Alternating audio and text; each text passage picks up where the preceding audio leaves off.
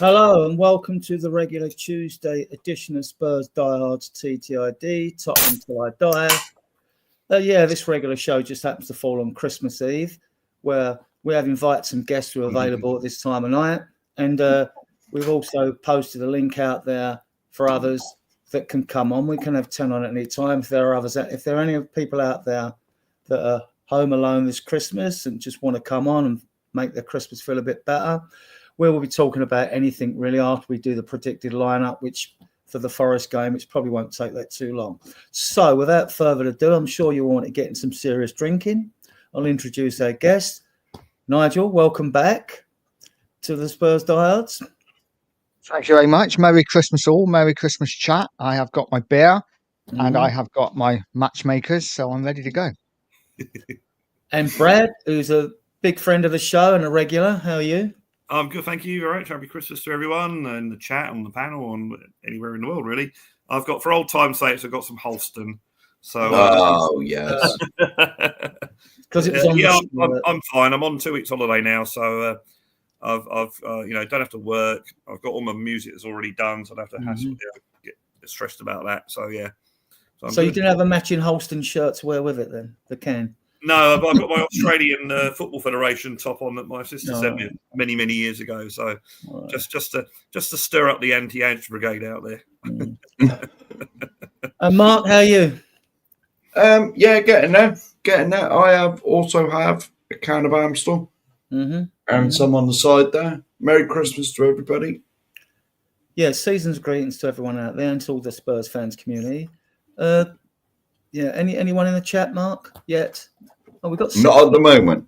Not at the moment. So that's not bad because it's understandable though. I thought everyone would be asleep by now. To be honest, been in the pub all afternoon. Right.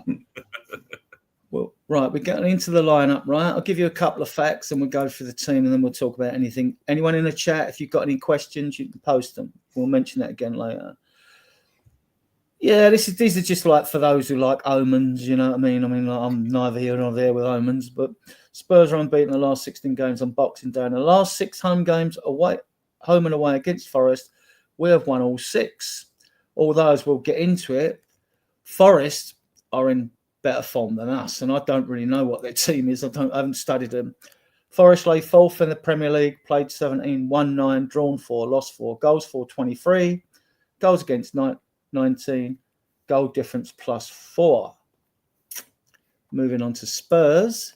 Spurs lay 11th in the Premier League, played 17, won 7, drawn 2, lost 8, goals for 39, which is the highest in the league. It's amazing how we accumulate these weirdest stats, Tottenham. Goals against 25, goal difference +14, points 23. Right, if I can just interrupt. Go on. We got a couple of comments. Go on. And get your questions in, Phil. Get your questions in. Yeah. Phil Coys, is it Phil? Phil, I was going to say the link. The link, Phil, was in Spurs Diehards WhatsApp group. I put it in there earlier. It's about. Put it in the chat as well. Well, do you want me to put it in there now? Yeah, put it in now. We can put it in again. Yeah, and we got Crocodiles. Oh, all right. Yeah, I'll do it in a minute. I'll just read Crocodiles out. Okay. Merry Christmas all. Hopefully you're having an Ange Cult-free day. I don't know what you're talking about there, mate. Yeah. So, and don't forget, if it is with Australians and all that, we might get someone because they're like 5 hours behind. Some are miles in front, aren't they? So, I think Australia is about, is it nine hours in front? It's about that. It depends on what time you use. And Australia and Canada be anything from 5 to 8 hours behind us. Yeah, 3 o'clock, 2 o'clock. No. They're 9 o'clock. They're 9 hours in front. So it's Christmas Day over there. It's 20 to 7 in the morning in Adelaide, South Australia, which means that it will be 10 past 7 in Sydney and Melbourne. Perth is miles behind. That's about 3 hours behind Adelaide. And I think Brisbane, I'm not sure what Brisbane is. So it's around about 6 or 7 in the morning in Australia. Oh, and we have another comment. On Christmas Day as well. Big up, season's greetings. Big up, Merry Christmas and all that nonsense. if you've got any questions in the chat, we'll take. Oh, and Graham is here. Graham is here. Yeah. Just I haven't seen his We will comment. put the link in the chat. If any of you want to come on, we can have 10 on here. I'm just about to do it. I'm just about to do it, Adrian. I will do it now. Graham's obviously. No, he's not gloating that he's 20 points ahead of me in the online thing that I was top of. He's smashing it, isn't he? He's become. Yeah, he's top of both of them. He's becoming he's top of both of them. Yeah. Right. Injury wise, right? 7, still not good, but hope we'll get some of these will be coming back. I mean, Odebert should be back in January. Davies, it wouldn't surprise me if he was ready to start against Forest. Richarlison a bit longer. Moore, he's in training. VDV, his hamstring weren't serious, and and through surprises when he played VDV and Romero in that game against Chelsea. We didn't expect them back. And Romero, we're not down to bare bones, we're down to the bone marrow. Yeah, but we'll see what we bring in. I should imagine worse ways in the transfer window. If worse comes to the worst, we'll bring in loans. If they're loans to buy, they're safe deals because it's a difficult time to get players in. Right, guys, we'll go through the preview. Just 1 minute. Just 1 minute before you start that. Mm-hmm. Yes. Here we go. 20 points, Mark. Yeah. Rub it in, Graham. Rub it in, mate. Yes. Rub it in. Merry Christmas and all that. And Phil. Oh, all right. Might be able to pop on in an hour or so. Right. Now, I've got the link ready to go. I will pop it in the chat. Put it in the chat. Right, okay. No, I never did it. Hang on. There you go. Okay. There you go. The link is in the chat. Anybody who wants to come on. Nige, Falster's got to start, and we got no one else really, unless he gives Austin a run out. I don't see that in a away game after losing to Liverpool, though. No, and Bardi United second half, I think he's played really well for us. So not a lot of other options now. So yeah, I'd start with Forster and go. Brad? Yeah, totally Forster. I think if he was going to play Austin, he would have played him in one of the Europa League games. So we're not going to talk about the Liverpool game, but he did make a few good saves in that game, Mark, didn't he? Well, it would have been 10 without him, wouldn't it? Okay. I'm just saying. Yeah, this they had time, a lot of chances. I'll start with Brad. In defence, I'll put Romero and VDV in because you never know when they're coming back with them. So I would say it'll be Dragerson and Gray, unless Davis is fit. He didn't mention Davis in the press conference, which is interesting. No, he's very poor, isn't he? I think it's going to be Dragerson and Gray. Got no choice. I mean, he could give Dorrington a run out, but I mean, he only brought him on with 5 minutes to go or 10 minutes to go when we were 5-0 up. So, I don't think he's going to bring him on against Forest, who are very good at home and a very good crowd there as well. So, but yeah, I think Dragerson and Gray. I think that's what it'll be. Do you concur, Nigel? It is an away game as well, isn't it? And we've just lost one, so. Yeah, it wouldn't surprise me if Davis starts, but I just hope VDV doesn't. Not sure about. I don't think Romero's back till New Year, but I hope even if Van der Ven's like 95% fit, just leave it to New Year now. Just make sure he's right before bringing him back. Bring him back against Tamworth. Yeah.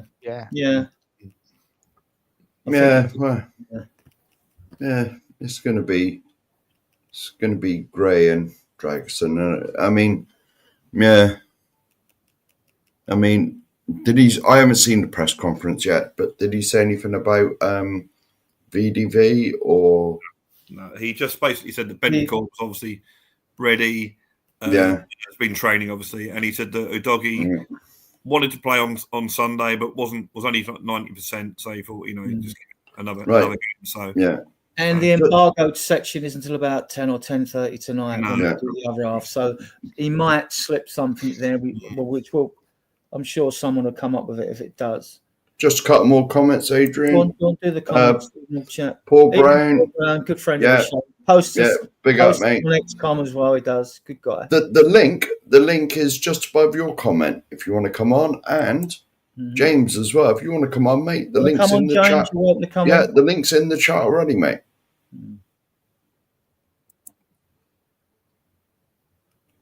Phil has a feeling Davis may feature. Yeah, so it's funny because they just basically asked him team news. That is a distinct possibility. Yeah. I mean, we know that we've gone into games well, Bentancur been a good example. When he was injured, suddenly got a game, didn't he? So yeah, and with Romero and Van der Veen in the Chelsea game. If Davis were to feature, it gives. See, even without these players back, it then gives you options, doesn't it? Because if Davis plays at centre back, does Gray then go to right back and you rest Porro? If it isn't, we'll come to that now anyway. Nigel, you first. Fullbacks, Porro, Spence, Doggy. It's got to be two of those. I know I'd play, but Oh yeah, I'd play Spence and a dogging. I think Spence has shown enough in the 2 games that he's played that he deserves to start. So I would 100% rest Porro. Porro for me has been awful. He's form's dipped, isn't it? So. Yeah. I'm with Nigel. I think Porro's form has dipped, and he, to be fair, he's played literally every game this season. So he needs a rest. And if you give him a rest for even 2 or 3 games, play Spence at right back, presuming Udogie plays at left back. And then you give Spence time to get used to a right back position. He can play 3 or 4 games at right back, and then suddenly you've got 2 right backs to choose from, so that have got game time. So, yeah, for me, Spence and Udogie. Do you concur, Mark? I can guarantee you, with this foolish manager, that if it. No. That if Porro and Udogie are fit, then they're both playing. Spence will be cast to the sidelines, even though he's been the only one that's been looked like half a defender out of all of our fullbacks. And on top of that, he is a natural fullback, whereas Porro and Udogie, as I've said a million times on this channel, Porro and Udogie are wingbacks, which is different. So, but knowing the foolish man in charge, it would be Porro and Udogie. But I'd put Spence on the right because that is his position. He's just as good on the left, mind. He was the one bright part of Sunday, wasn't he, really? Yes. Yeah. Amazing game. Yeah. I've actually seen he can defend, and actually he played. Because before I've always seen him going forward, I thought, are you disciplined enough to be a fullback? And he's shown it. Yeah, he's shown it. Right? And he's got pace to get on the pitch as well. And he's got the pace to get on the pitch as well. But a question for you all then: if Davies is fit, do you then who's playing at fullback then?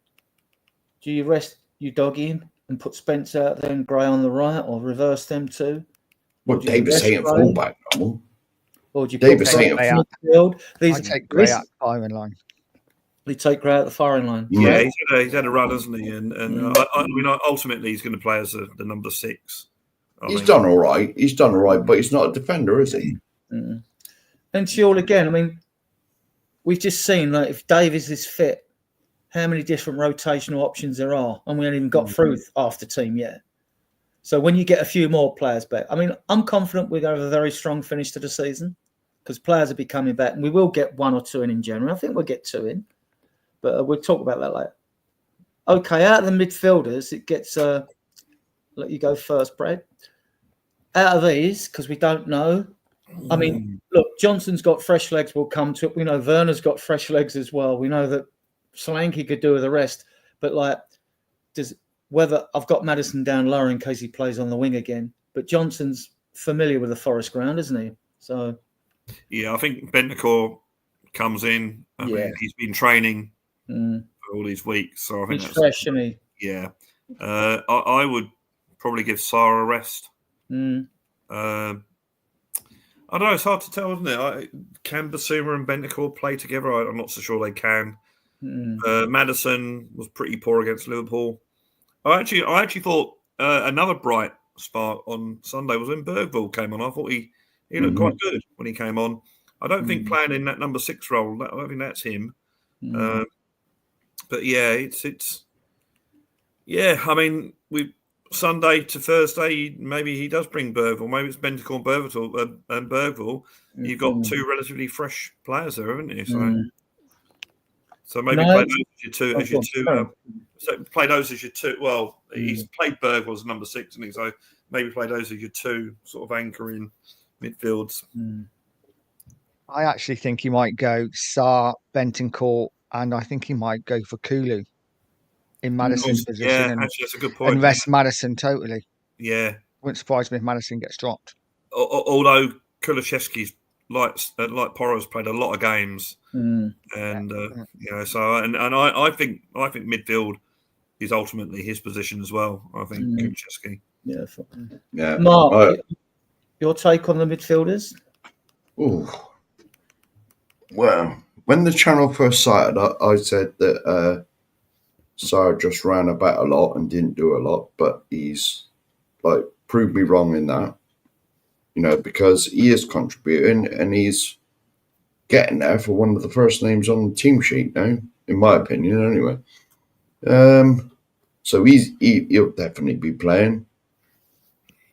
Is Bentancur definitely available? Yes. Yeah. He's fit. He's yeah. Well, the suspension's done then, so he'll definitely be in. Yeah. Mm-hmm. And so that's them two.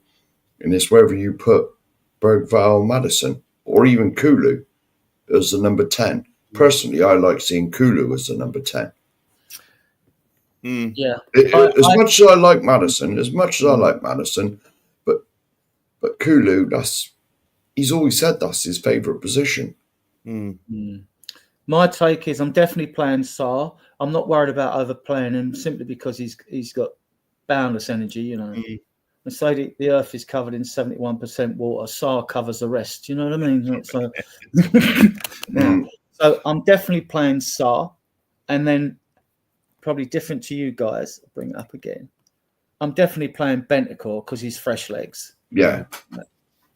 And Bergvall's fresh as well because he's looked good when he's come on his cameo roles, and I would play Bergvall. And because Sarr and Bergvall can be the pivot, right? Bergvall, he's so versatile. I mean, Ange said he actually sees him as playing in the sixth role. It might not be a permanent position for him if he ends up there. Okay, if you can play in the six, you can be the midfield pivot with Sarr.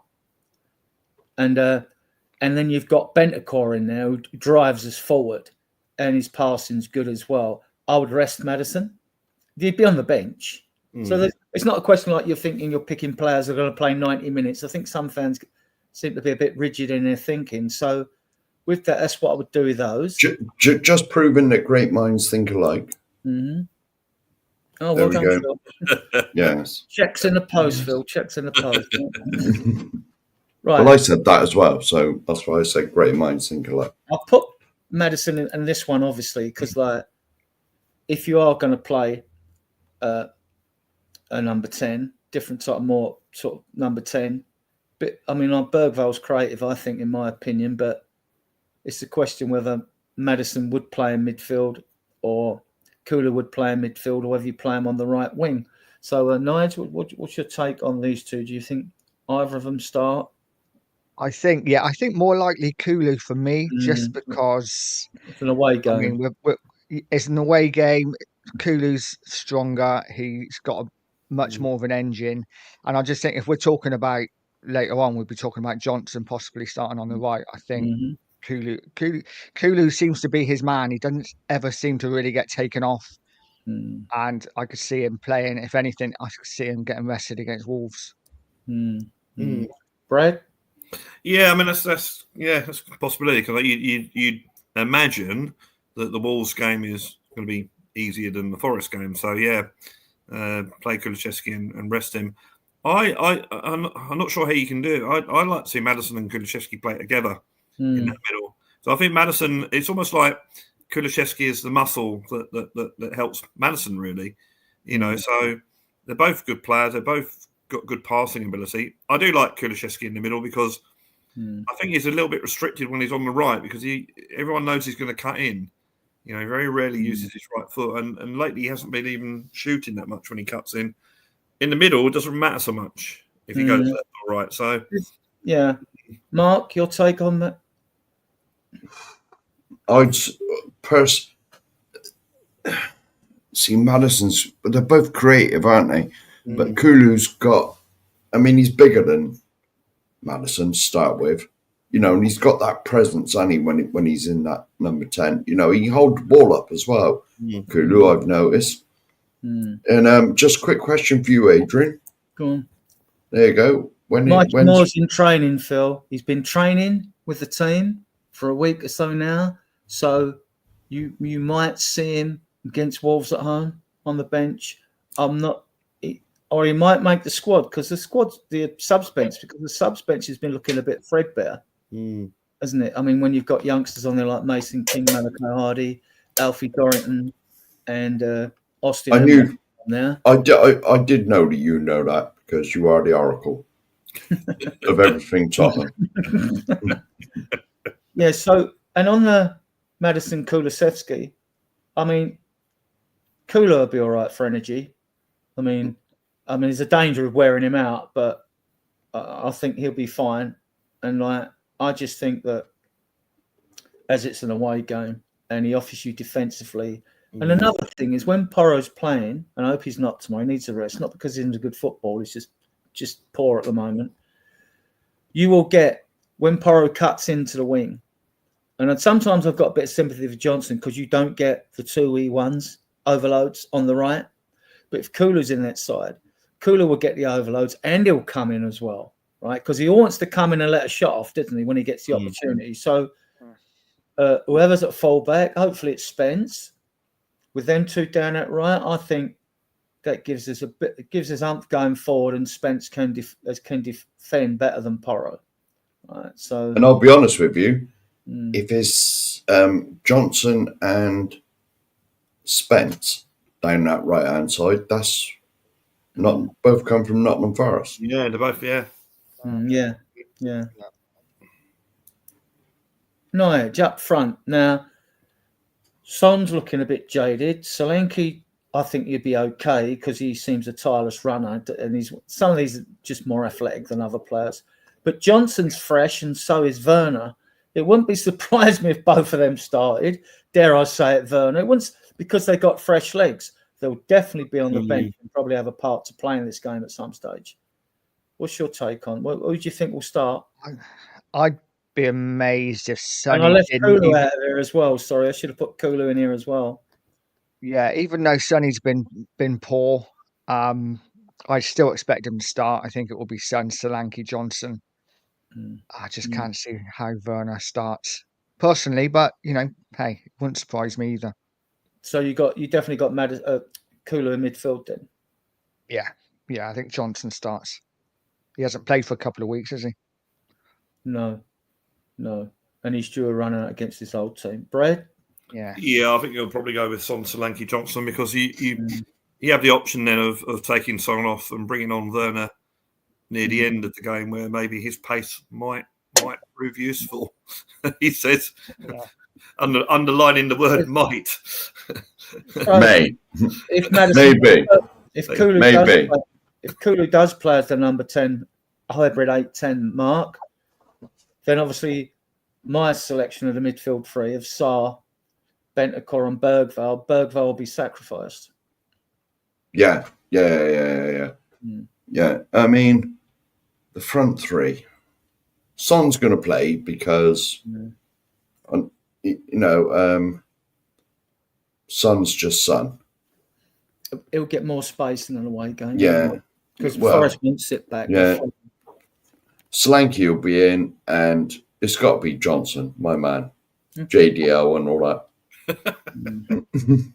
We won't go on. Hang on. The Modfather's in here.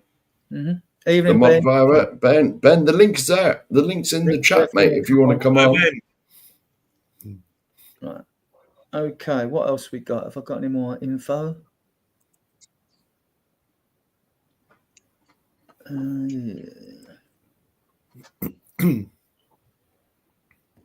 Substitutes, we don't need to know the yellow. So if Bentancur plays, he gets a yellow card. He gets a one-man ban. And if VDV's got closer than a Romero Bowl account, so you don't know. And I don't want to say this word, but how Spursy is that? That Bentancur comes back and gets booked immediately and misses the next game. Well, yeah. I mean, you always expect your midfielders to pick up yellow cards. In theory, is the busiest part of the pitch. Yeah. But it's just the silly ones for taking your shirt off Maddison when you score a goal and bet and dissent to the referees because he does like a bark at a referee, Maddison, doesn't he? Is this the 18th? So there's 2 more games to go, is there? Yeah, this is right. Okay, let me move on for that. 5 yellow cards in 19 games of the season results in an A1 match ban. If you get 10 yellow cards before game 2032, you're going to miss 2 of the last 6 games of the season because you get a 2-match ban. So you've got to pick up, literally, if you've got 5 yellow cards after 19, you've literally got to pick up another 5 in 13 games, which is it's pretty good going if you do pretty that. Good. I mean, Basuma managed to get 3 bans last year. That's Basuma, and then go away in international duties. I'll just sneak through the chat, Adrian. Vindaloo. First time we've seen him here. He's in a lot of Spurs channels, but as you can see, he supports another team who I won't mention because Adrian will play the thing. Yeah. Scott. Big up, Scott. Big up, Scott, mate. Merry Christmas. Yeah, Merry Christmas to all of you, even Vindaloo, who I do see regularly in Sava's chat. Ben's. I'm trying to think where else I see Tottenham on tour, Tottenham away. Oh, and Ben has just come in again. Gonna chill for tonight, boys. Maxing and relaxing. Right. Have a happy Christmas, Ben. Yeah. Yes. Christmas. Wait. It's Hanukkah and that for Ben. Is it Hanukkah tomorrow? Is that Hanukkah. Is that Christmas or? I'm not sure what it is. I don't know. I don't want to be ignorant, but couple of snippets of news. There isn't much more to go before we just relax and have a few beers and talk about anything anyone in the chat wishes to talk about. Those that don't know, Spurs versus Liverpool Carabao Cup semi-final first leg is Wednesday, the 8th of January. Kick-off 2 weeks away. 8 o'clock at the stadium. Yeah, but we can talk about this actually as something to talk. The second leg is Thursday, 6th of February. Okay, let's talk about this a bit because it's interesting. Guys, question to you all. Do you think, now I haven't gone and looked at Liverpool's fixtures. Do you think Liverpool are going to play a similar team that thrashed us to pieces? Like we're still stinging from it, right? In the Carabao Cup against us. I mean, without going to look at their fixtures, which I should have done, how remiss of me. I'm normally up on this stuff. Yeah, come on, Adrian. Yeah, I mean... Well, Champions League doesn't normally start till about March, does it? I think the second part. I don't know. And they're on top in the actual Champions League table. So, right. While you're there and chatting away, I'm going to go and look on Sky, see what fixtures. I'm sure Liverpool. Well, I'm bullshit for a minute. I'm sure Liverpool have got bigger fish to fry than the Carabao Cup. Because my mate, who was best man at his wedding, right? He's a Liverpool fan, and he messaged me like before the game Sunday, like, "How do you think it's going to happen?" And I said, "Look, mate, you're going to tear us to bits." I said, "Especially whoever's on your left side, our right." I said, "If Porro plays," I said, "he's got no hope because you don't defend." And I said, "Hopefully, the clubs have had a word." Right, and said, give you 3 points for the greater good, like anyone but Arsenal and anyone but Chelsea, because you don't want none of them winning the league. Like, so that's the greater good, in my opinion. And as long as you give us a semi-final, because I said we don't know what a trophy is anymore. Right, you know what I mean? They've got Leicester City at home Boxing Day, then. They go away to West Ham on the 29th, right? And then I've got to go. Where's their January fixture? Right, January for them. Because we got and then on the 5th of January, and we play them on the 7th, yeah? 8th. 8th. All right, well, on the 5th of January, they got Man United at home, their biggest derby game at 4:30. Then on the 8th, they play us. And then they got FA Cup against Accrington and Stanley. Remember that they've also had their derby with Everton was cancelled, postponed. That's got to be fitting. Yeah, that's got to be slid. I reckon that'll be towards the end of the season. Yeah, probably. You know, because the games are that thick and fast now. There's nowhere to put and it. on the 14th, they're away to Forest. I'm just going to move around. And then on the 18th, because we'll be playing a game virtually every 2 days. Then on the 18th, they're away to Brentford, a no easy pushover. Then on the 21st, they've got Lille in the Champions League. Then they play Ipswich on the 25th of January. Then on the 29th of January, they're away to PSV Eindhoven. So our next game with them is February. Let me get February out. Then it must be us next, I think. No. Then on the 1st of February, they're away to Bournemouth. They're no easy pushover. And then they've got us on the 6th. Right, I'm coming out of there now. It's the game. Who's the game after the 6th of February? That's probably more important. And you don't know. I mean, like, you know, a month in Premier League football, there's so many variables, injuries, suspensions. We don't know if they've got suspensions, injuries, with cards and things like that. I'm not going to go and chase up every team's stats, obviously, you know. I'm mainly Spurs-centric, you know, so... And you know... So do you think, guys, what do you think? I mean, I think... What are their priorities? I think the league's their priority, isn't it? Obviously, probably more than the Champions League. Actually, I mean, they played an understrength team against Southampton, but I mean that Southampton isn't who just come off a 5-0 rollicking from us. Even if they do play their kids, you know, they're pretty good players, you know. So I think the main problem with this game is the fact that the second leg is in Anfield. Yeah, I think in a one-off game, I'd have actually rather have had Arsenal and then played Liverpool in the final. So I think in a one-off game, we can beat anyone. I just have my doubts that we can beat Liverpool over 2 legs. Yeah. Especially with the semi-final, because, you know, Barcelona went there with a 3-0 lead and got beaten. So, you know, and we tend to just fall in a complete heap when we get a bit of pressure. So...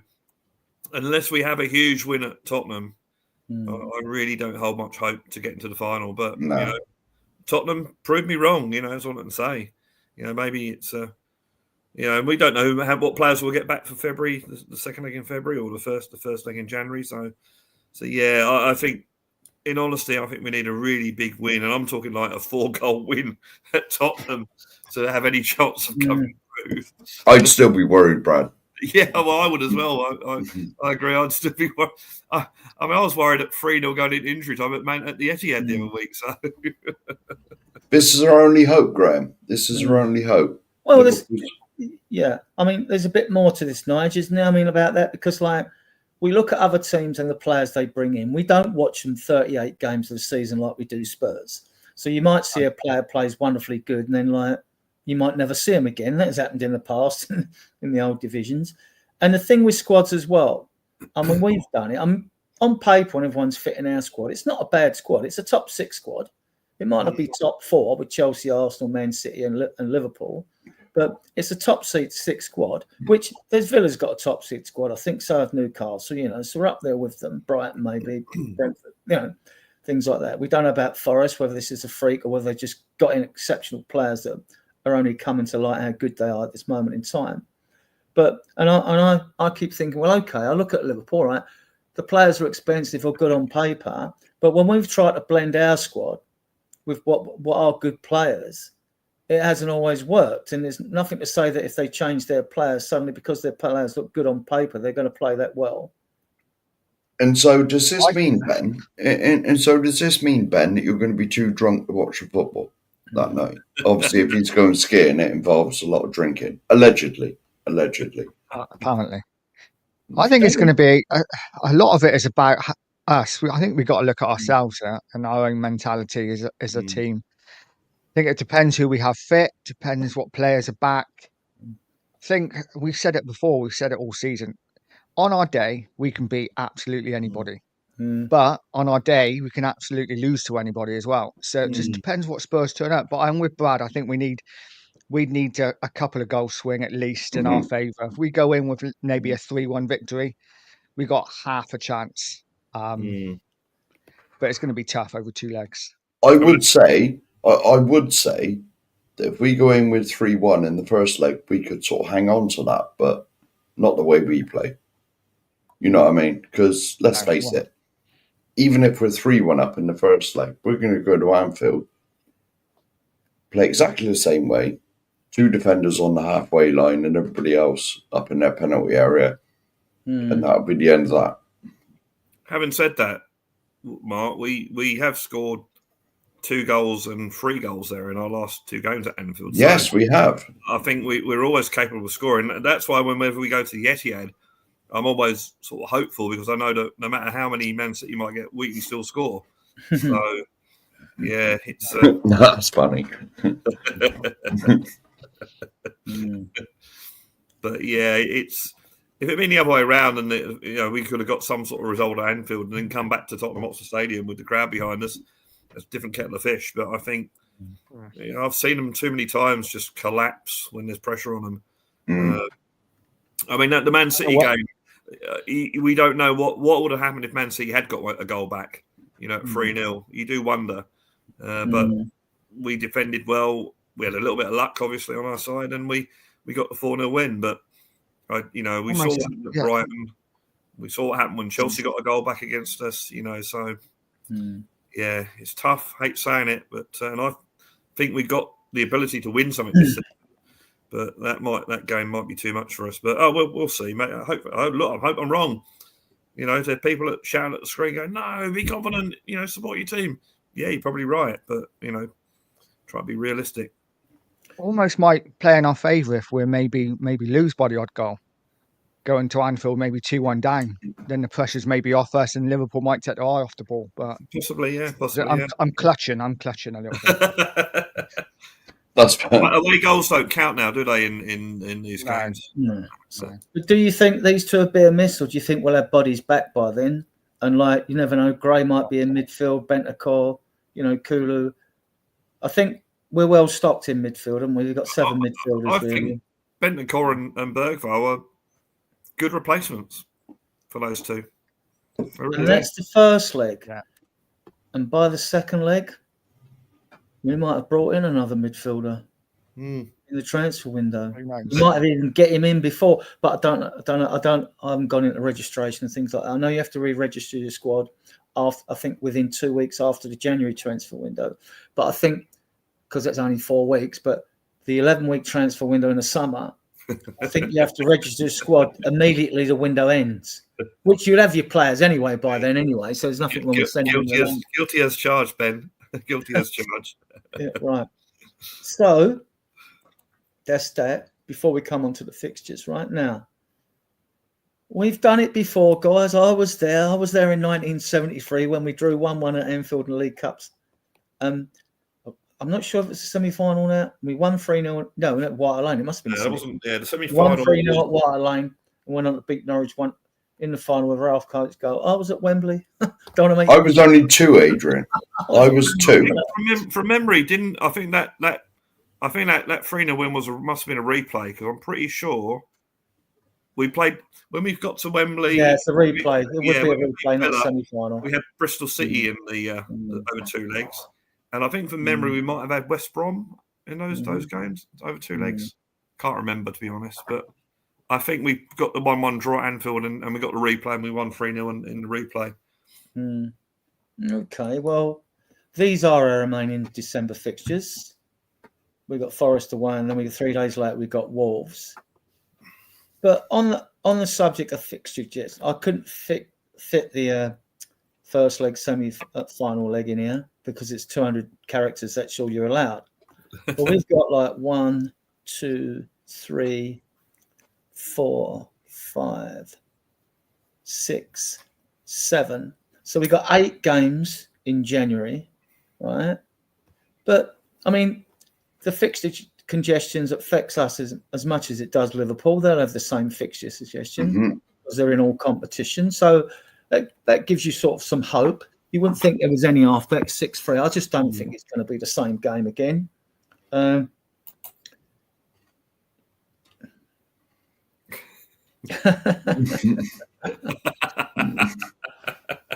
hang on. One more message.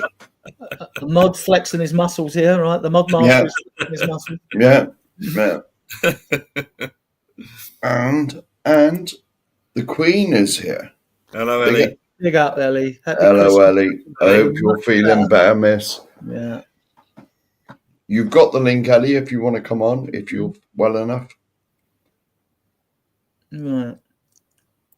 And then it's just like, well, we're sort of done. We could, as we're being linked with every man and his dog in the transfer market as usual, right? What are your hopes for the transfer market, Nigel? How many players do you think we'll get in? Do you think we'll get in loans to buyers, or will actually spend some money? I think it'll literally be maybe a loan, maybe 2. There is talk that we might be getting this Cardozo early. I don't know how true that is, but like you said, we're pretty stocked in midfield. Midfield isn't really a massive issue for me. It's defensively. I could see us bringing in maybe another centre half. I just hope it's not Ben Godfrey. Other than that, I don't see us signing anyone. A little on Johnny Cardozo. I've watched him.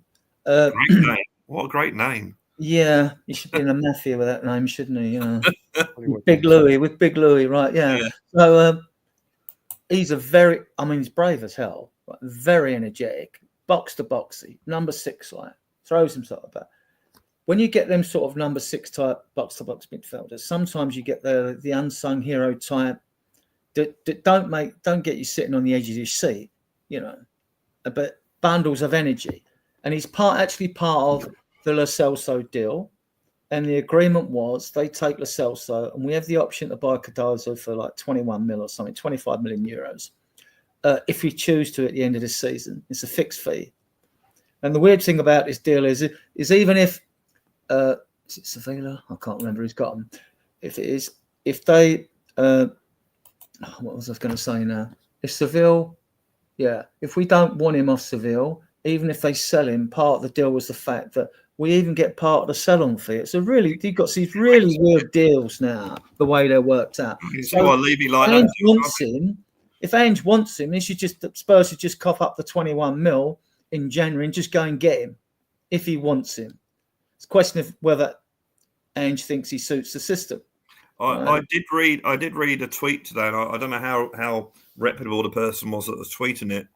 Was that we've had scouts watching him play, and also another player in is it Seville? You say, another player they've got. So maybe something is on the cards, but isn't he injured though? Isn't he got a hamstring injury? Because we need another player with a hamstring injury, isn't it? That's well fit well in medical hospital beds.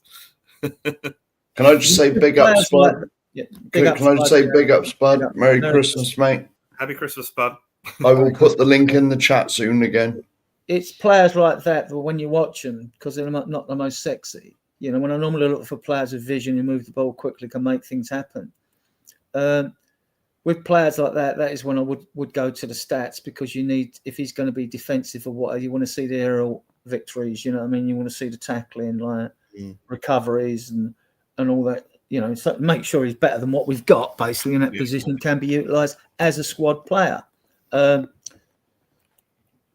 Like he's young, so he's in his 20s, isn't he? So I think it's 23 or something like that. But he's done quite well. I think they're desperate for the money. So don't know. This one's down to Ange and the recruitment team if they want him or not. If not, they'll sit back and take a percentage of the sell-on fee. Anyone else you heard rumours about, Nigel? Before I go with Brad. No, that's the only one I've heard. I've heard about maybe Trafford, the keeper. Yeah, don't know how true that is. But again, he's a young keeper. I don't know. We've got about 20 anyway at the club, haven't we? Yeah. We've got Keeley and Gunter. I like Gunter. I don't think we're going to go for a goalkeeper in this window. I think that's just journalism, lazy journalism. Tottenham need a goalkeeper. This guy's a good keeper. He plays for Burnley in the Championship. You know, without doing research, knowing that we got like a couple of youngsters. Well, one of I say youngsters. One of them's what, 25? Which one's that? Adrian? Austin. Yeah. Goalkeeper. He was the under-21 goalkeeper, so he must have something about him, but maybe not enough. You know, when they were raving about all the under-21s last season, apart from in the fullback positions, right? All right, Gunter was playing most of them games. Austin and that, you'd hear good things about him during that period of time over a few seasons, but I haven't. I mean, they gave him a 4-year contract, didn't they? He signed professional. Yeah. Well, he's homegrown, Brad. Yeah. We need That's why. We need 8 homegrown, 4 have got to be academy trained. So, I mean, Brad then, surely left back's the most important position to fill, isn't it? Yeah, left back, definitely. You know, I want to be in a situation where you've got Porro and Spence as your two fullbacks or your 2 right backs, going on the 2 players in every position thing. And at the moment, we've only got 1 recognised left back. I mean, you could argue that Davies is left back, but I think under Andrew's system, he's probably not suited to that. So, yeah, we definitely need another left back. This is the whole thing, isn't it? Spending money in January. It's just that, you know, I think I said in the show a few weeks back, you know, you go, we're linked with Angel Gomez because he's available on a free at the end of his contract. He's like, okay, well, that's just so Tottenham. And until we get out of that sort of mentality, look, Angel Gomez is quite a decent player. Until we get out of that mentality, I'll step him up, he's free. I don't think we'll ever get to that next level. We linked from, Jonathan David at Lille. He's at Lille with Gomez as well, but he's not really an Ange player.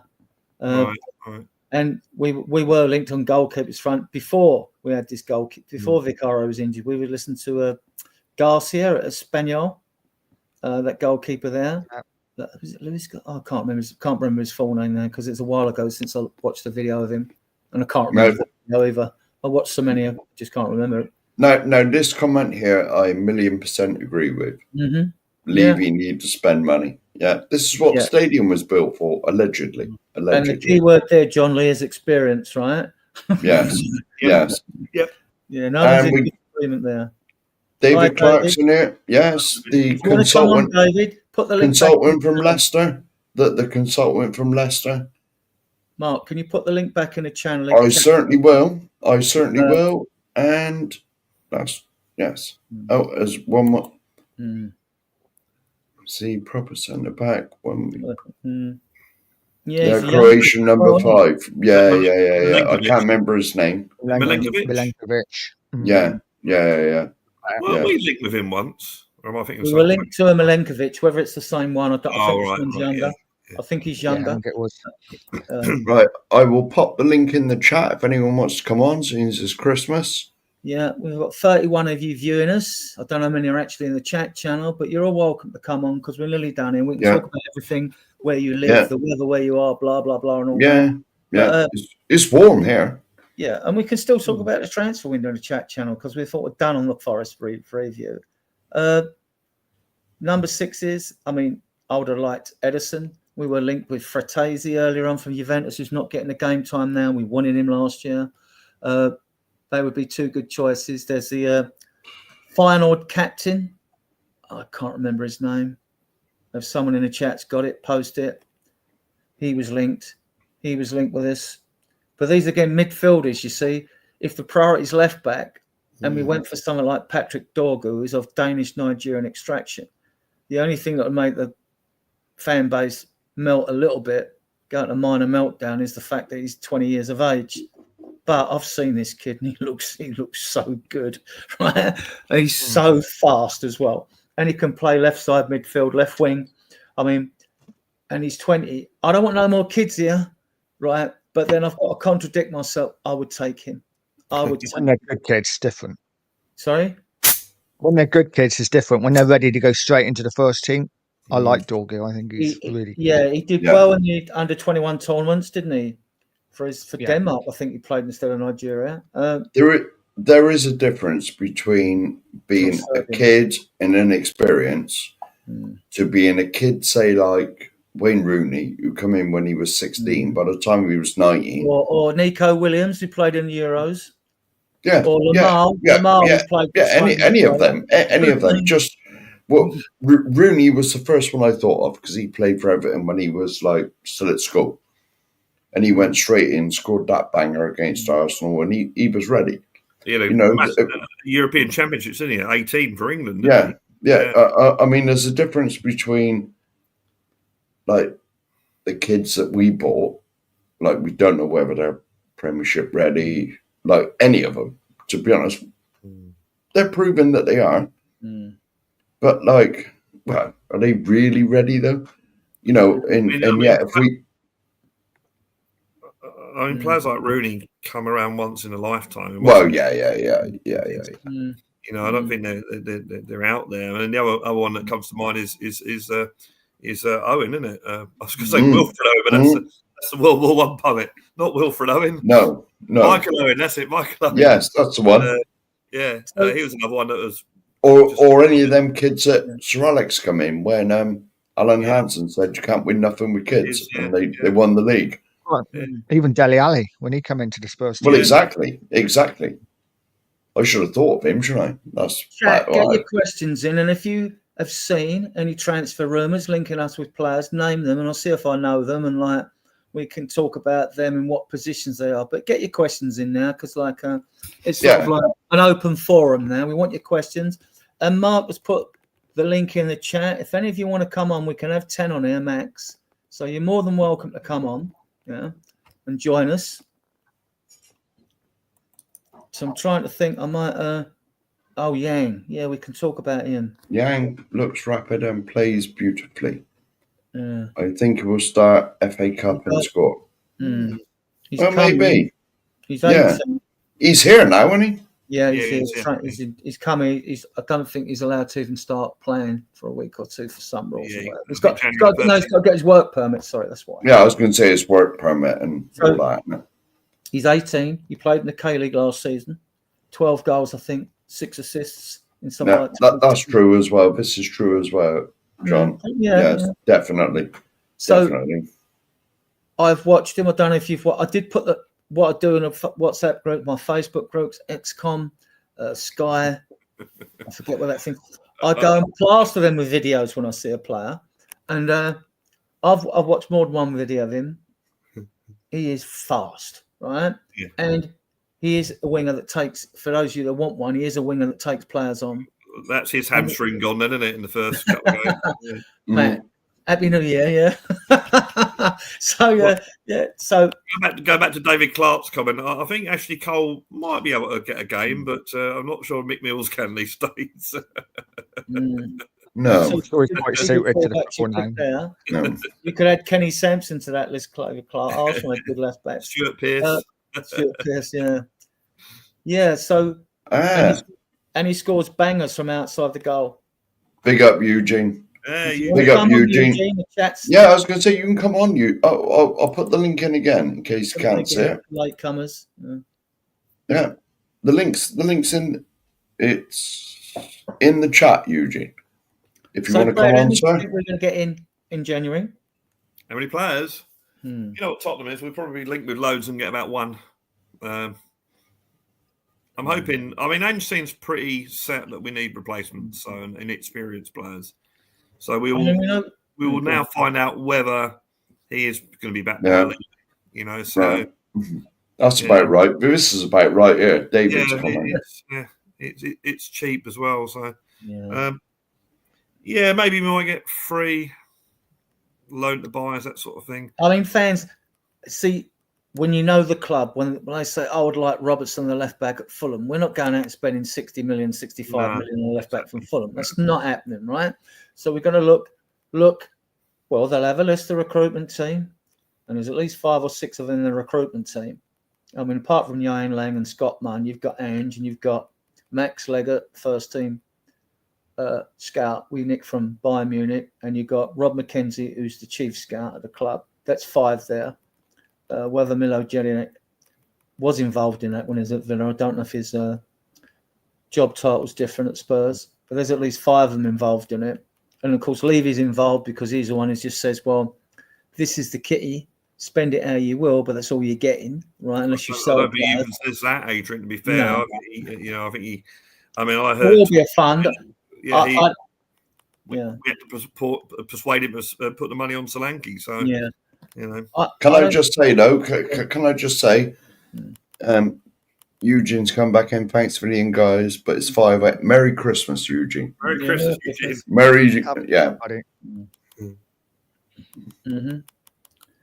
Yes, I mean, okay. None of us know, but how much do you think we got to spend, Nige? Oh, I don't think we'll spend anything. I think it's an interesting one, isn't it? Because we are. Just to put you in a picture, we have spent. Hang about. Let me tell you what we spent. I've got a banner here somewhere. You're in charge of banners, Adrian.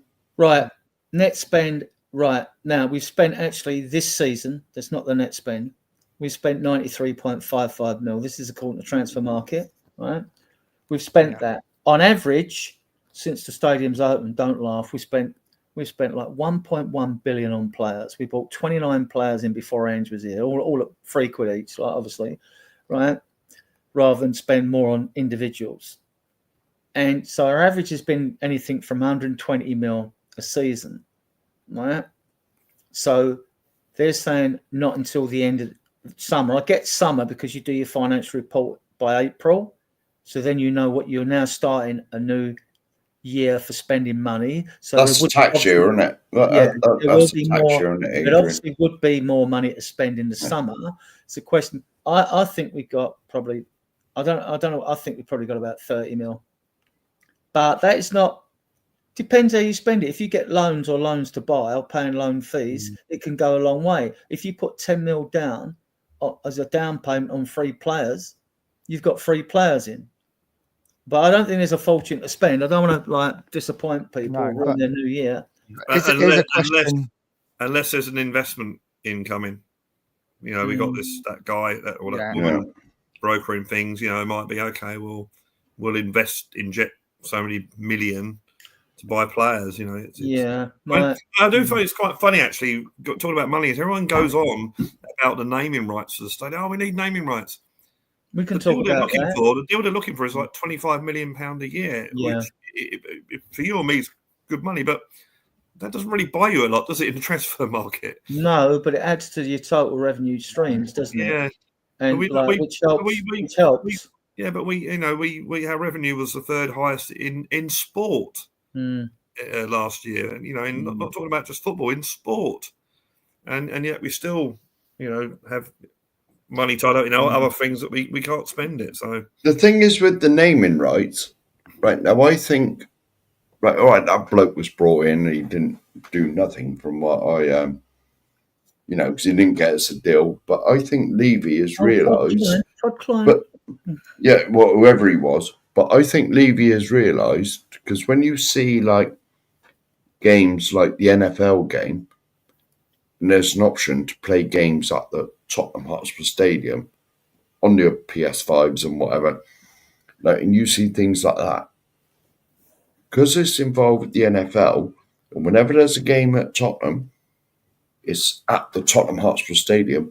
The Tottenham brand has gone worldwide, and so you're going to attract fans from North America, especially because it's obviously NFL. And if you can sell, I don't know, 1,000 shirts in America, that's, there's no point in having a naming thing. Well, when Tottenham Hotspur Stadium is out there to do with the NFL, say it was called, I don't know, Amazon Stadium, Amazon Stadium means nothing. That could be anywhere. Yeah. That could be round the corner from me. DHL, you know what I mean?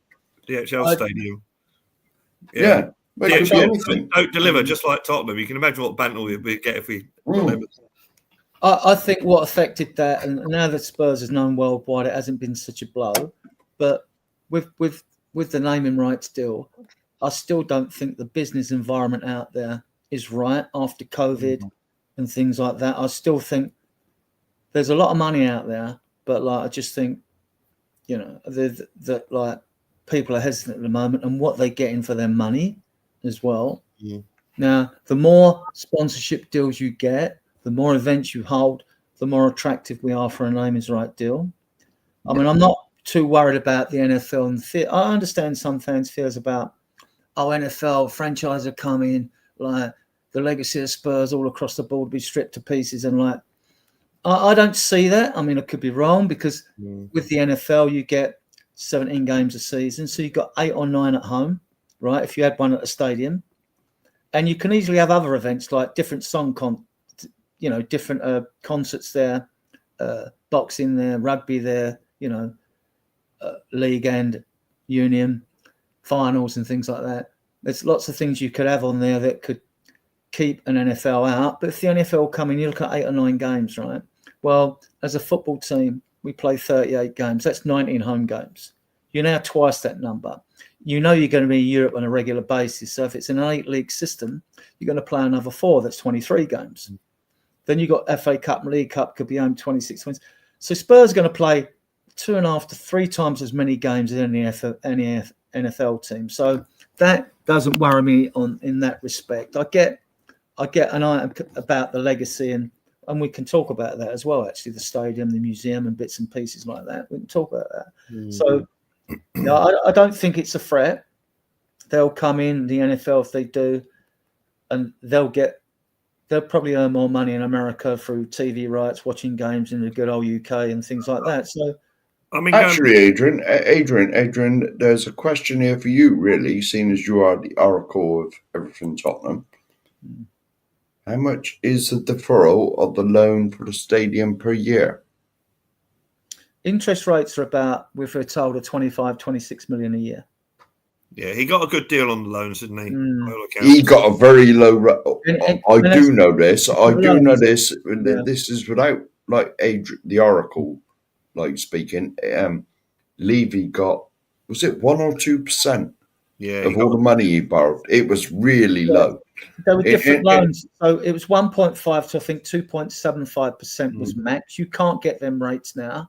And so basically our stadium is like a mortgage that you buy a house with. It is. There's still about 670 with very low interest rates. I stand corrected, but I think on the last financial report there was 671 million outstanding. It's over 30 years. Oh, here we go. So David sort of answered it. Oh, he's saying 7. I had 25, 26. Fair enough. If it's 17, even better. No.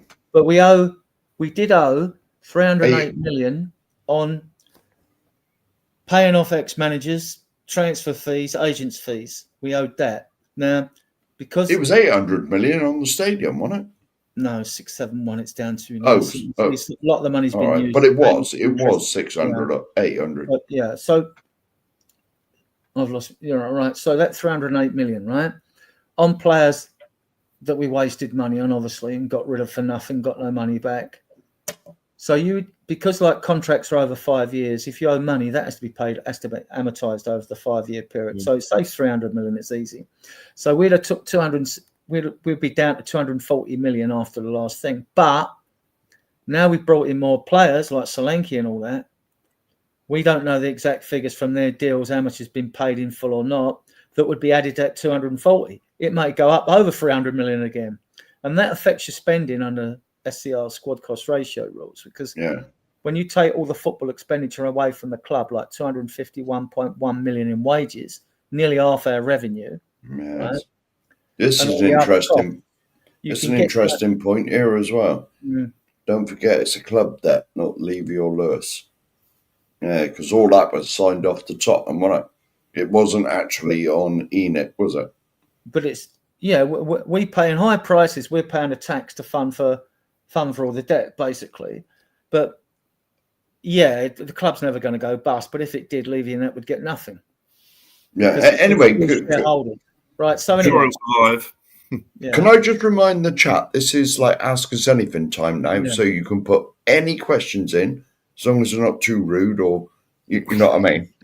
What are you saying about the Tottenham Hotspur Stadium, Mark? You could find a situation where, and I'm only using DHL as an example, it becomes the DHL Tottenham Hotspur Stadium. You could have that sort of thing, or even I suppose so. Yeah, Tottenham Hotspur NFL Stadium. You could that might I'm pretty certain because I believe, I haven't seen this in writing or anything, but I believe this is why we haven't got a naming rights at the moment, because I think you're spot on. I think you're right there. It's the reach of the Tottenham Hotspur Stadium in America.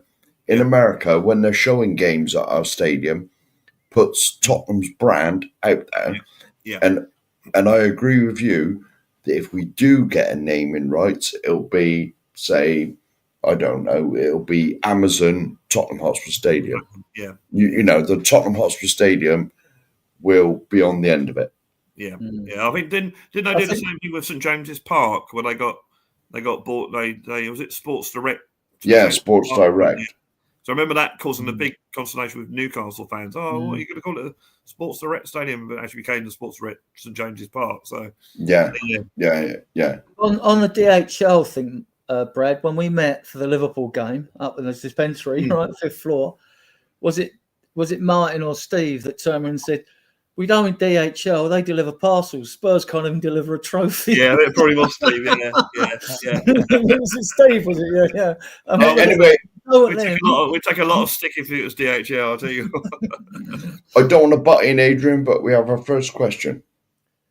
Will we win the Europa League this season? That's the trophy I want. It really is a trophy. I've seen us win 2. Sorry, Spurs fans, who've never seen us win a trophy, right? But I've seen us win 2. It puts you on a map as well, doesn't it? You know, I want this trophy. You know, it'd be Europa League next to me, FA Cup and League Cup, wouldn't it? Or Carabao Cup. But why not all 3, James? Why not win all 3? Yeah, I think because when you think that we have to get, I think, at least 4 points from our last 2 games to finish in the top 8. I mean, we're going to qualify, I'd imagine, but you don't want that extra game, that qualifying game. No, not with a fixture. But we've got Hoffenheim away, and I haven't heard any great things about them, and we've got Elfsberg at home. So you'd like to think that, especially at the end of January, that we got a few players back, maybe some in the transfer window. You'd like to think that we would win those 2 games and finish in the top 8. If we do win those 2 games, I think we can't not finish in the top 8 for the simple reason that United play Rangers, who are both. Yeah, teams above us have got to play each other. But anyway, and then the knockout round probably starts around March, doesn't it? Because you've got to get all the qualifying games out of the way first before you go into the last 16, which will be hopefully what we're in. Yeah, and then you've got to get the playoffs as well. Well, that's what I'm saying. You know, if we get top 8, we probably won't have any more Europa League games until around about March. And I think by that time, all the players are back fit, hopefully. I don't think there's any... There are good teams in the Europa League that can beat us, but then we can beat anyone ourselves on that day. So the games are over 2 legs. I think we can do it, but with cup games, you've always got that, you know... We beat Dynamo Zagreb, didn't we? 2-0. And you think, that's when away goals were a thing. And you think, that's fine. You know, they're not going to beat us 3-0. Or we've got to score over there. And what happened? We had one of our worst ever games and lost 3-0. So you've always got that in the back of your mind that you might have that day off, that off day where you do concede, where you do lose. But there's not really teams in there that worry me, you know, in that knockout round. And hopefully the other thing is that, depending where we are in the league and where we are in the FA Cup, you'd hopefully think we'll be playing full-strength teams in those knockout games as well. Because we've played the kids a lot in the league situation because, you know, you probably think, well, we should get qualified in the top 8. So you'd like to think that if we've got, you know, knockout games in the Europa League, especially if we get to like the quarters and the semis, that we're going to play our full-strength team. And to be fair to Ange, he did play a pretty strong team against Man United the other night. So I'm hoping that. So we can win the Europa League, but like any competition, you know, it's not 100% guaranteed, but we can win it. No. I think the Europa League is definitely our best chance of a trophy, just simply because the teams like Man City, Liverpool, all the best sides in Europe are not in it. I think exactly even the best sides in Europa are kind of at our level. So I think it's the best chance we have. I just want to quickly go back to. I don't want to jump between topics. I just want to quickly go back to the transfers. Talk about anything. I just want to ask you guys: we're talking about who we might bring in January. Do you trust Ange enough to bring in transfers with his current, you know, what's happening with Ange? Or do you think it's not Ange signing the players anyway? Do you think it's Ange agrees to them, he doesn't sign them. Every signing at a club's a club signing. There's always a recruitment team. I don't know any team ever in the history of football that's just going to go at the manager, here's a check, you've got that much to spend. It's not going to happen. I mean, some have had a bigger say when they've had big, like Marino's been at clubs and Conte's been at clubs when those clubs were awash with money and would get him anything he requested. That's different. We're not in that situation. I think the way it happens is, I mean, Ange puts a lot of trust in certainly in his coaching staff and I'd imagine in his scouting team. So I think they'll come to him with the player.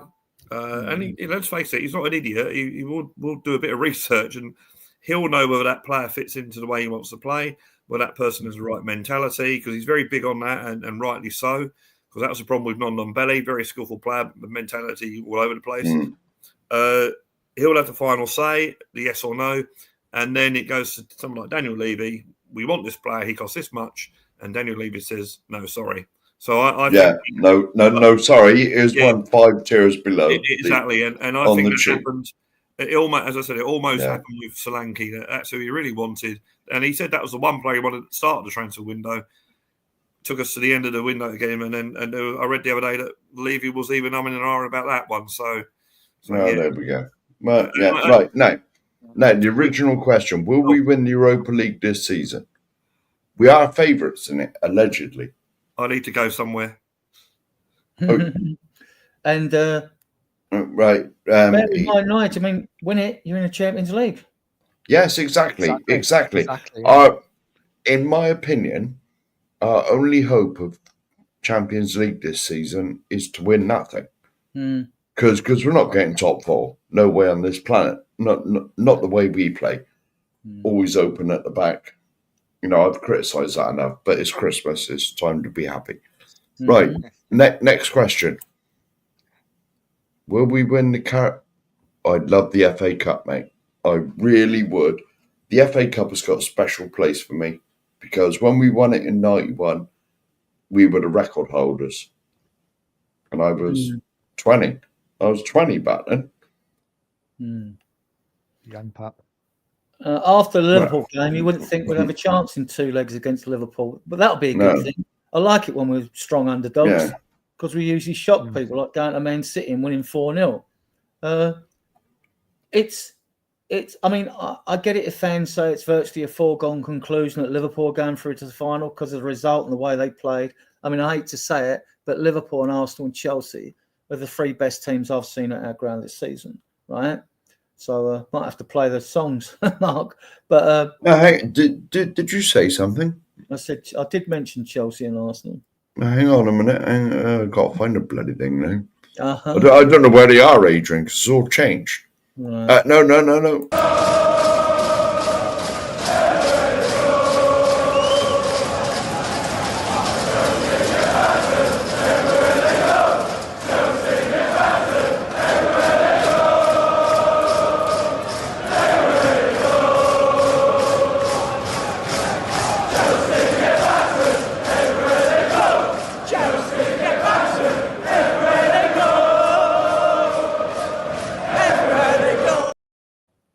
Now, you know I had to leave it till the girl comes on, because if anybody knows her in the chat, we want her on this channel.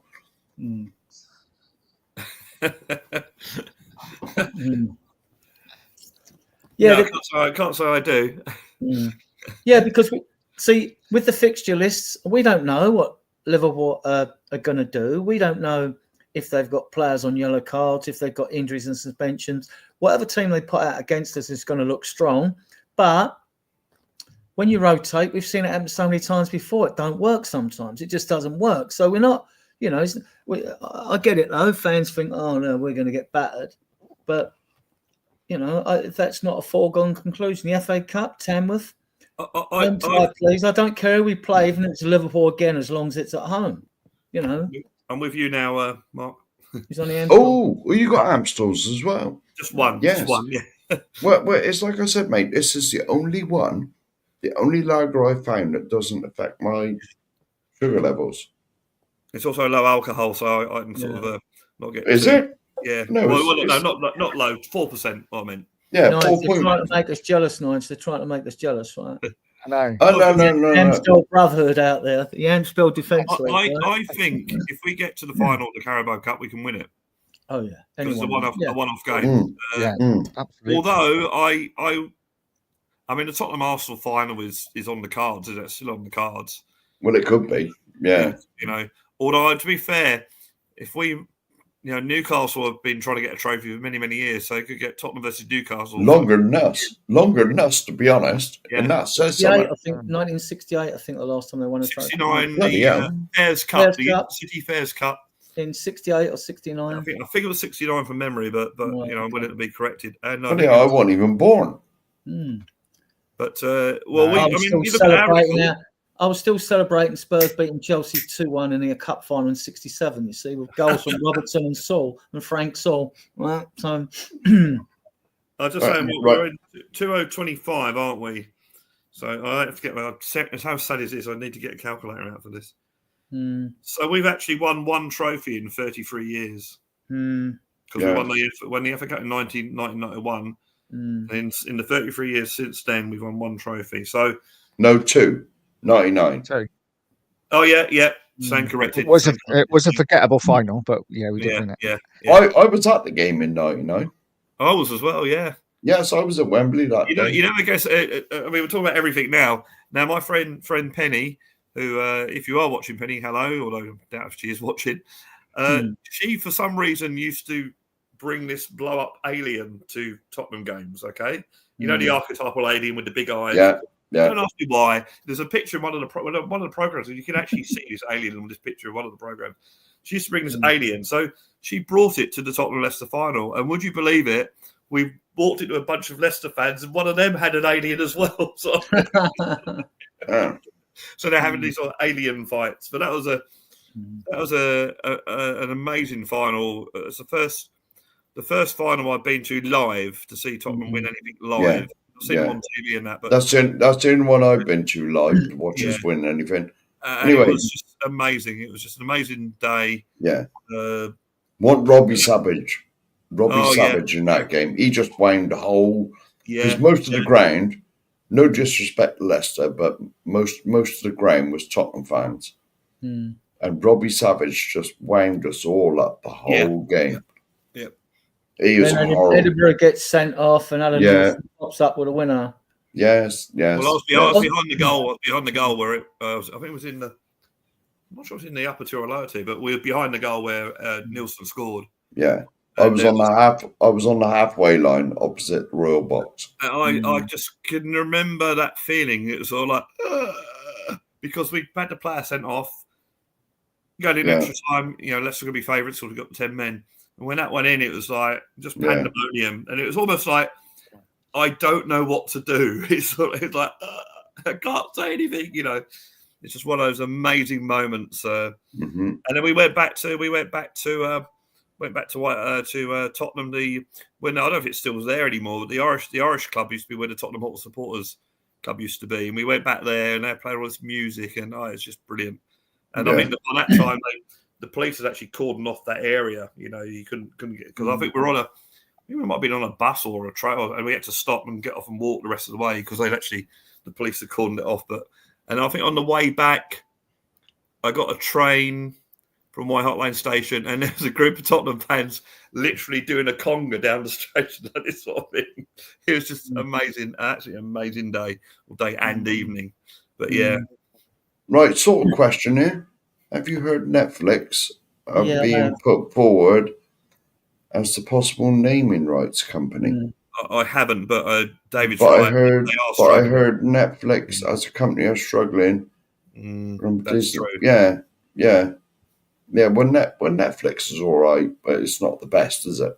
Well, I was thinking about my subscription, and then I found out that they had It's Always Sunny in Philadelphia on there, which is one of my favourite comedies shows. So I've kept my subscription. This is with something I heard of, this Squid Games thing, or was brilliant! The first series was on Netflix. Absolutely brilliant. Honestly, South Korean. It was dubbed, but you couldn't tell it was dubbed. Really, it was done so well, and that was it was a TV event of that year, in my opinion. It really was a really good show. Now I think tomorrow or Boxing Day, I think the season 2 starts. But, I think you have to watch season 1, like any sort of series to Back to David's question, Mark. I want to answer that one about the Netflix. Oh, all right. Do you want me to put it up again, or I was just flicking through the chat? All right. Well, it's with that. I'm just thinking, was trying to read between the lines and think about this. If we were to agree a naming rights deal, like Brad was hoping it might help us out in the transfer window this window somehow, but if we were to agree it, would the club prefer, or Levy prefer, to have a deal signed at the beginning of the next season after this year's financial report, which is a year behind anyway? They're always a year behind.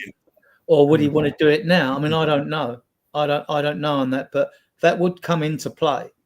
Oh yeah. What's best? Well, for Levy, what's best, like for the board? Do we? I don't think. No, I don't know. I don't know. Honestly, I don't know. I don't. Well, know. I guess you got. Well, I presume that you have to pay tax on any income. So from that, tax year ends in April. So and we won't. And we won't have as large a. We won't have a 549 million turnover in the next financial report because that year covered when we was in the Champions League. Slightly belated. Unless we've really signed loads of sponsorship deals and, slightly belated, Adrian. Slightly belated. But good evening to Side Dancer. Merry Christmas, mate. Yeah, Merry Christmas and Simply Ace as well. Merry Christmas, Merry mate. Christmas, hope you're well. Yeah, we've had a lot of you in the chat. We was over 40 or 39 of you in the chat. Look, if you like the channel and the content we bring to you, we pride ourselves in being a mature and sensible, discerning Spurs group, right? We like to keep balanced perspective. I'm not. No, I was going to say, the sensible thing threw me right away, Adrian. Yeah. If you like the content, obviously, please subscribe to the channel. Give us a like, all that stuff. I will put once I go through the comments, Adrian. I'll put the link in again if anyone wants to come on and say hello. Sorry, Ben. Is that Ben Davis? Yeah, that'd be nice, wouldn't it? Actually, that's a good point. Yeah. Jointly. Seems they've been here for like ever. Yeah, he's been with us, Ben. I mean, over 10 years, 300 games or whatever. You get a legend status for me after that, and yet he didn't play in any of our three finals. No, that's why we lost. Good evening to Roundtable Talk as well. Hello. But he didn't kick up a fuss. I mean, a lot of players, I'm leaving. You don't get picked for the final or come off as a sub. I'm leaving. I think he's a very good servant of the club. I know it's a cliche, but and I don't think he's as bad as everyone. A lot of people seem to think he is. I think he's a decent defender, and people forget the fact that in I'm not sure if it's our first season at Wembley or our second season. No, it would have been our first season because we played the whole season there. He was the fullback with the most assists that season. So I think Danny Rose injured for most of it. So yeah. Now we got a question here for you, Adrian, because it's certainly not for me because I don't like it. It's not doing bar, Jim. It's a proper job. I'll show you the bottle. Oh, I've heard of proper job. Yeah, mate of mine has that. Yeah. Proper job. Hobgoblin IPA proper job. Proper job. Yeah. That sounds like our neck of the woods, Nige. That sounds like you got to come from the West Country to say proper job. Yeah, proper job. 5%, so it's strong, right? And that's the first one. Because I started drinking late. To be fair, Doombar's quite nice as well. So I don't normally drink ales, but I don't like drinking lots of ales, and I tend to. I don't like the sweet ones, all the amber reds and things like that. This is more like a bitter. The old grapefruit Elvis juice is quite nice. And we're nearly at the bottom. Right, are we just going to answer this quickly? Or answer it? Will fans get off Angie's back? Well, to be honest, I think most of them, from what I've seen on the TV, bearing in mind I don't go, I think most of them in the stadium were with him. It's the ones on social media. If you ignore social media, and especially Twitter, not that I have any interaction with Twitter whatsoever. Well, I think you're right. I think you're right, Mark. And I would say this, and I include myself in this. People are more likely to write something negative about anything. If something really nice happens or really positive happens, you're not going to go on Twitter and go, if something really bad happens that you're really angry about, then you're more likely to, and I include myself in that and put something on there. So I think that's why there are a lot of people on Twitter or X, whatever it's called, that I mean, Brad, you were there at 5-2 against Liverpool. They were singing his name. It was a good crowd reaction. Because I think, despite the result really, and the poor defending, they kept trying. You know, they kept going, and I prefer to see that in my side. Someone said, "Oh, we should shut up shop at 4-1." Well, what's the fun in that? No, go for it. And the fact there were two. Look, bottom line, Liverpool totally outplayed us. Very, very good team. They had literally a change 10. You know, and the bench was amazing, and we defended incredibly poorly. But they had an extra day's rest. They had fresher players. Exactly. But I mean, it all plays a part. I'm not excusing a real effort in, and this is where I know we got different questions. This is where we need a leader on the pitch, because at 2-1, I'm watching it thinking, get to half time. At 2-1, we got something to build on. And we went into injury time, 2 minutes injury time, and we considered that goal. You just needed a player on the pitch. And Angie's quite happy to let his players do the stuff on the pitch, to just say, okay, guys, let's get this ball. Let's keep it for two minutes. So we go in at half time, 2-1. They didn't do that. Liverpool scored 3-1. Yeah. Game over. And then at 5-1, game over. And the lady who sits next to me, there's a lady and her mum, the other side, she got up and left. And I said to her mum, you realise if there's a miracle and we come back to 5-5, she's never allowed to come to any more games ever, don't you? So then we got to 5-3. And at that time, I didn't think, okay, we can get a draw or we can get a win even. But I thought, let's get one more goal. Let's make it 5-4. Just so those fans, those Liverpool fans over there that are going on there, 5-1, suddenly think, shit, we're in trouble here. We could lose this and start to panic. I just want them to panic a bit. So that's why I really wanted the fourth goal. But we conceded the sixth. And again, you know, that sort of killed us off again. And we almost made it 6-4. You know, it was a great save, and it would have been 6-4. So although we defended awfully, I have to say the spirit shown by the players, they never gave up. And I think the crowd appreciated that. There wasn't many boos at half-time or full-time. And, they got good applause. So I think the fans, look, no one likes losing. No one likes losing 6-3. But I think the fans appreciated the fact that they never gave up and kept going, which is what we see with our team. You know, whenever we lose, it's, we should have shown some fight. Well, it did. They're just that, you know, we were just outplayed by a better team. Just a quick... go through this. Right. What do you know about these players? Jeremy Frimpong, complete response. Frimpong's quality. Yeah. Don't know the Maida, but I'd take Gibbs White in a heartbeat and Frimpong, but can't see us getting either of them personally. Will we get any of them? Probably not. Do you know David Maida, Brad? Is Frimpong? There used to be a player called Frimpong, wasn't there? Or is this a Tony? Yeah. Frimpong plays with Leverkusen, doesn't he? I think. Yeah, I think it might have been an old player from years ago. Yeah, I was going to say I can remember someone called. Yeah, Frimpong. There was a Frimpong that used to play for Arsenal, wasn't there? That's probably what. We don't want him. Yeah. More Gibbs White. Yeah, very good player. But chance of getting him. Yeah, he'd be £60 million player. I mean, I like the player, his quality, but we need someone with a different skill set to that. Like you say, we need similar to what we got. Yeah, that's exactly it.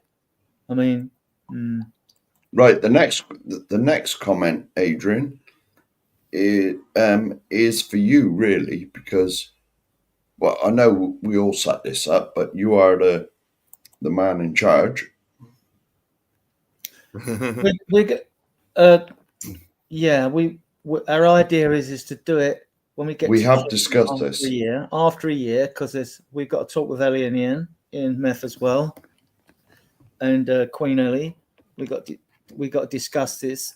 What we're really looking for is more people in the chat channel, because we're getting there's 43 viewing us now. I don't know how many are in the chat. I'd have to look at the analytics afterwards, but we really need to have a regular 30, 35 in the chat channel to offer memberships. Because if we give you memberships, it can't be for nothing. We've got to do member shows. So, hello. Allegedly, that's on me. And then, we've got the hours now. I mean, we went past 4,000 hours a long time ago. We must have I haven't looked. We must have nearly more than 6,000 hours now. So we could go. We could monetize tomorrow. But it's just there's no point until we get enough in the chat. We don't want to cheat you out your money. I mean, and like any money would go to obviously to finance the cost of the show, you know. So that's. Can I just jump in, Age? That is the one thing we have said is that we're not gonna because some channels they monetize as soon as possible, and if people do pay memberships, they don't really offer nothing. You know, so when we do it, we're gonna offer like probably fortnightly members call-in shows. I've already been tasked with this responsibility. So, but Adrian, there's 4 of us on this show, but Adrian's the one that's got the is it the YouTube studio where you can put the links in and all that? You've got to have an Yeah.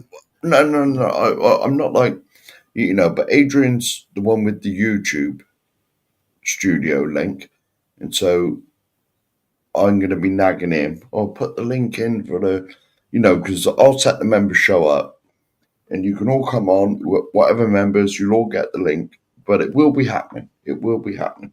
Just give us till June. This is the thing, though, isn't it? People don't. I mean, like I said, I've had my own channel for like 4 or 5 months. People don't realise actually paying nearly like 10 quid a week just for StreamYard. Yeah, exactly. Really? It's not cheap, is it? You know, I think it's like £9 now or something. But yeah, it's not cheap to keep going. So so you split that money between 4 of us, and like obviously if you made any money, first of all, it's going to go to pay for the show, or half the cost of us for whatever it happens. You know, we're not out to fleece members. YouTube take their percentage as well. YouTube.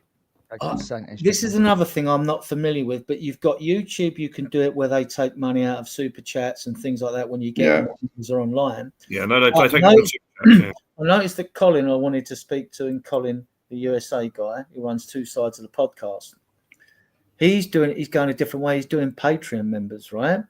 Yeah, it's another one, isn't it? Is that because that is better and more beneficial? I think Patreon. Or has he had trouble with YouTube? Because I know he did have a bit of trouble with you earlier on because he wouldn't give. You have to fill in a tax form for America. Don't think he did it, and they cut off all his membership or something. They did something, right? So this might be, I don't know, his motives for going to Patreon. I know the Cheese Room used to have Patreon memberships. I don't know how this financial side works. There's plenty of time to get into it. So you got Patreon, that's an American thing. So you get, I think your membership is in dollars effectively.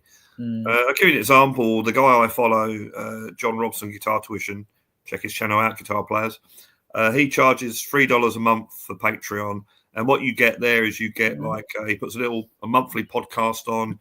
You get all of his stuff. Oh, hi Brian. Harry Christmas. Yes. Brian, it's open forum. This is open, mate. We're just talking nonsense here. Yeah. I will put the link in the chat again. He does tuition. Here we go. It's going in. You know, the resources from tuition.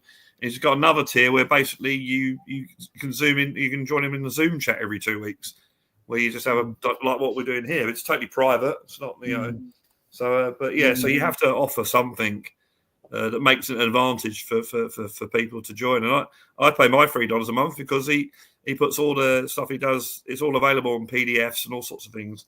So you can sort of I mean, it shows that are really big that got thousands of members, and obviously they're getting some money. I mean, I think Mark told me, I don't know, you get more money out of super chats than you do out of a membership. No.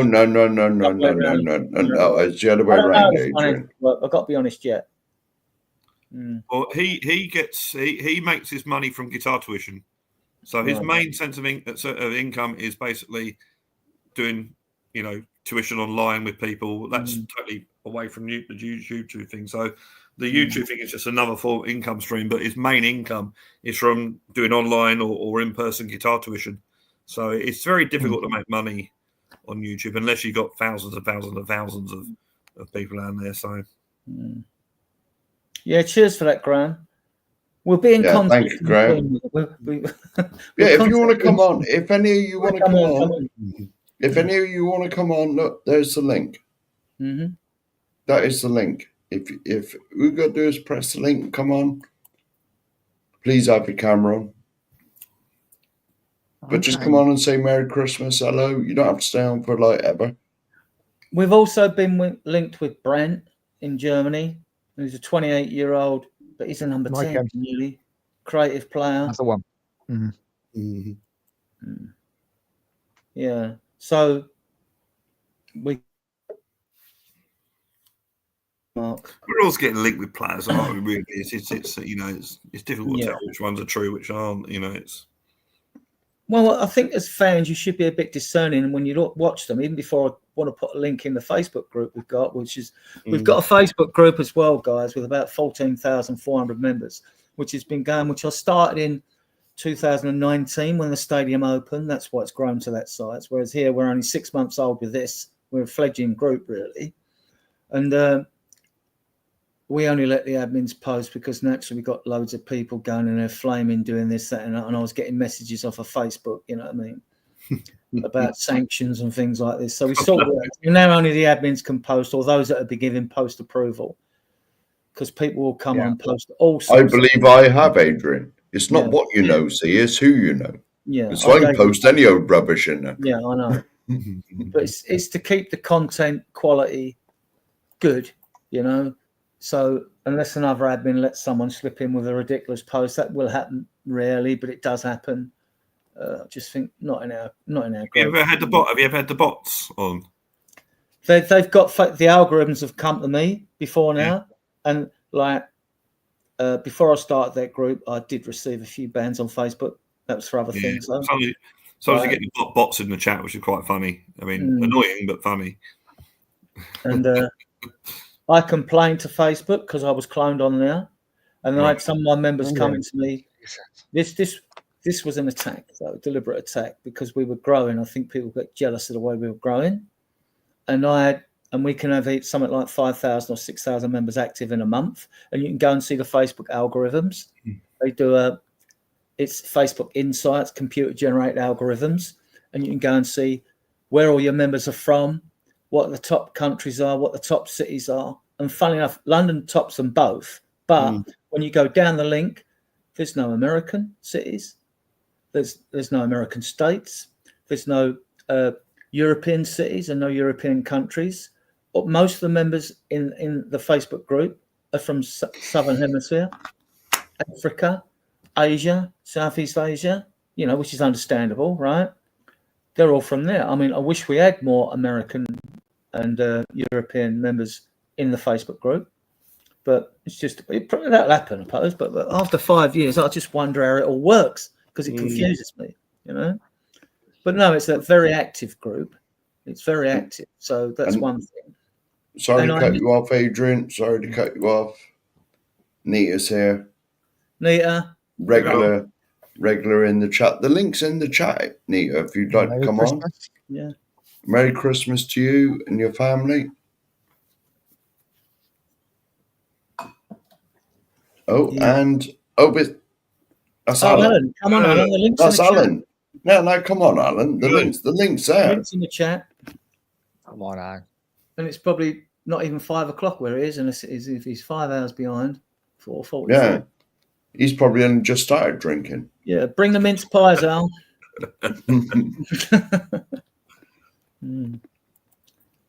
Yeah, so where was Sonny Rank?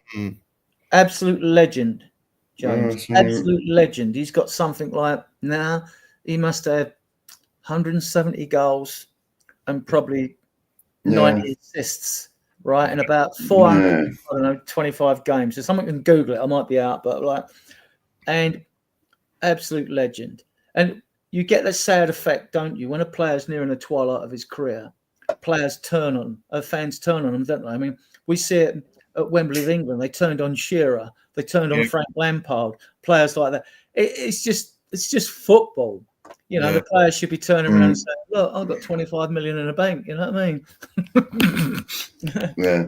It's just. But I mean, it's goals and assists, as you say. I've never done it. You're a bit similar to me, Brett.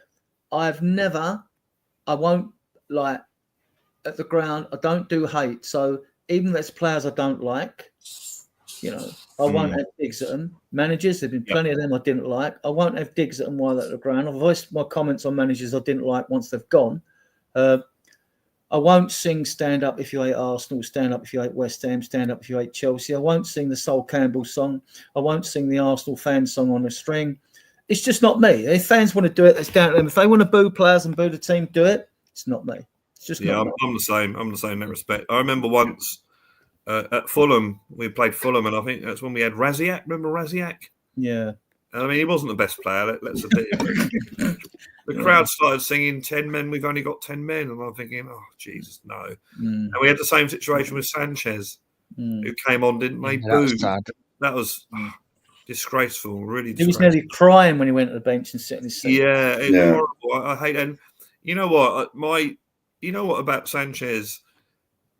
The last thing he did, one of the last things he did at Tottenham was miss a penalty against Fulham. We got knocked out of the League Cup because of it. Or no, I won't say it's because I did miss him. I think Fraser Forster was awful in trying to save the penalties that night. But you know what? I thought to myself, full credit to that guy. He stepped up and said, I will take a penalty, because he must have known the crap he would have got if he missed. But no, he stood up and took that penalty. So I'm full of admiration for Sanchez. I really am. Okay, it didn't work out at Tottenham. But yeah, that day. And I think he looks good. Yeah, that day. I mean, he looked good before we bought him. He looked good at Amsterdam. Yeah, he looks good now he's gone as well. Yeah. Well, most of them, yeah. But you know what? I think that day he said something about he had his 5-year-old daughter in the crowd. Yeah, he had his family over, didn't he? He had his family over. A little 5-year-old kid going, why are they booing Daddy? You know, it's horrible. No. Yeah, absolutely hate anything like that. I really do. It's just no. I won't boo players. Yeah, I'll have my opinions on them, but no. Just another special. That you guys, I mean, I come from an era where you didn't judge a player on its first season, hence the jokey song about Kane being a one-season wonder. Yeah. You did it after 2 seasons. Now you don't, like 2 or 3 games, and fans are putting players' heads on the chopping block. I mean, I just don't get it. I mean, I get they're annoyed or they're not happy, but it's just the lack of patience. It's like the fan base can be very polar, isn't it? Polar. Oh, hang on. So you get things like... Hang on, here he is. Woo. Alan, woo. Hey, guys. Hello. Right. Before we say hello to Alan, just a quick shout out to Lisa. Yeah. Happy Christmas, you lovely friends. It's been emotional, bad year for me. And you guys have been my rock. Oh, thank you, Lisa. Thank you. That means a lot. That does. Thank you. Love you always. Thank you. Alan, it must be cloudy. You're indoors. No, I'm outside. That's how cloudy it is.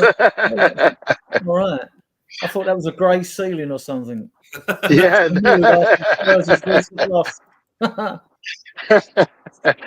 Yeah, no, it's cloudy, but it's nice. It's nice on Christmas Eve to have it kind of cool and brisk. That's about as much as we get here in Southern California. So, it's cloudy in Southern California. Surely not. That's impossible. And so it's dropped down to what? So it's dropped down to what? 25 degrees now. I think. Let me see. It'd be about 16. 16. Oh. It's nearly as warm over here, mate. It's 12. It's 12 here at the moment. Alan, is it like in the UK, if it drops down to 16, you get cold weather payments, yeah? No, you guys get cold weather payments, huh? I wish. Blimey hell, mate. It's no wonder you got your hat and your jumper on. 16? Yep. That's almost, I know. That's freezing. I know. I'll ask the question. Alexa, what's the temperature? 10 degrees. Oh my gosh. 10 o'clock in the evening, isn't it? So it's 10 to 10. Yeah, it's 10. Yeah, it's meant to be 12 tomorrow, Christmas Day here. Did it snow? It's tropical. No snow. No. You just get the cold without the snow. Yeah, it's rain. No, 12, that's centigrade, mate. Yeah. Okay. That's not Fahrenheit. Right. I forgot. Yeah, it's Celsius over here and kilometers. No. Well, allegedly, Actually, it is miles, isn't it? I think we do have the road signs are miles, aren't they? miles. Allegedly, this country is inching towards the metric system. Do you get that? No, really? Maybe some states are inching towards the metric system. Yeah. Yeah, see, I knew I'd have to say it twice. That ain't happening with Trump coming in. I'm telling you now. That's like saying he's not a metric known person. Like I'm telling flat you. Earth is a global phenomenon. You know, it's like, He's not really a miles and feet person either. I mean, but he's we are. No. I'm saying Trump is not necessarily a miles and feet person either. He doesn't really know any of that stuff. even though he's more a World War III person. Yeah, even though when I was at school, we got taught meters, centimeters. I still deal in miles. Like it's like how far is so and so away? Oh, it's so many miles.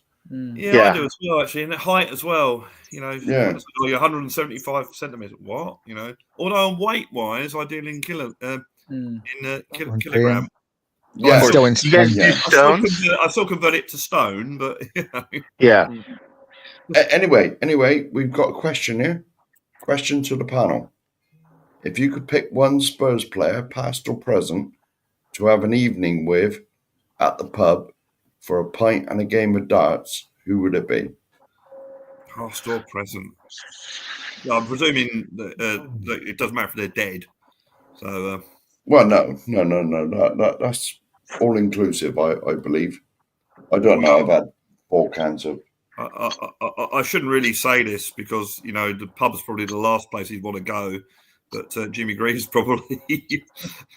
Well, already it'd be a hell of a night, though, wouldn't it? Yeah, I already have some really good stories and that. But yeah, I guess the pub would not be the sort of place you want to meet up with. And Gascoigne would be amazing. If I could understand anything he said, it would be quite incredible as well. But, yeah, for me, it'd be Gaza for a night out. Oh my goodness! If it's a player now, I'd go for Madison, just because. Well, obviously the darts. Yeah, go for the darts. Yeah. Darts. Yeah. Alan? Geez, from any period, you know, I really liked Michael Dawson. Mm-hmm. I think he'd be someone that would be fun to go hang out in the pub and play darts. I think someone like that.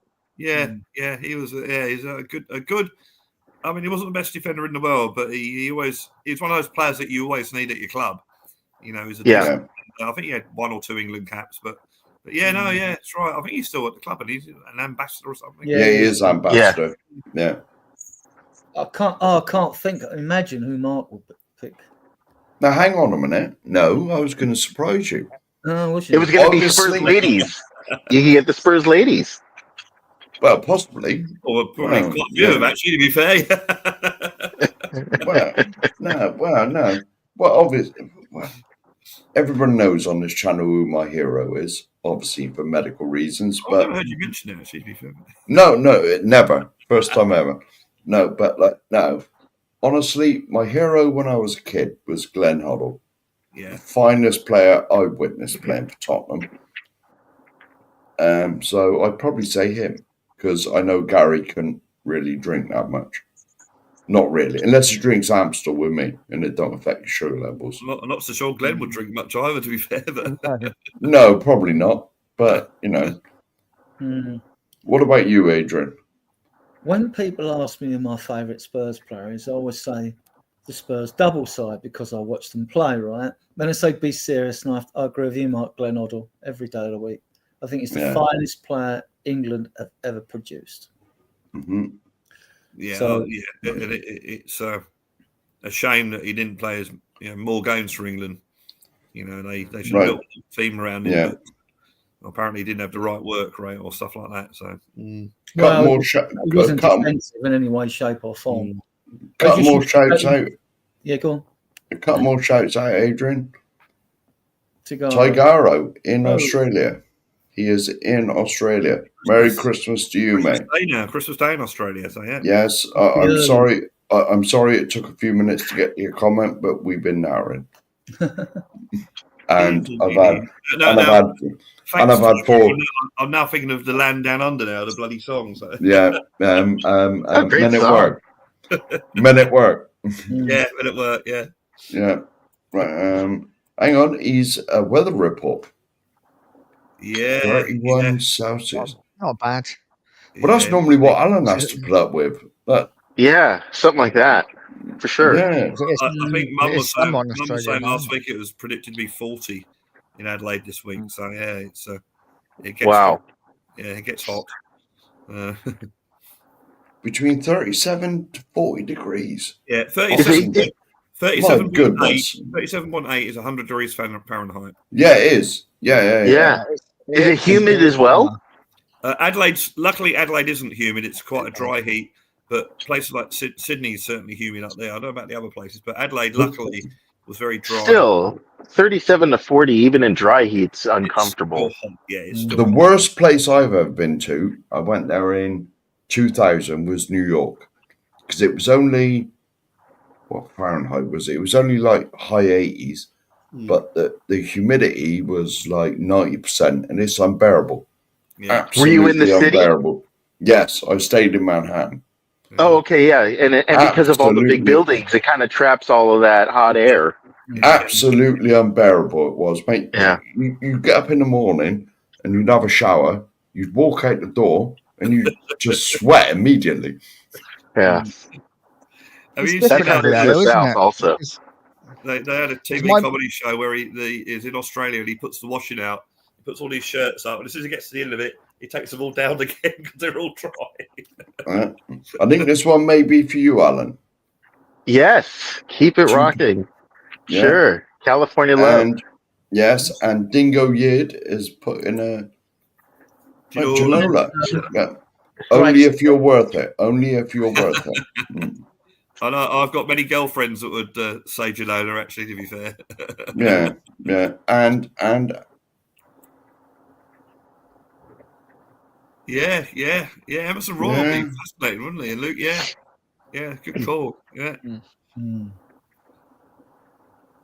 You'd struggle to drink Gilzine under the table, I reckon. Yeah. There you go. South Florida. Yeah, South Florida. My daughter went there. A couple of years ago. How'd she like it? Well, she said it was humid. Oh yeah, it was like it's humid there as well. You get rainstorms as well. Yeah, it's like the thunderstorm capital of the world, isn't it? Yeah. I went to Orlando in 1994, before England, the year that England failed to qualify for the World Cup, and I actually bought. I've lost it now. A T-shirt that said "England World Cup 1994." You could have sold that on eBay. That I would have been know. worth a I fortune. don't know where it's on now. No, it might have been in the trunk on my top of the wardrobe, but yeah, that's yeah. I've got to buy this. You know, obviously we never. There we go. Yes. 110 degrees. At least I can sleep. Yes. Yes. Although that's warm for England this time of year. It is actually, yeah. Because they give the weather forecast out earlier, and they said it's like way above like the average for this time of year. It's normally what 2, 3, maybe. It was 15 yesterday, wasn't it? From in London, yeah, 15. So, which is like, you know, that's sort of temperature you get on a almost spring cold summer day. You know, it's yeah, it is. Well, I saw some photos from my local area. And there's like the daffodils are coming out already. You know, they're starting to like sprout up and whatever. And that is always the first sign of summer for me. Well, yeah, it's spring at least, isn't it? Yeah, you sort of see the daffodils. You've had all the cold winter nights and the dark nights, and and it gets a bit lighter, and then you see the daffodils come out and think, oh, great. Yeah, I was going to say daffodils are normally up around sort of Mother's Day, Easter, aren't they? Yeah, sort of March sort of time. As long as it's not crocuses poking their way through snow, I'm happy. But I'll just say, Alan, over here, the problem, I always say that the hot weather over here is worse than Australia, because Australia, it's all air conditioned, but over here it's not. Even the pubs over here aren't really air conditioned, so you can't escape from it. It's awful. That's the only thing in this country is the fact that we get so rare, like really warm, sustainable, warm weather that nowhere in this country, or hardly anywhere, has got air conditioning. Now, when I went to New York, and it was unbearable, like, at least if you went in somewhere, everywhere had air conditioning. Yeah. Everywhere. It's just like a normal thing over there. I can only think of one pub in London that I've been to that's been air conditioned.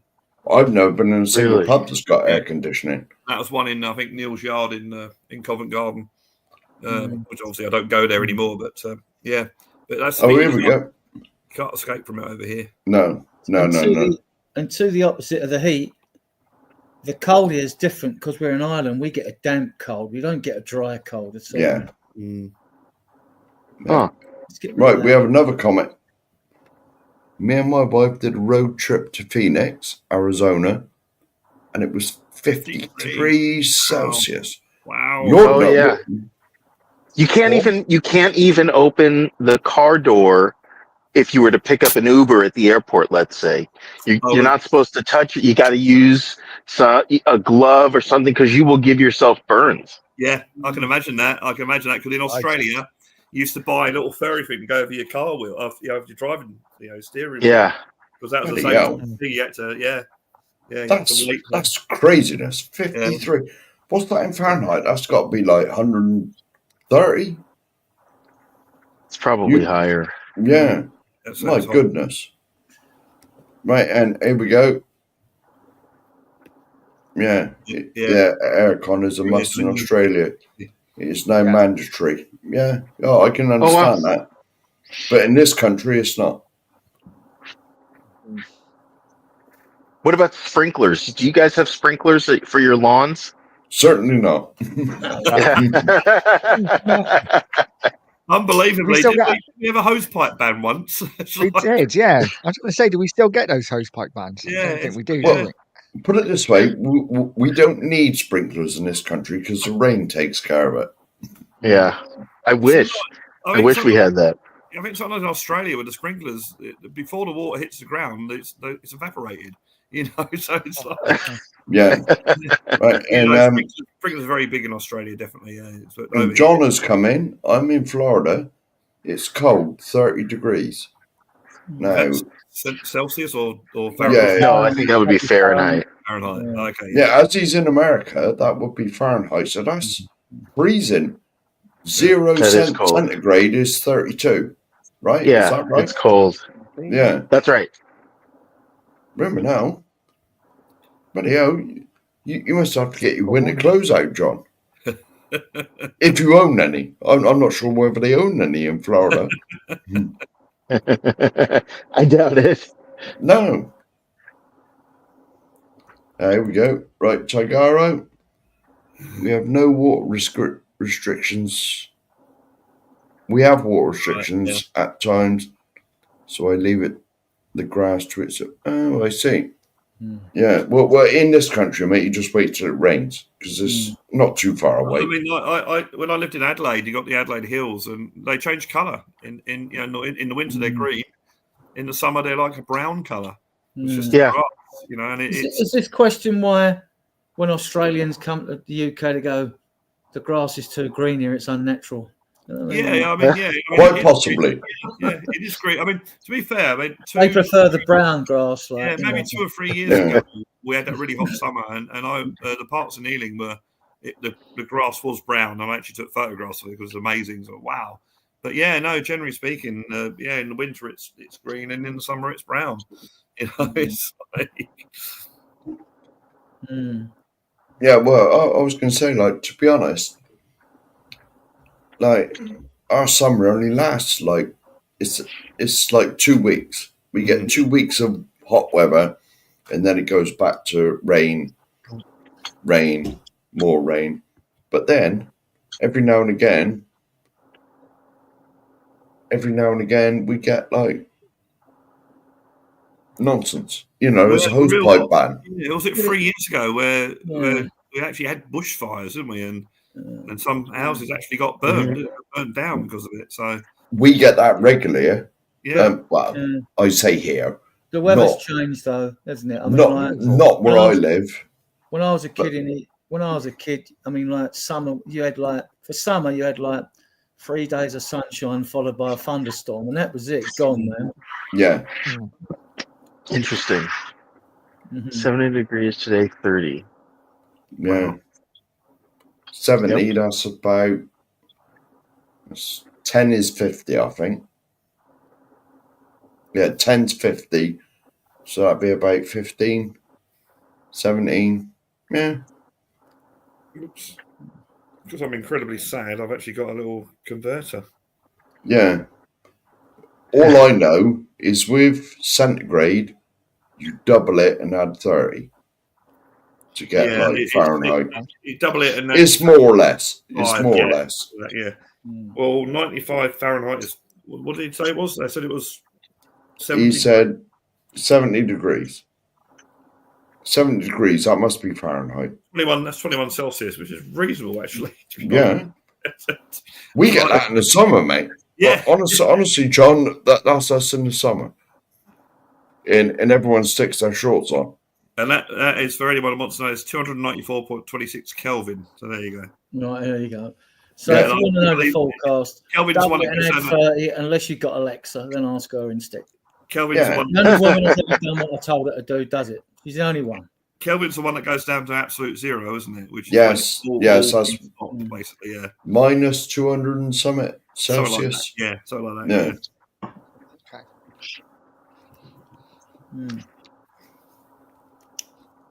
Right, have we got any more questions? No, there's no more questions. Comments? No. No. I think you missed one. We had that lovely one from Lisa, but I think you missed one from the guy. Oh, I can't remember his name now. He said that he's really glad he found this channel. Yes, hang on. I will. Here we go. Yeah, James Paratrooper. Big up, James. Yes. Yeah, I did give him the heart sign on the. Cheers. Oh, it's nice. Yeah, and I will highlight Lisa's comment again, since it's only just above. Yeah. Yeah, big up. Very nice. Yeah, big up. Makes it all worth it, doesn't it? Makes it all worth it. I think a lot of us found this YouTube community during lockdown. Yes, I certainly did. Well, I was watching it a little bit before. Like I think I was subscribed to, like, We Are Tottenham TV. Yeah, maybe Chris Cowlin, because he was going then. Well, there wasn't that many Spurs YouTube channels, to be honest, and maybe I think I'd found Tottenham Away because they were still going, but that was when Mr. Daigle, who was in the chat, was on there. Well, that's how I met Brian. Literally, I'd obviously seen him on that. I'd seen him on Tottenham TV, and then one day, I might have been one of Eugene's shows actually. It was Shy. Who was in the who was in Tottenham Away? It was Shy, Stell, Brian, and the other Brian in Canada. And that was the four that ran it. And then Tottenham on tour split away. I think I found Expressions as well, because Expressions was going. Expressions was But that was about the only Tottenham channels. And then, like, certainly after COVID, like, every man and his dog got a YouTube channel. Yeah. True. And that's where, I mean, because the first time I met, well, actually, no, not only Brian, but the first time I ever saw David Harris was on We Are Tottenham TV. Yeah, exactly. This Irish guy, this Irish guy that was really funny, and he'd on regularly, and then that's how I met you, Brad. That's how I met you. Yeah. You know, put it this way, if you'd have come out and spoke to me, like when we were still at the protest. That's right, yeah. You know, you just come out and say, hello, Mark. I was like, Brad. Yeah. Like, it's completely different when you meet someone in real life. It is, yeah. It's like, I I always thought Brian was tall, but I think he's smaller than me. It's one of them, isn't it? Oh, you're taller in person, or you're smaller in person. Yeah. I'm just short, so it's fine. That's all my mate. And so my mate. And so in the new year, when I get a train to, I know where you live, right? When I get a train and we go out for a beer, mate, because you only live up the road from me, Nige. Not far. No, it's what, an hour on the train from me, isn't it? Yeah, more or less. What the Australian guy just Merry said about Christmas, firefighters. Yeah, it's this time of year in Australia, bushfires and whatever can be devastating, absolutely devastating. It's summer, isn't it, in Australia now? So. Yeah. Oh yeah, it's summer, isn't it? Oh, Bella's here as well. Big up, That's Miss right. Bella. You guys are like the polar opposite, because we had our fire season about 5 months ago. 4 months ago. Yeah. Because you have the same summer as we do, don't you? Or more or less the same sort of summer, sort of June, July. Yeah, Australia, it's sort of December to February, and December's normally okay, but January, February, especially February, is incredibly hot. We actually had the Ash Wednesday fires. I can't remember, 1982 maybe. And I used to live. I'm English, but I used to live in Australia. And I remember I was at my girlfriend's house at the time, and I had to come into Central Adelaide to get a bus. And you can actually, in the city of Adelaide, you can actually smell smoke. It was that bad. Smoke. You know, didn't do that. Yeah. Can I just take over the chat again, Adrian? Let's do the predictions, guys. I mean, just a couple of tips for those viewers that are joining us. I mean, I just want to say, for those who like omens, right? We've the last 16 times we've played on Boxing Day, we've not lost. And although Forest is flying at the moment, and the last 6 times we've played Forest, we've beaten them home and away. Yeah, I don't like those stats. I hate those sort of stats. I'll take them with a pinch of salt. I'll put them up there for a bit. I mean, it doesn't affect the game in any. But on the law of averages, you think, well, that's some end soon. So. And I'm going to just go for a Spurs 2-1 win. Me, Brad. I'm going for a 2-2 draw. Mm-hmm. Yeah. Nige? I take a point. 1-1, I think. Yeah. Alan? I'm going 3-2 to Spurs. Mark, how many are we losing by? Now, hang on. I'm not negative all the time. No. Well, I've had a few beers, so 5-0 Spurs, obviously. I think yes. The advantage we actually have, I think Forest will start favourites. Well, they will do. Like Nuno's, Nuno's got them playing very well. Yeah, and it's a shame we sacked him to be honest. But like, can I just say to Bella, big up. I see you in Sava's chat, and I am the sheriff in Sava's chat. If you ever see me in there. You do see me in there. Christmas, mate. Have a good Christmas. Yeah. Later, Graham. Big up, Graham. Ooh, and all that nonsense. He only lives up the road from me as well. He's in Gloucester. Where's Graham from? Gloucester. Okay. So you know it's closer to you, Nige, than it is me. Yeah. So is it Dorset? Is that your area, Mark? Yeah, I'm virtually in Dorset, mate. Although I'm Somerset. Somerset. Sorry, Somerset. Yeah, I am very right on the border. My hometown is right on the border. So Somerset. Is that where Bath is? Where's Bath? Yeah. Bath, in Somerset. Is Bath? No, yeah, Bath. It's Bath's Avon now, isn't it, or is it Somerset? Avon was the county, but I think they've done away with it. I think it's called North Somerset now. So, are you in Wiltshire, Nigel? Or are you in like? I'm kind of like right on the border of Wiltshire, so I'm like between Wiltshire, Somerset, and so you are Somerset. 2 miles either side.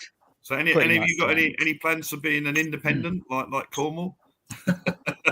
Well, yeah. Well, you might be onto something. You might be onto something there, Brad, because anything north of the M25 is bandit country. Yeah, well, to be honest, I think London should be independent. You know, that's another story.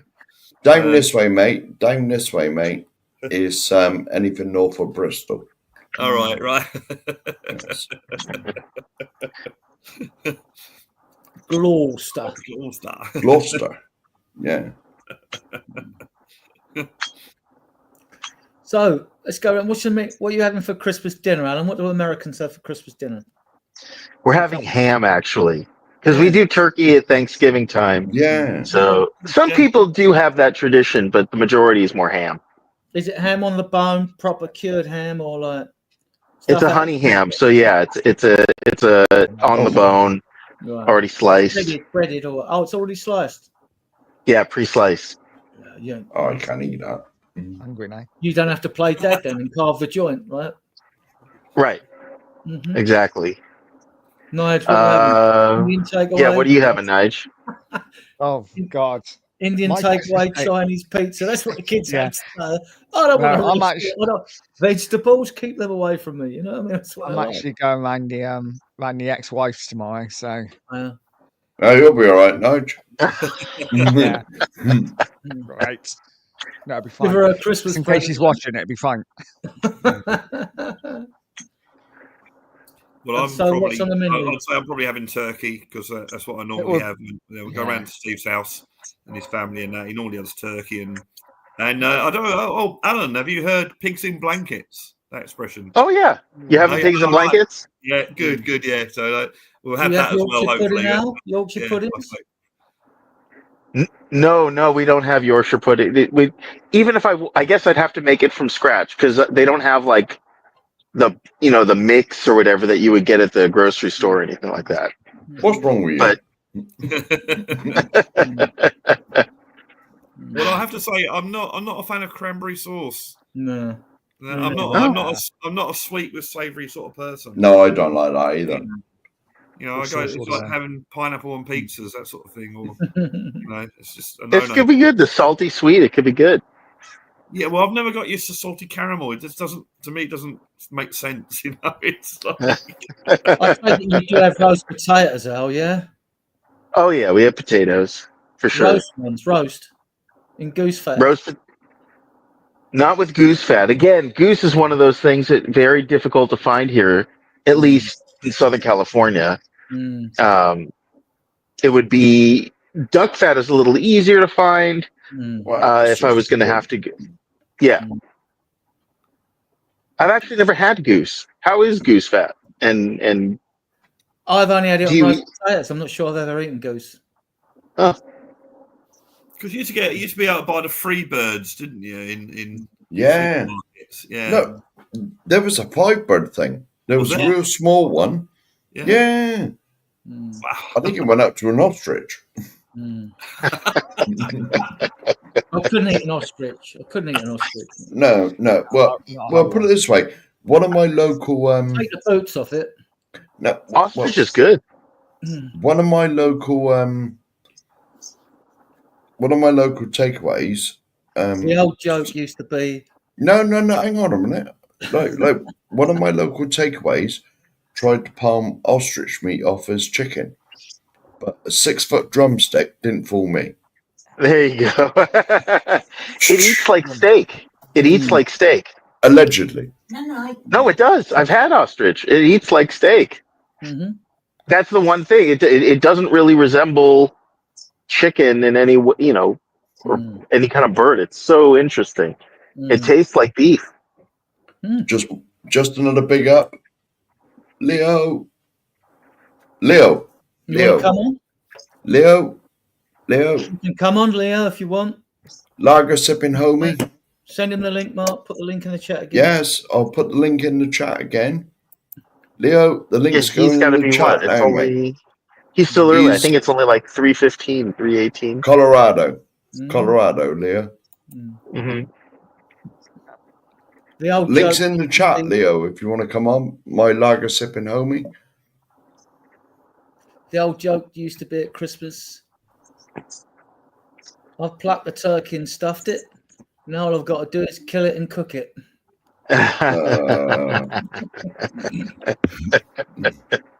Boo, Leo. Oh, it's working. All right.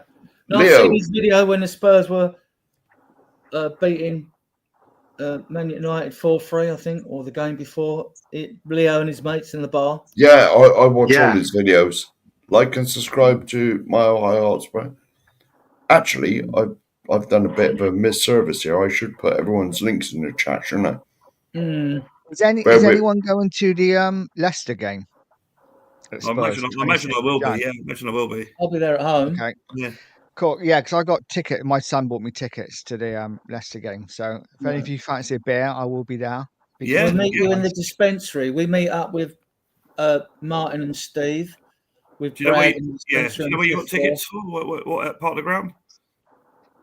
Well, my son's in the north stand. I think I'm in the south stand. Okay, so, yeah. I mean, we doesn't meant take long to get to us. Yeah, you can get there, can't you? I mean, well, Adrian, you do. And you live, work, watch from the other side of the ground. Yeah, but I'll just get a lift to the 5th floor and walk around. Sometimes meet people outside the ground. Sometimes I get captured by South Dorset Spurs or Ricky or one of the others, and I don't pull away. So we bumped into Sean Butler after the game on Sunday. Oh right, okay, cool. Had a big chat with him. Yeah, nice. Good. Oh, what's this? Child, many carrying country. In the little boys' room. Yeah. Yeah, the Caribbean is hot. Yeah, definitely. Yeah. I've always, I don't think you'll probably understand this, Alan, but I've always wanted to go and see an England Test match against West Indies in Barbados. Yeah, I'd love to do that. Actually, no, America they did play some matches in America. The World Cup, the Cricket World Cup. I think they played some games in America the last time round. I think they did, yeah.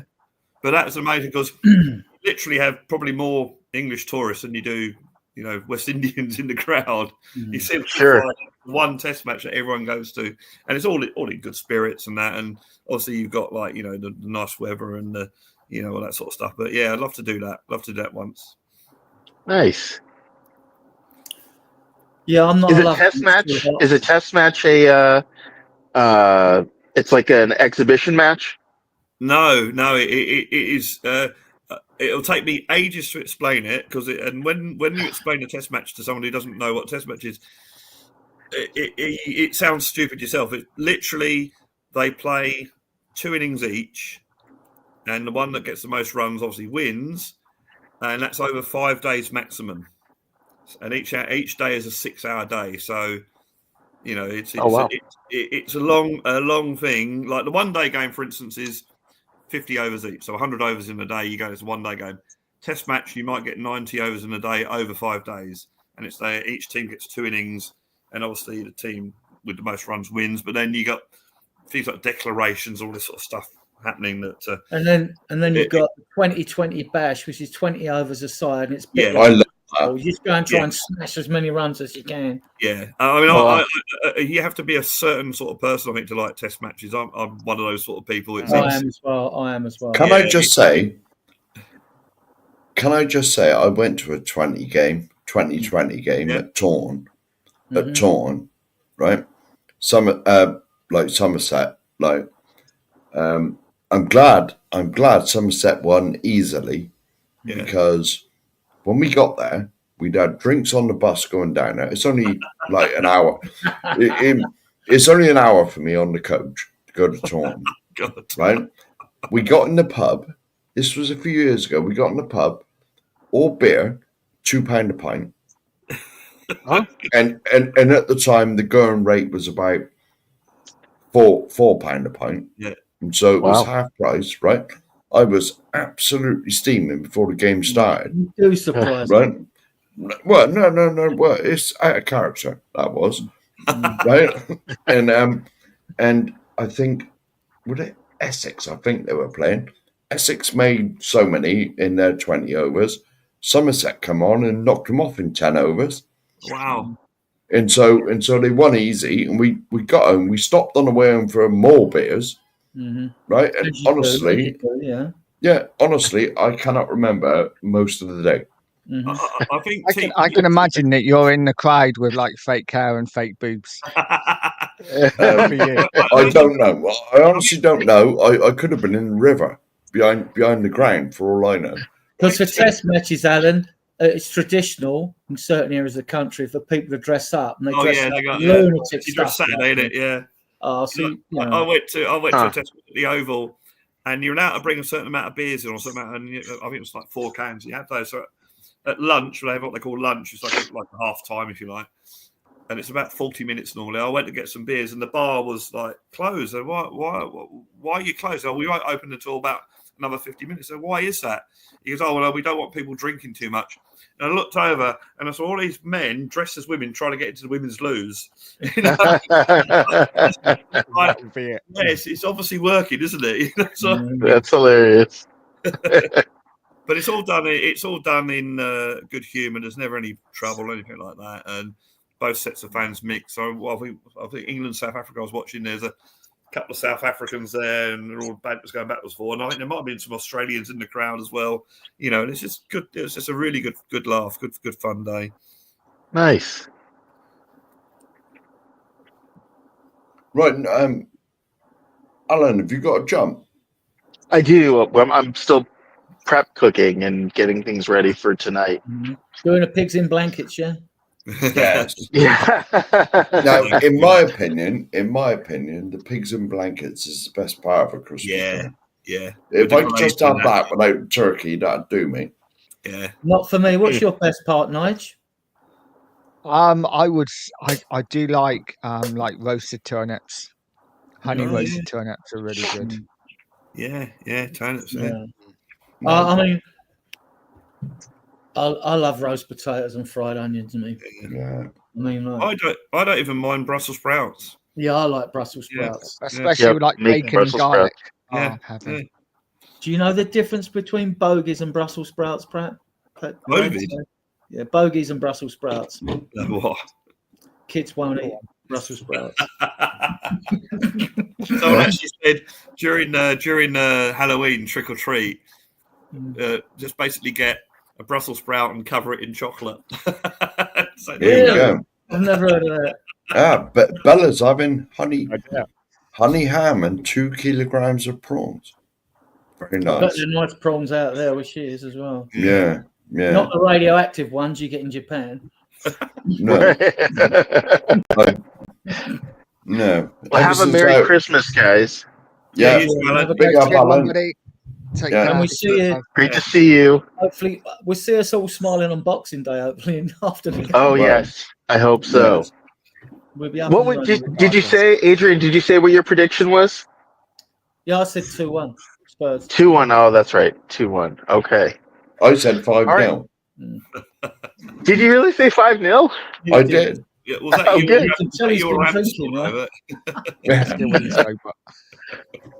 Forced her to really show up, then that's good. That's good. 32 viewers. If any of you in the chat want to come on, just come on. It's just fun here. We're not being serious now. We're just chilling. Yeah. We're going as long as people here want to go on. You know what I mean? Hang on. Oh, here we go. And we're drinking to build up their appetites for tomorrow. That's what we're doing. Yeah, Antigua. I'd like to go to St. Lucia as well. That's just a really picturesque. My partner is into football, cricket, fishing. No, fishing. Now you've got me. Yes. Well, okay. I like me fishing. I know you like your fishing. What do you think of Whitehouse and Mortimer go fishing? Brilliant. Yeah. Brilliant. Canadian Whitehouse. I'm not a fish. Whitehouse. Yeah, I'm not a fishing fan, but I love that show. And brilliant. You learn stuff on it as well, you know, because Paul Whitehouse is only obviously the guy who knows what he's talking about. And Bob Mortimer, Bob Mortimer, when he actually catches someone, I get so excited by him. Yeah. Right now. I remember watching Jack Hargreaves out of town, right? It was different then because now, because it's all edited, they're always catching fish and all that. All right. Jack Hargreaves would be on the riverbank. No, nothing. They ain't biting today. No, nothing. Basically, you might as well have been watching the test card because nothing was happening. Like, you know what I mean? Right now, the fishing. Right now, I've been into fishing for years and years and years, freezing me nuts off on the bank. Right now, it is the most popular sport in this country, participation sport. If you call it a sport. Yeah. If you call it a sport. Well, right, I mean, if you catch something, I like the fact that, you know, I mean, look, I eat fish, I eat meat, don't get me wrong. Yeah, so do I. I like the fact that they catch the fish. Oh, look at this! You know, Put it back. Put it Put back. it back. Yeah, I think it's wonderful. Yeah. This is where we've gone wrong in the seas. Because if you fish in the seas around this country, I'm not a sea fisherman. Yeah. I have been to the coast and tried to catch mackerel, but there's none left. Right. Because the human race in general, I'm talking about this country, we have plundered the sea that much. There's nothing left in it. All the spawning grounds, it's the dredgers and the trawl nets that ruin it because they drag up anything on the bottom. Yeah. And so that's the spawning grounds for the fish, all ruined. Ruined. Now, I'm freshwater fisherman, so whatever I catch gets put back. Yeah. If it's big enough, you take a photo. Yeah. Which is what and then put it back. Yeah. Whenever I went fishing, it was always gudgeon. Yeah. In the rivers. My standard gudgeon. Yes. I've caught millions of them. Millions. But now, when I go fishing, I normally like to go overnight and get a few lagers on the bank. Nice. And to be honest, in the summer, there's nothing better. You got your rods out, not being, Get your rod out and drink a few lagers. Yes. Yeah, have a few beers and just sit there. Like, you don't even need a bivvy or nothing. You just sit there all night because it's lovely and warm. Yeah, we went up the River Murray in South Australia many years ago, and it was in the summer. And the place we were staying, there's me and my mum and dad and another family, and they had a couple of lads that I knew. So there's 3 of us lads, and they had a little jetty that went out there, and we just sat there. We weren't even trying to catch fish, and the stars were out, and it's absolutely brilliant. Yeah, brilliant. That's the thing I like. I ain't been for years, mate. Ever since I got not like drive anymore, but that's been sorted in the new year. But I really do miss going fishing because it's an escape. Yeah, I can imagine that. Yeah, it just gets you out. It gets you out of the world. Whatever problems you got going on, just gets you away from all. I even turn my phone off. So if anyone wants to phone me, bugger off. I mean, the thing I like about Mortimer and Whitehouse is they chat about getting old as well, because I think they're older than me, but I'm not young, and it's when you hear them talk about as they age, I think that's quite interesting what they talk about and that sort of thing. Happy Christmas, Paddy. Mm-hmm. Yeah, it's a really good show, and they the other day they had can just turn his character on like that. All of his characters he's got. It just doesn't. But Morton was saying, if I have to do one of my characters, I have to think, how did he talk again? He says, but Paul Whitehouse. I saw that. He just did see that. Yeah, do this person. It's straight into it. And I thought that's amazing. Yeah. And obviously, Paul Whitehouse is a well-known Tottenham fan. So, yeah. Yes, he is. Yes, because they interviewed him one of the games. One of the games is recently. I'm sure they did, yeah. I think it was BT. I think BT or TNT, whatever it is now, was. Yeah, and they interviewed him, and he might be a season ticket holder, he might not be. I'm not. I don't know, but yeah, he's a no. But as far as Whitehouse and Mortimer go, for a start, it shows the good things that fishermen do. Yeah, because if it weren't for fishermen, the rivers in this country would be dead. Yeah, because who do you think reports all the issues with pollution and when the farmers chuck the rubbish? I'm not slagging farmers off, right? But there has been spills of nonsense in the rivers. We had it in my town. Yeah, but all the fish were dead. Yeah, now, who do you think reports all that?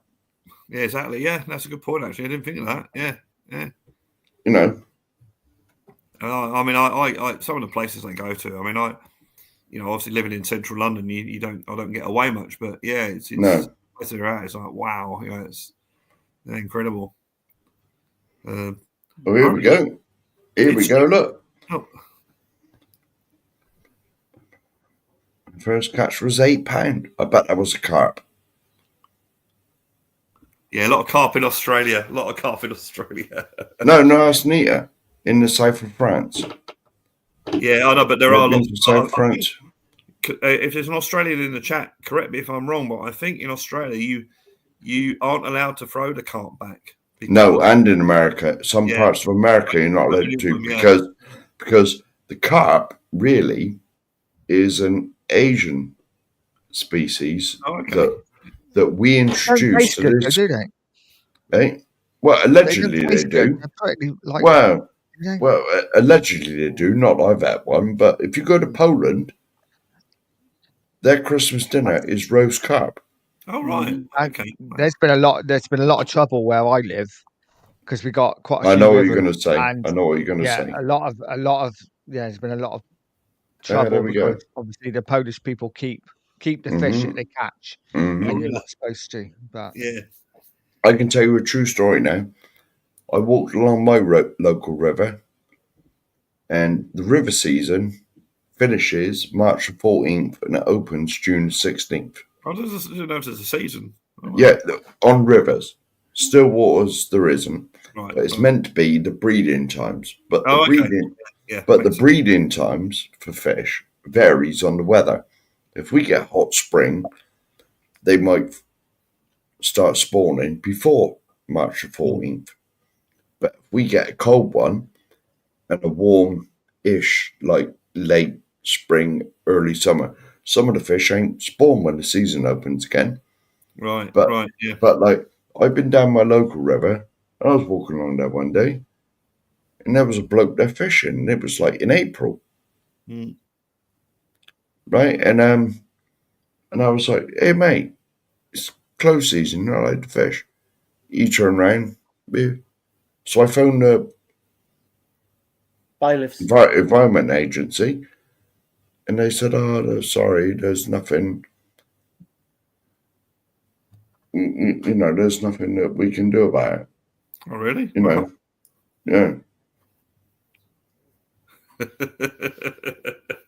Well.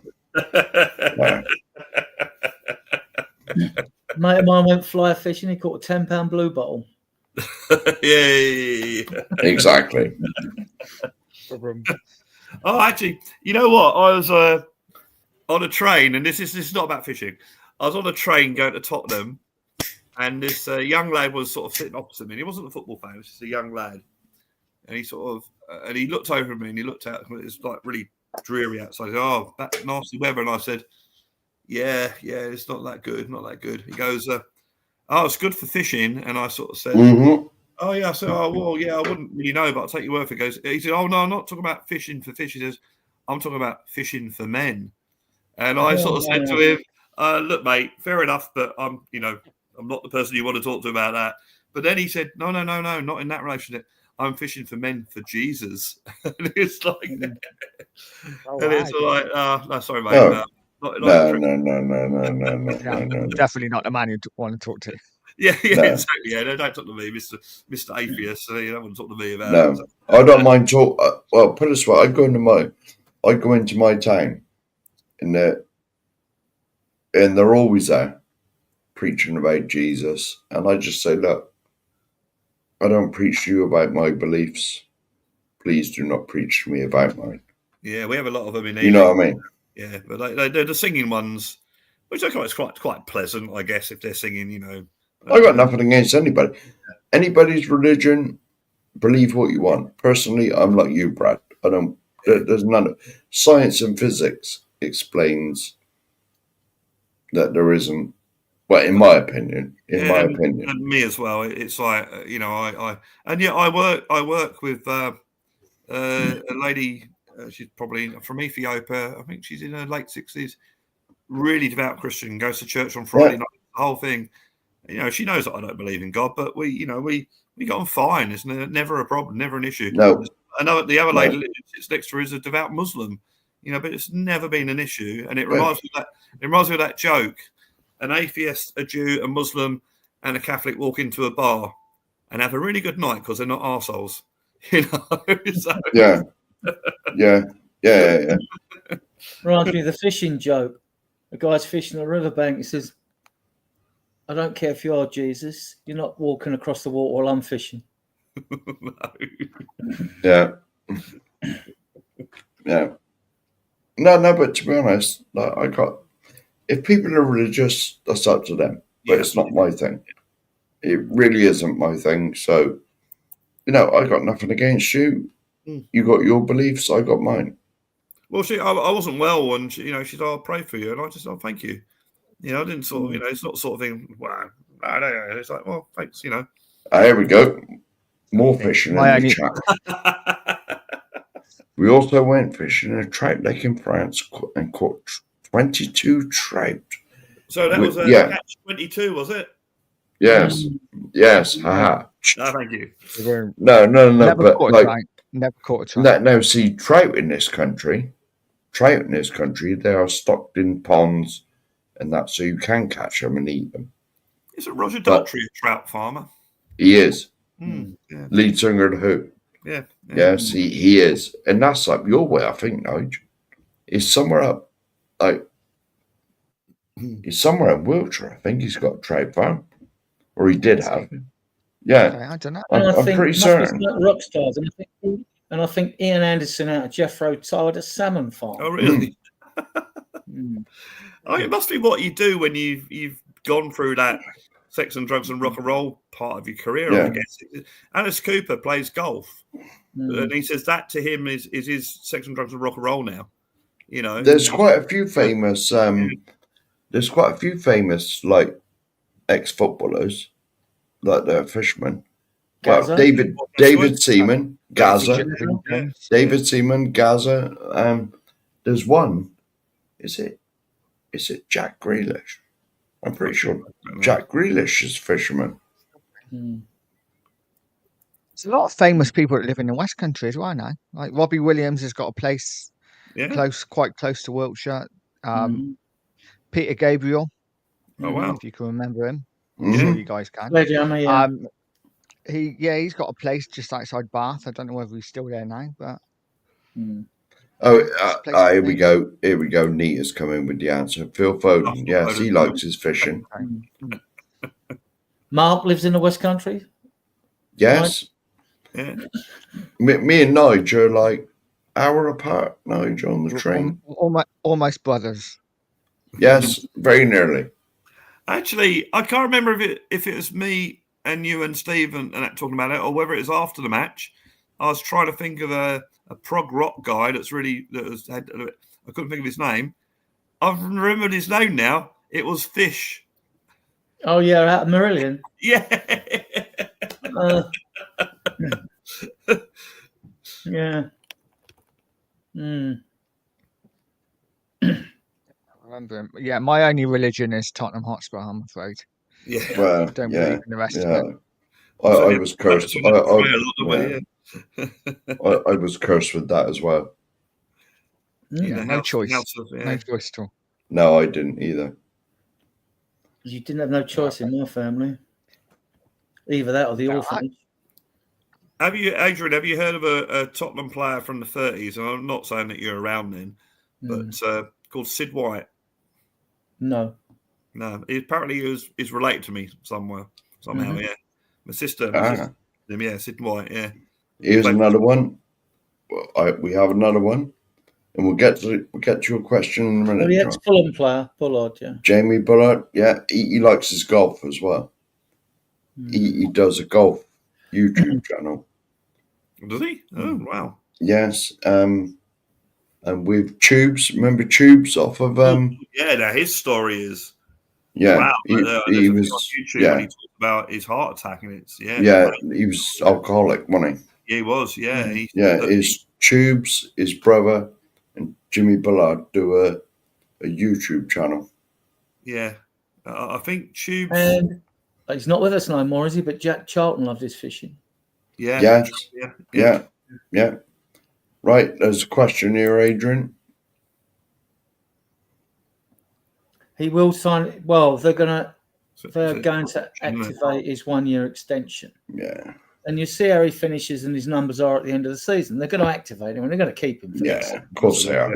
Whether they add, whether he gets a contract or he gets a contract with extensions options on it. I mean, they could give him a 1-year contract, say, with a 2-year extension option on it, rather than give him a contract. Because if he is look, he's played. Sonny's a streaky player, isn't he? He scores goals in clutches, and then you don't score. And when he doesn't score, suddenly people are having pops at him, right? He's got assists and goals. His goal and assist are not too bad this season already, but everybody said his legs are gone, he's out of gas and all that. I'm not so sure on it. I'm not so sure. I mean, he certainly kept up with Van der Ven, didn't he? When they scored a goal in Everton, and he broke into the second half against West Ham or Everton when Sarr put him through. He was about a yard and a half. He ran 3/4 of the length of the half of the pitch, bamboozled defenders with jinking from side to side and smashed it into the net. Now, when I see that, I just think he looks leggy, a bit leggy. I think that's all it is. It's leggy. His short game. When he gets leggy, his short game goes as well. He either hits a pass, under hits a pass, and when you're at the stadium, you're sort of throwing your hands up in the air, Brad, aren't you? When you're seeing it, you think, but he's not the only one doing that when things ain't working. I don't think. I bet his numbers are fine for a winger. 1 in 4 rate. He's always smashed that. So you're looking at 10 goals a season for a winger plus assists. I think his stats will be fine at the end of the season. And if you can score goals with both feet, and you've got that pace to be put through or slid through past defenders in the penalty area, all right. A few of the ones recently he's not on form. It's unusual for him. He's blasting them over the bar. When normally he keeps them low, at least makes a goalkeeper make a save. No, he's look. He may be 32 coming up, but he's our best finisher with both feet. He's our best finisher. I'm glad Solanke's kicking on now. He's showing he's improved a lot. He's banging in with goals now. And that goal Solanke got was Kane-esque, wasn't it? The one where he's beat the defenders and slotted it in the corner. Yeah, it was actually, That is. I didn't know he could do that. No. You know, I thought, you're showing me you've got a bit more in your locker. And that was what's so good about Kane was he could score from anywhere. Yeah. Particularly and strong. Son. Yeah. When I talk about make things happen, how many times has Son scored outside the penalty, curled one in, usually from the left, curled into the right-hand corner? Yeah, I think he's done it a lot recently, but he certainly can do that. But that Solanke goal, right, it was Kane-esque, definitely. Yeah, we're too harshly critical when results don't go our way with players now, but it's just the way life is now. Kids have got no patience and whatever, so I ignore most of it. Yeah. And if you ignore it, then there's something wrong with you, right? When you're another podcast. I'm just not sure that Son suits a possession-based team.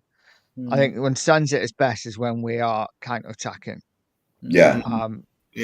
And when we've got the ball and when we're having to make chances, I don't think we get the best out of Son. That's what I think Son's lacking at the moment. Is it? I do think he's a confidence player. I think we'll dominate possession against Forest away with Son's playing because it's an away game where they're going to come at us. They're not going to sit in a low block, so he's going to get the space. I don't know. I think they will sit in a low block. I think that's what they've done all season. Well, then I'm wrong.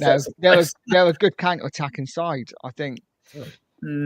Yeah, I don't know. I think they are good. They're defensively very good Forest. You know, and they tend to have they tend to be good on the break, good at set pieces. I think that's what I said on my channel. By fine margins, haven't they? Yeah, by fine margins. And when they could go either way, you're thinking, okay, you've done it against them. Fair play. They're having their fans must be ecstatic of the season they're having. If they could get Europe, you know. Well, that'll be corners and set pieces concerns me against Forest. That'll be their sort of ambition this season, surely getting to Europe. As teams like Brentford, Bournemouth, and Brighton as well. Brighton, Newcastle, Villa. Yeah. There's a cluster that are with us. It's a weird table of top 6. Yeah, it's a weird table, weird league this season. Yeah, but you still think it's going to be like Liverpool, Arsenal, Chelsea, Man City, top 4. The lucky team will probably get the 5th place through that coefficient because that goes to our league teams in Europe have done quite well this year. So we'll probably get a 5th spot through that. So then you're looking at 6th or 7th for. Look, as we stand now, if we got Champions League, we ain't finishing in the top 8, right? We're because we haven't shown the former enough. We're like half and half team, aren't we? Win one, lose one, basically. Yeah, and we've had a lot of injuries, same as last year. Win one, lost one, but we finished 5th. So this year, I'm confident going into the second half. One, because we have got a decent squad when everyone's fit. It's not as good as the top 4. I think I'll be in the top 4, but it's good enough to compete with the others. And then when everyone's fit, this is where your squad overcomes teams that are good, got a good first 11, but got less depth than us going in, because that second half of the season is grueling, right? Yeah. And other teams will pick up injuries as well. And I just think that will favour us. Now, I could be totally wrong, right? I could be wrong. But I just think we will have a strong finish. I think we'll finish in top 6. And we've got every chance of winning a cup, I think. Because it's 6 games. I mean, you've only got to be in form for about 6 games to win the effort. It's 7 with the League Cup, because you've got the 2-leg semi-final, which I think is going next year. I think they're getting rid of it. Are they really? Yeah, I think so. Because so many games already. Yeah, it's true. Yeah. That does seem like a bit of a tradition, doesn't it, with the League Cup? Yeah. The 2 legs. It sort of I makes think it. we need to. But you're going to be playing games. That is the thing that comes. I don't like playing FA Cup semi-finals at Wembley. So no. Well, that's the thing that comes with success. You're going to be playing every 3 days, and sometimes you get a crowded fixture. We'll play 5 games in 10 days. Well, that's murderous. Now, at least our squad, when everyone's fit, I mean, we ain't had a fit squad. There are lots of variables into why we haven't done better than we should have this season. It's not just quality squad depth. There are lots of variables, I mean, the system being number 1. That's why we need to chuck everything into I like Europa the League. philosophy behind Ange Ball, but as it's been 50-50 successful this season, and a pity, it'd be interesting if it had been there, if we'd had more fit players to key players. I mean, VDV, Romero and Vicara are key players, right? Bentancur was back to his ACL best before he got that 7-match ban, right? Would that have made a difference? Would we have got more points? I believe we would, but I can't prove that, because I don't know, right? But would it been better for them? Would we be better for them all coming back? Yes, we certainly will. Because it's not a question of being better. You can rest players. But we haven't been able to rest players. And although we got hammered by Liverpool, you were there, Brad. I mean, in that first half, right, when I see us get the ball, and we had 52% possession in that game. Looking at it from the, doing the eye test, it never looked like that. But the difference was Liverpool was so much better on the ball. They were fresher, they were sharper. The urgency to get forward. Even when we had the ball, we didn't seem to have no drive to do anything with it. We looked shagged out. We really did look knackered. I mean, Adrian, in the Liverpool game, our system let us down. When you can see 3 goals when we've only got 2 defenders, then it says a lot. It's a system, mate. That's why we got so many injuries, because all our players. I don't believe when fans. All our players have got to run around like headless chickens. I don't believe when fans say to me, because I've seen it, I've been to games, right, that we play with 2 at the back, Mark. We don't. All this season I've seen 4 and 3 at the back. We started a 4-2-3-1 against Liverpool, right? And they had 5-4-1, I think they started off with. So I thought, you're not going to sit back against us. But that's not fixed. You see it when we're attacking 4-2-4, right? And their shape changed as well, because it's not fluid. It's just a system. Players usually given roles in areas of the pitch, because there was 18 zones on a football pitch, and players were given roles and zones to be in. Right, this is where you do. This is where you run up and down. Pep does it with his team, even though they had serious injury problems to key players, and it screwed them basically. Them losing Rodri and De Bruyne, and even Harlison at times. I mean, that is the guts of that team. But with us, we didn't look as though we knew what to do with the ball when we had it, Brad. There was no sort of urgency to get forward. And the reason we had more possession is because we passed the ball a lot at the back and did nothing with it. So, the Ange style of playing is fast movement. Yeah. So it's like when the players don't do it, well, it's legs. If you lose the midfield battle, look, we're all taught, aren't we, in football when you're kids, when you play football. And I was crap. I was a right back, right? I was rubbish, right? But even when you're chosen to play and you're the worst player in the team, right? Technically, right? So, but you know that most games are won and lost in midfield. With the likes of someone like Porro has been pretty awful. You play as a fullback, right? I'm always wary of the winger. I don't know what he's like. I've never played against him before. He's obviously going to be faster than me, right? Because most wingers were faster than me. So I always had a tendency to be goal side, like about 3 yards off the winger behind. I was always looking over there. I was always looking to my centre back and looking to the right-sided midfielder. Like, I want to know where they are. Have I got to move? Have I got to back off, or can I make a challenge knowing if I don't make the challenge, I'm covered? But Porro, he doesn't even look over his fucking shoulder. And against Leicester and Newcastle away, when we got hammered when he first came in, right? He didn't look over his shoulder. He was never goal side. I thought, what the hell is it? Mark says it's because he's a wingback. I don't care if he's a wingback. You should have that nous, that football IQ to be able to spot danger. Now, if you know you're really faster than a player, right, and you're level with him or a yard in front of him, that's fine. I mean, Carl Walker used to make lots of recoveries and stuff like that, you know, and you can make recoveries, that's fine. But it doesn't. Like, and the amount of times we've had crosses coming from the right-hand side, not through the system, but for teams will break on you in a normal pattern of attacking play, and you're back away and try to crosses that have come from the right. I think we've conceded about 15, 16 goals. I haven't counted the Liverpool match. I don't know. This might be nothing at all, in the left-hand side of our goal mouth. So whichever way we're fighting, against Leicester away, it happened between Romero and Porro on the left when they scored. We got the 1-1. At Newcastle, Dragons played everyone onside for the second goal, although Udogie should have been tighter to Murphy on the wing side. Then that goal should never have happened, you know. And the first goal was even worse because the ball came into the box. They took the quick throw in, do you remember? And the ball came in the box. Players turned, and we've had players standing in a penalty area like statues. Now I get where Mark's coming from, critiquing the system. Fine, I get that because fans are always trying to find an answer. There's no leaders in the team. There's no reason. I've always old school, Mark. If you can't motivate yourself to be in that football pitch, then fuck off out of my club. Then get out, because I don't want you, right? Because you should need a captain to wind you up to play better, right? You should be motivating yourself. And I think that is why we ended up with so many passive players in the squad of 25. I went on Danny's show a couple of seasons ago, and other shows said there's too many passive players in the squad. They're good players technically, too passive. We're the ones that stick their foot in. We're the dogs of war that can dig us out of a hole, because Maddison can't when things go wrong. Basuma won't either, right?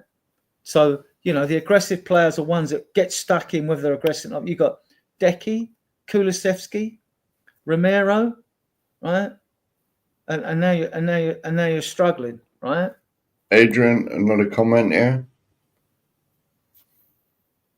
I gotta say, I kind of I want to agree with both of you, but I'm kind of on Mark. I do think, and I posted on my page that three of the Liverpool goals, and they posted pictures. Like we had two at the back. The third goal. I was trying to find them, Nudge. I was trying to find them and send them. We had the third goal. Spence bombed forward. Yeah. And we were caught out of it, and Dragishin had to go for a header, which he lost. And the fourth goal, when Kudu had it, and if he had just reverse passed it into Porro was in, but he missed it because Porro is so far forward that we then got caught on the break again. Right, I get that. So I do think it's a tactics, but I do think also the players need to be a little bit quicker with their passing. I get the fact, right, that we've been caught out at the back. I think prior to the Liverpool game, we conceded one goal, maybe two, from like over the top breaks. So over the top goal that got past Dragerson again, right? That should never have happened. Never have happened. But Brad will know the same as me. When I've been at games this season, we've always had four at the back, even if it's a high line. And people can't mind about four at the back of the high line because Potts played that way, right? Or we've had three there. I've never seen 2 parked on the high line. When Mark showed me that photo today, it was 3 against 2 Spurs players, but the 2 Spurs players weren't on the halfway line, which a lot of fans allude to. They were running back, Adrian. It was 3 against 2, the photo I sent you. Yeah. Anyway, guys, I need to go now. Let's get on a bit. Happy Christmas to all of you. Yeah. Happy Christmas to everyone in the chat. Have a good one. And you, Brad, have a great one, man, Steve's. Yeah, have a good one. And I will see you in 2025, I guess. We'll be on in the new year. I'll see you at Wolves. Mate. I'll see you on Sunday probably if I can get there because there's all travel problems. But yeah, I shall see you in 2025. Have a great Christmas. Have a lovely week and see you later. Thank you, audio. Merry Christmas, everybody. You're always welcome on the Big show. up, Brad. No problems. Good night, all. Good night. Cheers. Bye, mate. Yeah. No, I get it because, like, look, I get the fans' frustration when things aren't going well. I just think that, and we know, don't we? I mean, if we're totally fair about this, Ange hasn't, any manager that had come in and took this team over, right, straight away, even though it showed it last season, we got around about 16 players out, some are on loan and whatever, but shows that, and we know now, and the proof is now, we know the squad isn't up to scratch to fight on 4 fronts, right? With the amount of games you have to play. We know we need a left back. We know we need another number 9 because Richarlison's going to have to go. Unless he smashes it when he comes back, right? He's going to have to go, right? Show us something, but I don't think he's going to show it. And, like, we know we need a 6, depending what your, perception is of a number 6. Because when you talk about 6s, 8s and 10s, your Arse fans have all got a different perception of what that is. I prefer to use the old school, holding midfielders, attacking midfield players, central midfielders. That's the way I prefer to go. So that's 3 we're missing, right? I'm not worried about centre-backs. We've got good kids coming through. Will they try them out, though? Who knows? Dorrington's come on once, made 1 mistake in the game, didn't look bad. Yeah, I know. No, it's not an improvement, simply. It's a situation we find. Would we have lost 8 games if we'd have kept, on average, a more fitter squad? I'm not saying we wouldn't suffered injuries because all teams do. But I just don't think, to do with the problems he had last season, losing the best goals and finishing 5th, I thought was excellent. But I understand. No. Okay, fine. Mark doesn't agree. That's fine. That's your opinion. Mine is different, right? This season, we've lost 3 key players. Our 2 best centre backs and our number 1 goalkeeper. Right? Tell me that wouldn't affect any other team. Fultz has done well when he's coming. 2 or 3 good saves against Liverpool. Right? So he's done well. But at centre back, if VDV had been there, even though his positional player's a young lad, I question as well, at times, they wouldn't have got that goal or that ball over the top. He would have won that race. Right? So there are a lot of variables. I mean, you're talking about injuries, you're talking about quality squad depth. And when all fans out there and a lot of the critics are turning around and saying, oh, yeah, Ange and all this, and saying, oh, yeah, the squad's not good enough. Well, hang about it. You can't have it both ways. One, you're saying the squad's not good enough, and now you're saying Ange is not good enough because he's got to deal with injury situations when we are down at the bare bones and players are obviously knackered. Now, I don't know if the results would have been better with the players we have missing, but logically, I think they would be better. That is the difference. But who knows? I mean, we'll see. This is why I've said I would judge him at the end of the season. At the end of the season, question. Players back. Go on. I got a question for you, Adrian, because obviously you probably know. Listen, I'm Anjo. I've seen enough. I'd like to see someone else come in. I think they could get a better tune out of the players that we got. But the one thing that concerns me about Ange, and it's something that I read today, actually, or heard today, and I'm like, Ange has a really good point, is that Ange has his way of playing. Yeah, he's not going to change. No, he's not. And he's come out and said, the players take time to learn his way. What concerns me is that every job he goes into, he always brings in new staff. So new coaches, new whoever. Surely, if he's got a way of playing, it would be better to bring staff in that knows the way he plays, so they can give that to the players quicker. It's almost like he's bringing in new staff, so these new staff then have to learn how Ange plays before they can pass that on to the players. If you know what I mean. And it just kind of makes me think, why would he not bring in staff that he's already got, that he trusts, that know his way of playing? Why would he not do that? Well, I think the players know what he wants to do. They must do tactical and analysis work at the training ground. The coaches there, I mean, you can bring managers in with coaching staff, and you sit down with your coaching staff. You might show videos and all this, like, look at the way we played at Selkirk, look at we played at Yokohama or wherever it is, look at the way we played in Australia, look at the way I played with the Australian national team. This is the way I want to play. Now, any coach with a footballing IQ, and they should all have it, they haven't got to go out and do it on the pitch, should know. They're coaches, and they should be familiar with every system, right? And Andrew's had a success everywhere he's been, so his philosophy works. People say it doesn't work in the Premier League. Well, it has worked, and it's failed in the Premier League. About 50-50, because that's why we are mid-table.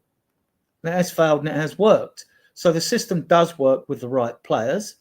Now, whether these players now are in the right condition to be playing so many games on the spin without being rotated, I doubt that, the way football's played today, and it's so fast. We see it with all other teams in Europe.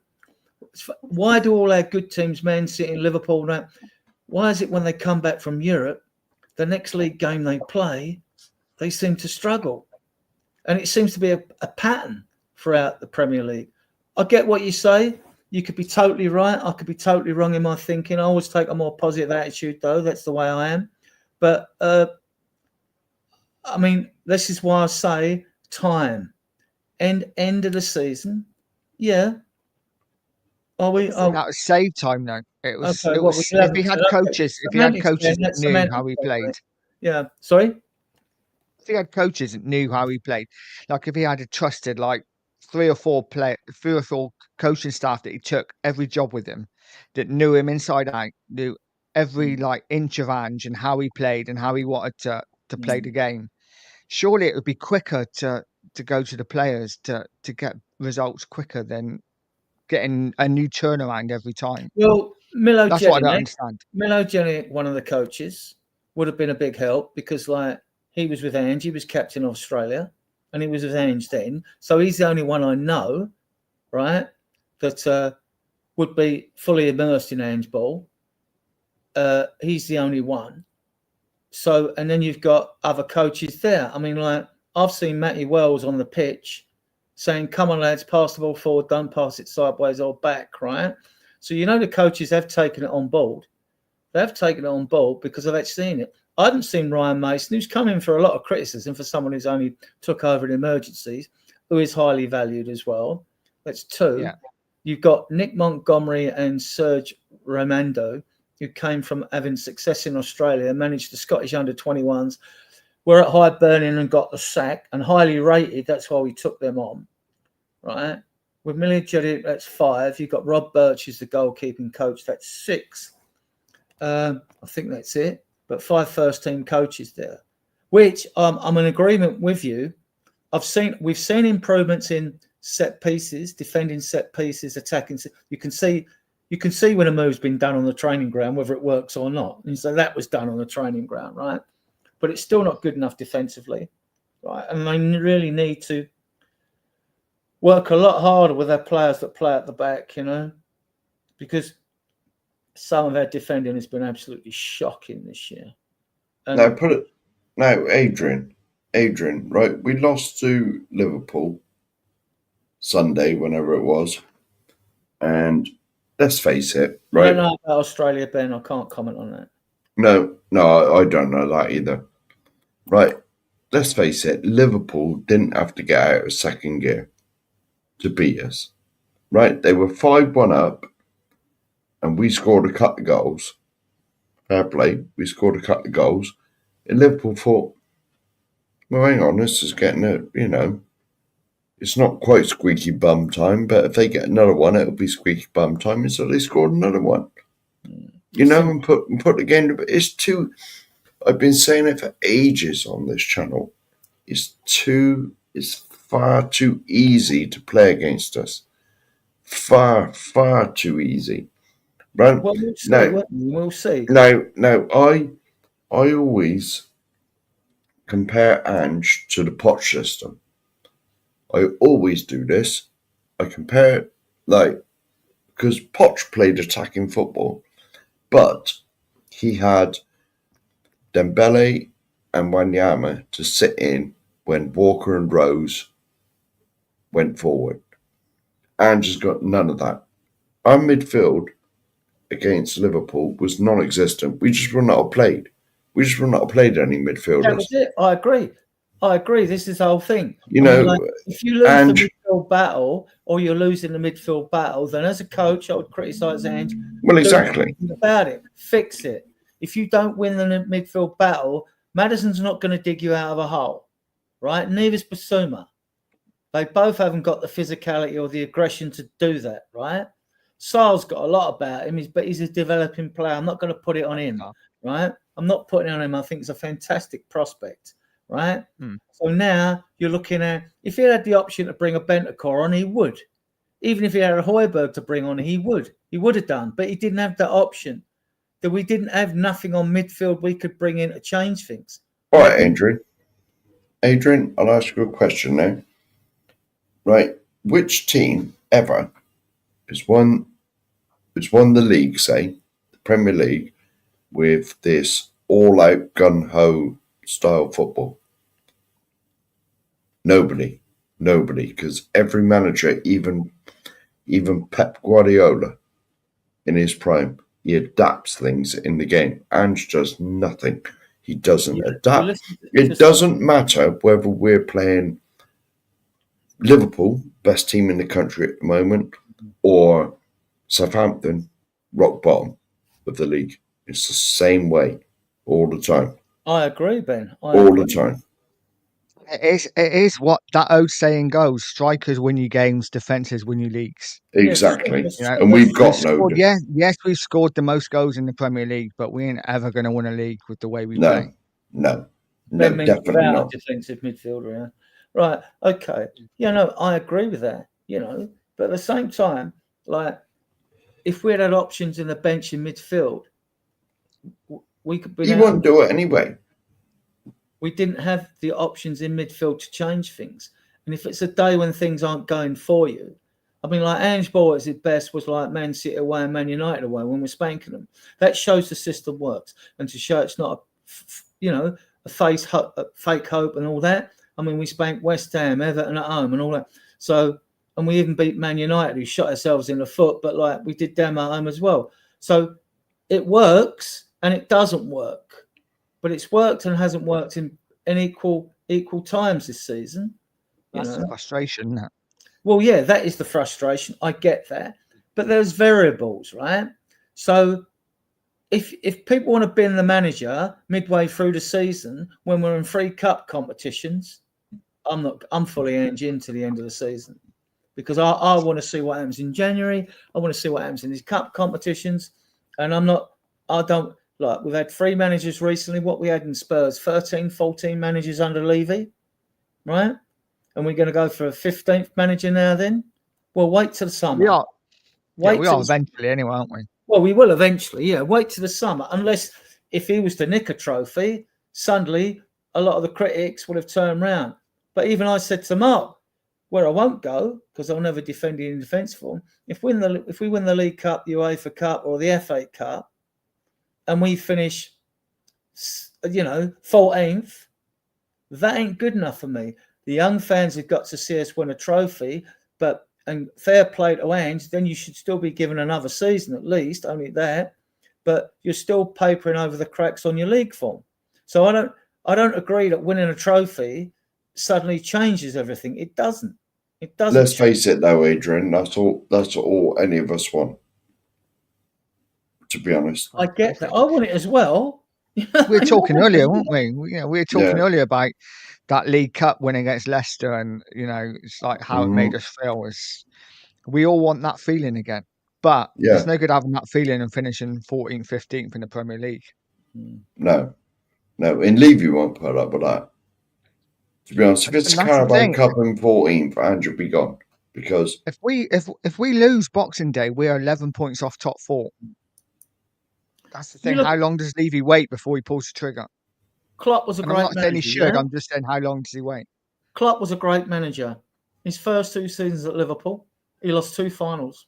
He lost 2 finals. In his 3rd season, the first trophy they won was when they beat us in the Champions League final, which was a bent final due to that dubious penalty decision for the handball in Sissoko, right? 3 seasons. Ange's been here 1.5 seasons. Like, fans should learn to be a bit more patient. I get their frustration and their angst. I get all of that.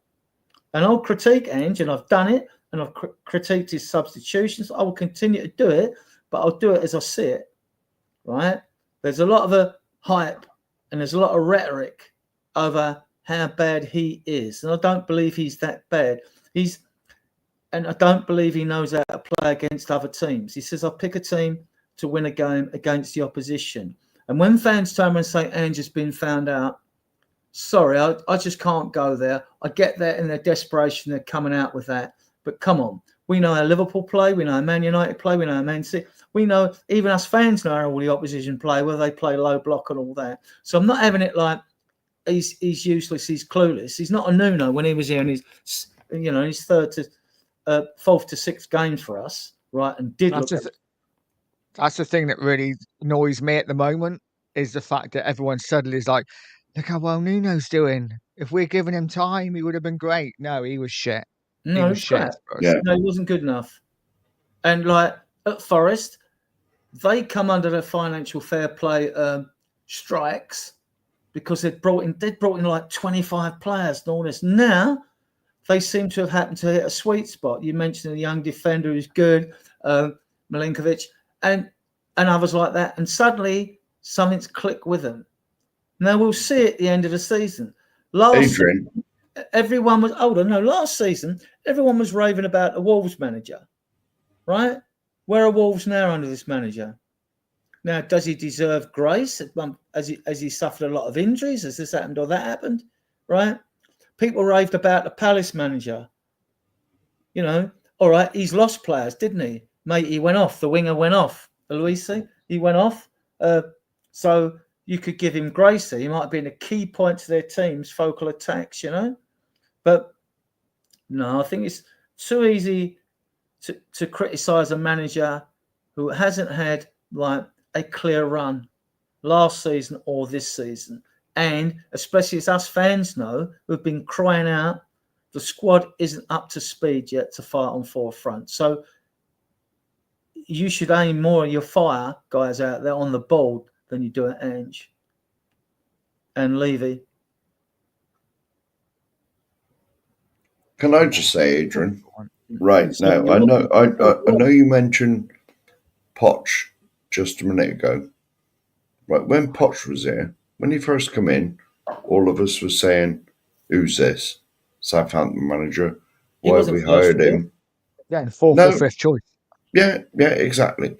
But what you see, he only stayed, Mark, with that last gasp winner against Harry Kane scored that free kick against Villa away. Carry on. That was deflected, right? Yeah, it was deflected. All I got to say on Poch, right, is that every season you saw the trend going like that.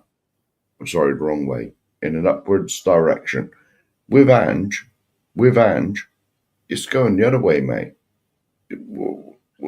We're sinking down and down and down. Going in, it only turned around after we beat Villa away. Poch was in the danger of the sack, Mark. Yes, exactly. That's what I'm saying. But after that, the trend got better. Things improved. Yes, they did.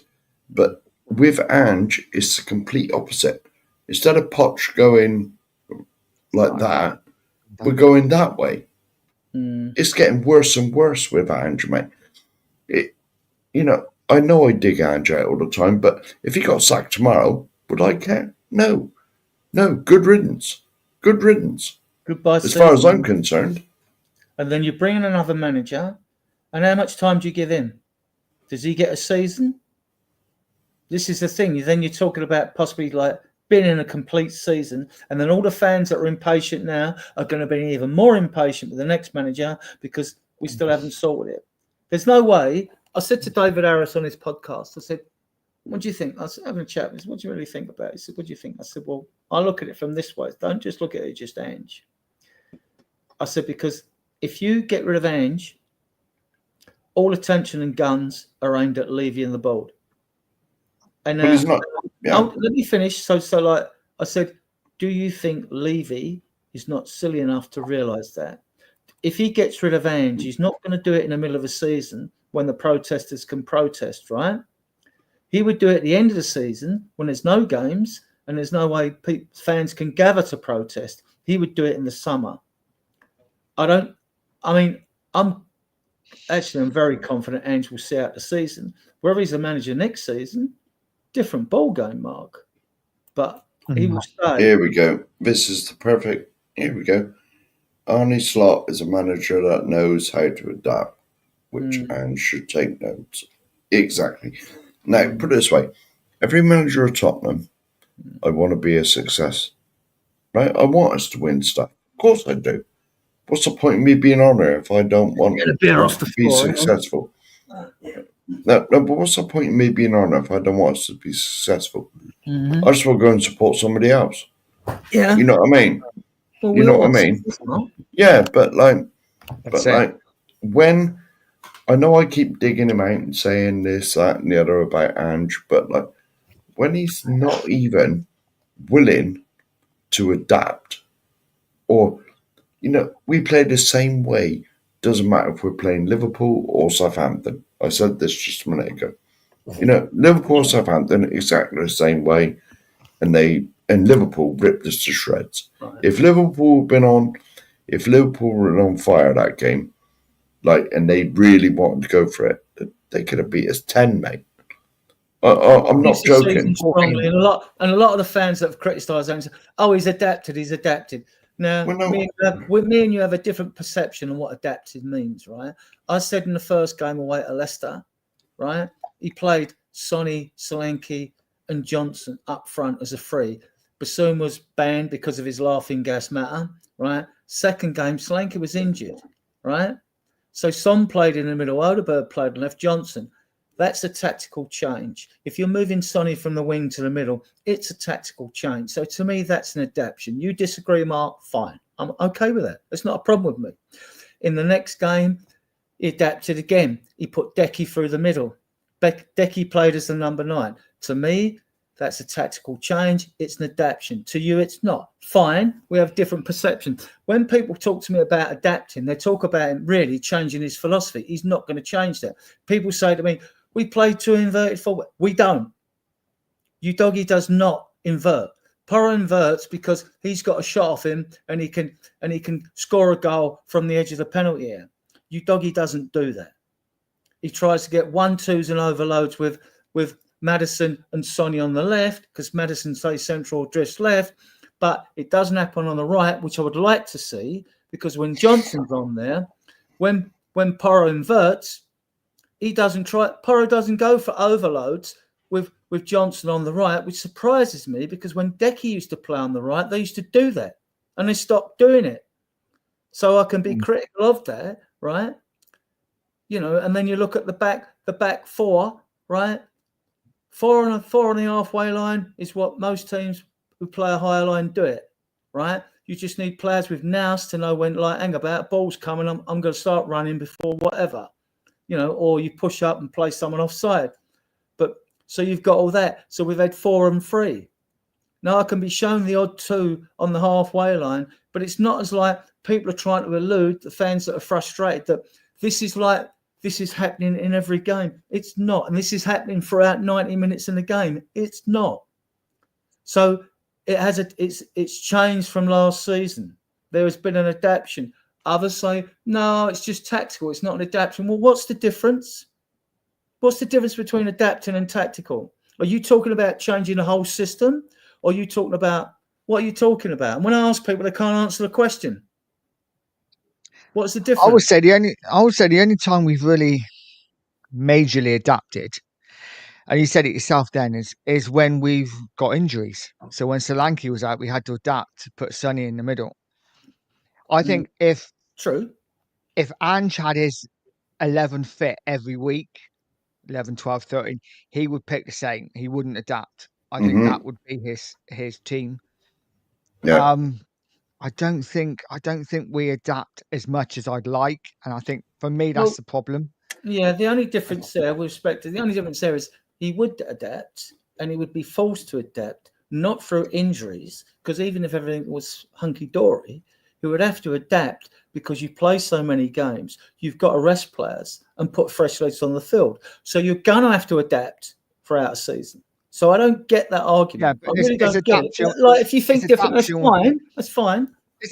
But his adaptation would be Solanke instead of Richarlison instead of Solanke, or Sonny instead of Werner. There wouldn't really be a lot of adaptation. It would be the same system, just playing different players in that system. And and also that's the way I see it. It is Nudge. It is Nudge. It's the same system with different players. And also, if you're playing a team that you've looked at and you think, oh, their left back or their right back, whether they're a wing back or not, is a bit slow, do you then okay, the left back's a bit slow. So do you then play Kulusevski down there, or do you play the faster player that's Johnson down there? There are tactical nuances involved in the game. Yeah. And so I agree. So when if you do it, and he will play. Johnson's going to play again this season, even though Decky's done all right. Decky's done all right wherever he's been, right? I know we would all like to say employ more as the 8 hybrid 10 role, right? But at the moment, because we lack consistency in certain positions, especially Porro, I want Decky out on the right because he gives that a bit more defensive stability. Because if you're an opposing manager, you attack our right side if Johnson and Porro are there. You do attack our right-hand side. It's obvious. But Ange will know that. He's not a mug. But he'll be saying to players, well, come on, lads, impose yourself on them. Don't let them impose themselves on you. You know, I think Ange sometimes trusts the players too much. You know, instead of just being a manager and managing, maybe he trusts the players too much to do that. And maybe they need a bit of managing. I don't know. I get the impression some of these players need a shoulder, like an arm around them, instead of like get out there and do your job. What about football IQ? What about all the coaching they've received through the academy levels as a 14, 15-year-old, 16-year-old, learning to play at different systems under different coaches, which you should all be taught this. What about, where's the footballing now? It's with Porro. Where's his fucking footballing IQ? He's technically an excellent footballer. And I don't care whether he's brought in as a wing back or not, but where's his football IQ to spot danger? And where's his intelligent awareness? Where is it? You know, this is what I think. Not so much when we talk. It annoys me when players can't do the basics. That is what really pisses me off. You know. And when we talk about players who have improved under Ange, everyone always goes to Kulu. And I think Kulu is the one player that has improved, but I don't think he's under Ange. I think Kulu is that sort of mentality that he wants to be the best. He was always going to improve. He was always going to improve. Yeah, he's going to improve because he wants to improve. And now finally he's playing as a number 10 as well. Yeah. Yeah. Kulu will be amazing at another team. It's like when Walker and Rose first come, they were farmed out of this club, right? My brother. They went out. And Walker, when he first come, I thought, what the fuck have we got here, right? It was always up the field, got caught, coming back. But he gradually learned. He got into it, turned into arguably the best right back in the world. He's still up there, even though people are questioning his pace now. He still looks I'd still have him now tomorrow, right? But like, you've got that. What gets me is I don't get what really frustrates me over the years. There's a lot of things tactically, throw-ins, set pieces that really annoy me. What I don't get is you players have come through academies. You've worked way up. You're not bad players. You're playing for a Premiership team. Even if you're in the bottom of the Premiership, you're still a good player to have made the grade and worked your way through, right? It's just like your footballing IQ. Have they been like trained into robots? Because I think football's very robotic now anyway. When you see the games, they're all played the same. You get up the field, you can't get through the middle. You pass out to the right wing, it comes back across your centre. It goes out to the left wing. You know, you haven't stretched their defence to make a mistake. It goes back to the middle. It goes back over. It's all very robotic, you know. And I just wonder, like, are these, their football brains coached out of them? What do you think, Dan? Welcome back to the show. Merry Christmas, mate. Anyway. Merry Christmas, everyone. Hello, Mark. Hello, Adrian. Hello, Big up, Nigel. Dan. Everyone in the chat. I hope everyone's all right. I ain't got too long, probably about half hour. Just got a few things to sort out. We've got the family over tomorrow, so you know what it's like. We've been on for nearly 4 hours, mate. So are we really? Oh, shit! Yeah, so we are. Yeah. We've got Father Christmas coming soon, so yeah. I ain't got too long left. Well, you better speak for a half hour then. Half an hour. Look, I was listening in, just wrapping a few presents, and yeah, I heard you know where you all stand with regarding Ange. I just heard so much rubbish today about Ange. I mean, I tried to switch off from it all. I said after we did the show last night that let's just leave Spurs, but it's hard to, isn't it? And yeah, I mean, Adrian, you were at the game. I mean, absolute shocking management, wasn't it, by Ange? Shocking management to let us be beaten so badly, didn't you think? My old take on it was like from the very word start, I didn't like the way we started. We were slow. We had the ball. We were passing it around the back. We had no urgency or drive to go forward. It's as if like we were like static.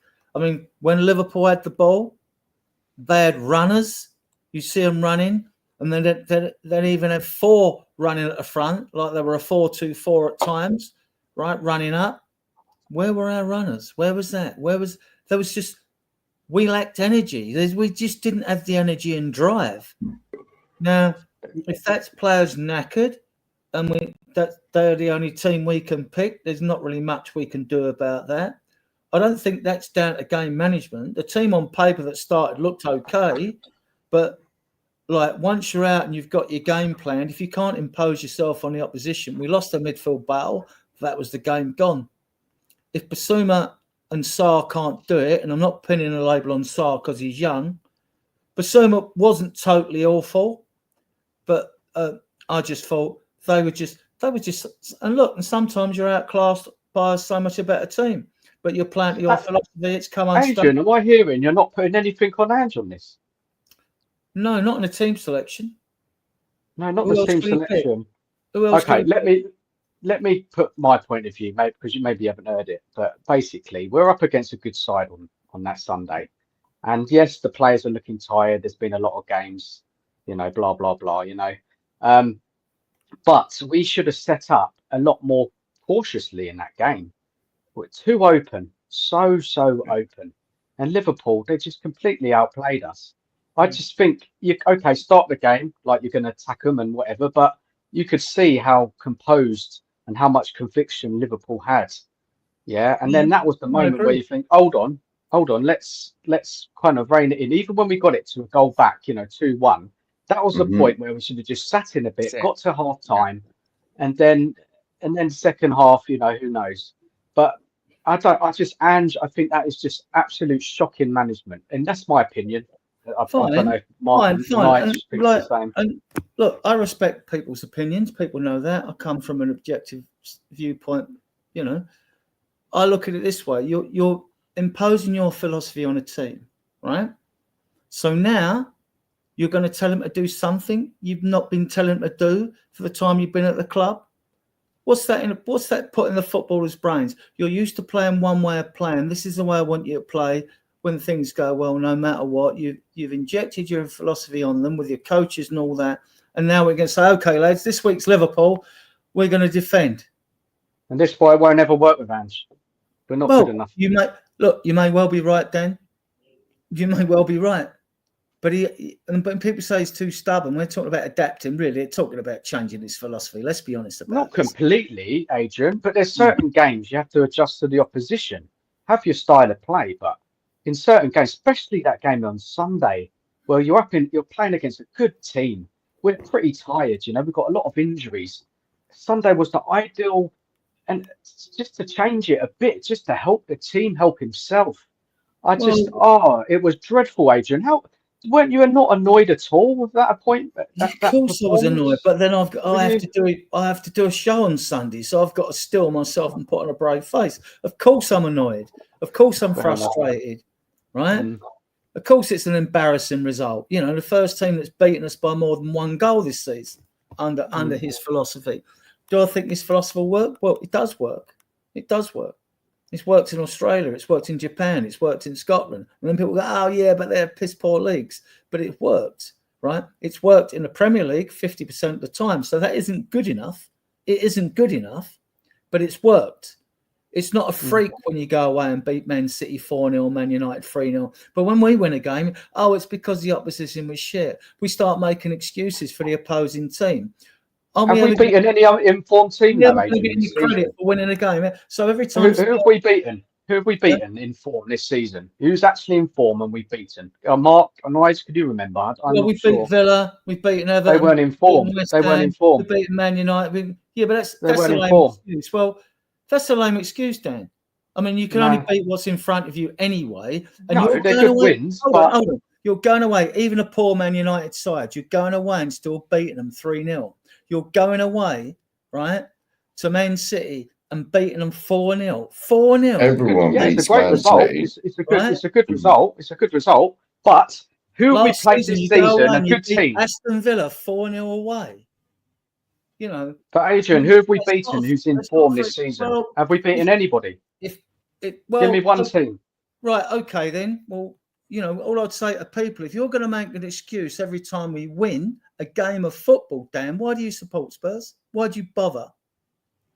No, it's not that. It's just this is. You don't like the manager. That's fair enough. You don't like his football style of football. That's fair enough. That's fair enough.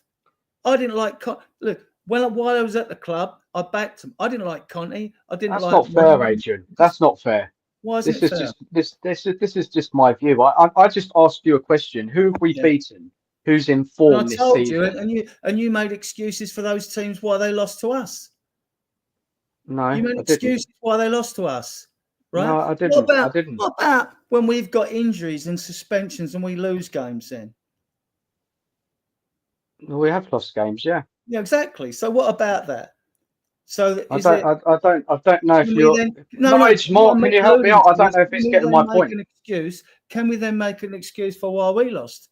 No, I wouldn't. You know, it's just a simple question, Adrian. Who have we beaten in form this season? I told you, Man United. They weren't in form. Man City. Hold on. Man City. One win in 12 games. Hold on. Man City only fell off the cliff after we beat them. They were doing all right until we played them. No, they're on the back of 4 defeats. No, they weren't on the back of 4 defeats. They were. If you go back and look at the fixtures. What I'm trying to say, Adrian, is look, it's all well and good playing attacking football, and I'm happy we win these games. Don't get me wrong, I'm happy. But I'm just not happy with Ange. I'm not happy that he doesn't adjust. And he needs to adjust in the Premier League, because where are we in the league? 11th. Do you have any confidence us get beating Liverpool in the cup? Yeah, I do. Honestly, yes, you do. How? Because Liverpool got a congested fixture list the same as us. They're in Europe. They're in the Champions League, right? They've got fixtures to play. We don't know as we stand now. People might be a bit glum because we've been spanked by them and think that we're never beating them again, right?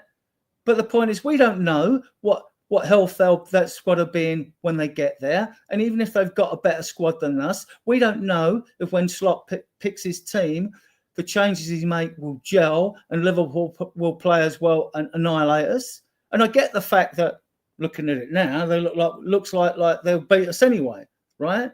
But that's not written in stone. If you look at it, even if we won the first leg, say if they made some changes for the first leg, we go to Anfield with that high line, we're done. Absolutely done. We're destroyed. Liverpool will play a stronger team in that second leg.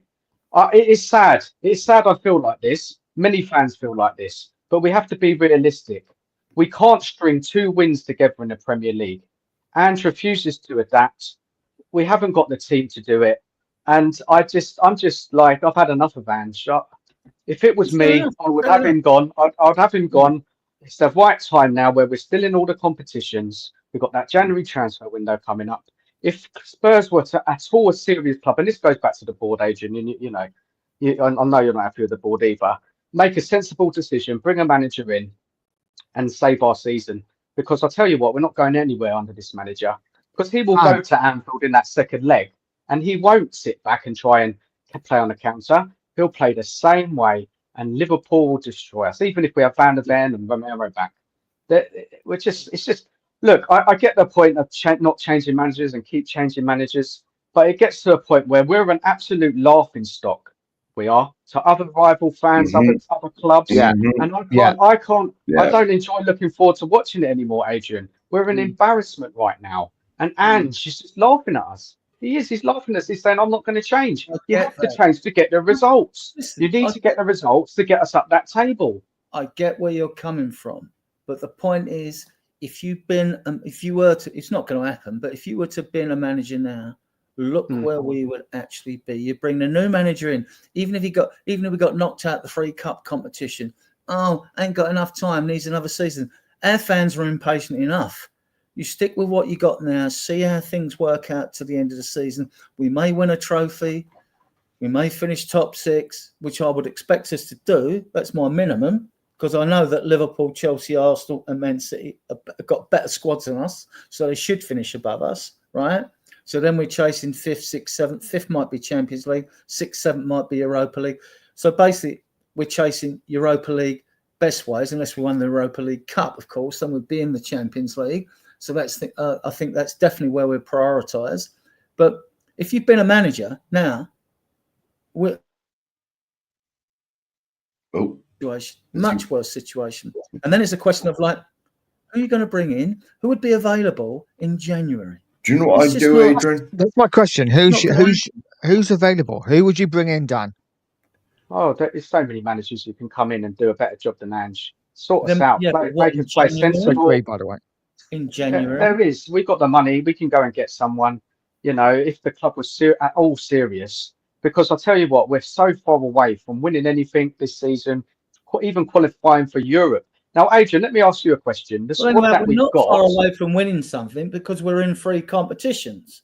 Yeah, but we're not going to get past Liverpool. I can tell you that much now. And Europa League, as soon as we play anybody decent with a decent manager, we're done. Yeah, and FA Cup, you never know. You never know. Ben's still awake, right? But listen, Adrian, you know the squad. How do you view that squad in terms of, you know, where do you think that squad should be finishing? Top 6, 7th when everyone's fit. Top 6. There definitely you go. Europa League spot. Yeah. So So at the moment, it doesn't look like we're doing that, does it? Even if we won the Europa League Cup, then you've got to spend money because we'll get annihilated in the Champions League. Yeah, we're nowhere near Champions League level, no. Especially not with this manager. A priority in this window should be a left back to cover for your doggy, and then you're looking at a 6, and then that would be. I mean, we can. That's another argument, Adrian. He doesn't play with a 6. Unless we can bring. If it's a question of like, there's only about 30 mil, you could still put 10 mil down on 3 players and bring 3 in, right? We're well stocked in midfield, although we need a number 6. We need a number 3 first.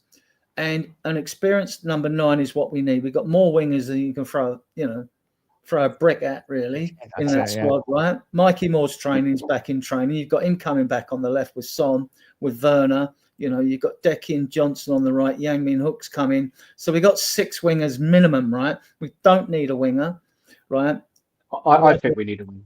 But anyway, that's me. I don't, not with Mikey Moore. So, and 2 of them can play on both flanks anyway. Well, 3 of them actually can play on both flanks. So, yeah, so me, when we talk about defenders, well, Ange said at the beginning, prior to the injuries to VDV, Romero and all that, I don't want to bring another, and we had Dragusin. People said, we've got 3 centre-backs. He said, I don't want to block the path of Ashley Phillips, Dorrington and Vuskovic, right? But Vuskovic isn't 18, and he had a stormer in the last game of Westerlo, like he's done. He scored again, scored their equaliser. And he's not 18 to the 24th of February, so I'm not sure about his registration. He's got to get his work permit. That's why Yang Min Hook can't play straight away. We're waiting for his work permit. So, but I don't think we need to go for a centre-back. There's been rumours we're in for Ben Godfrey from Atalanta on loan because he hasn't got any game time there. They only paid 10 mil from Everton. I liked him when he was at Norwich before he went to Everton. I don't know what the player's like now. I haven't seen him play. he's pretty quick. He's a very good defensive player, right? But and I don't know if these rumours are BS or not because there's so much of it going about.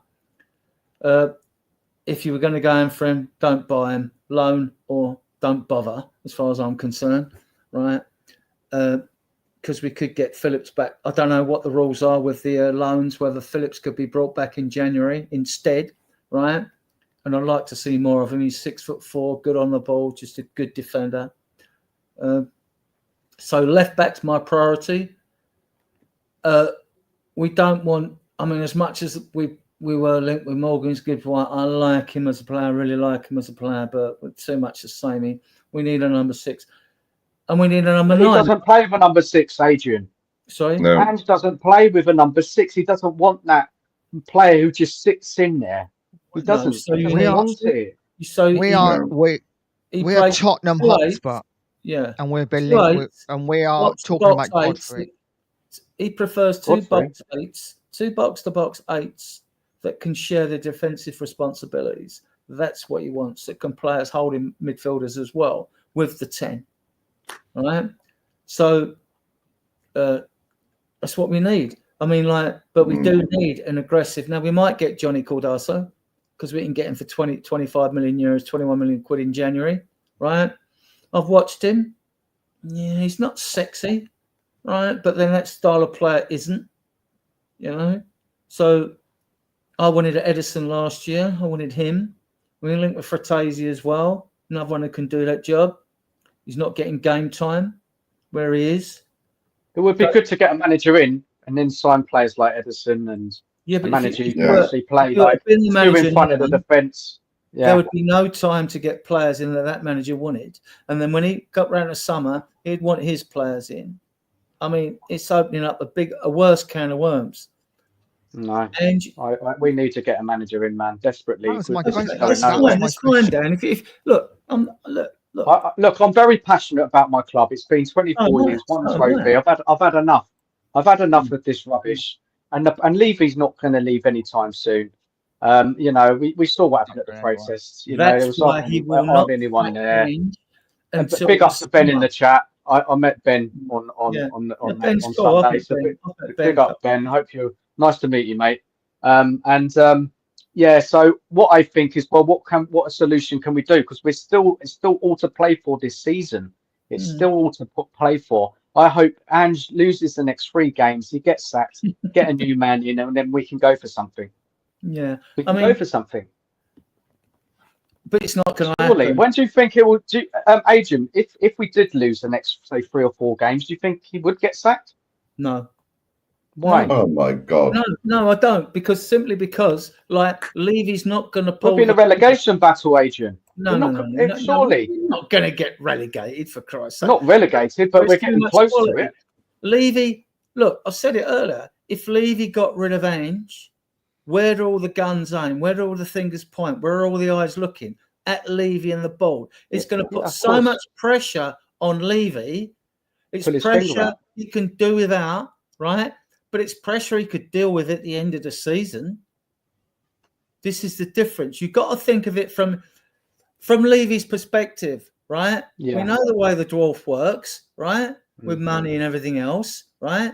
I've critiqued him enough times, but he doesn't live in my head. I don't want to be on a show where on these podcasts where Levy's the topic of conversation. We can do it they've got, right? But he's not going to do it. Do you think realistically that Levy in his right mind is going to sack Ange? I think if the results continue to slide, I think he'll have to. There'll be no choice because once we're further away from those European positions, that's when Levy will pull the trigger. Right, that's fine. That's fine. Because he doesn't really care about the Cup League, does he? He's not a big fan of them. I respect it. If you're proved right and I'm proved wrong, I'll go, Dan, sorry, mate. You was right. Look, it's not even that, Adrian. It's not about anybody proven wrong. It's just that we both have our opinions on it. Mark at Nige, people in the chat. It's nobody's right or wrong. We all want the same thing, don't we? At the end of the day, it's just that a logical standpoint. I don't see it happen. Well, I see it from my logical standpoint. Let me ask the others the same question. Nige, do you think Levy would sack Ange if we lost the next 3 games? Which would be what? Might be 10 with even, ain't that? So we got Forest Wolves. Forest Wolves and Tamworth. Is it Tamworth the third game? I'm not sure. I think so. If we lost to Tamworth, I think he'd get sacked. Yeah. I've got Newcastle at home coming up. Arsenal away. Yeah. Where do you think our next win is, Adrian? Where's our next win? Wolves at home, maybe? Forest away. We've won the last 6 times we've played and 3 times home and away. I just think we're going to beat them. I don't think we'll beat them. No. Well, then I'll go. No chance. Well, if I'm wrong, I'll be proved wrong, won't we? Wolves you really think, Adrian, we're going to beat Nottingham Forest with the form they're in? Yeah. And that's the thing, though, with Spurs, though, you just never know, do you? No, you never know. Obviously, there's always a chance. We could win 4-0, we could lose 4-0.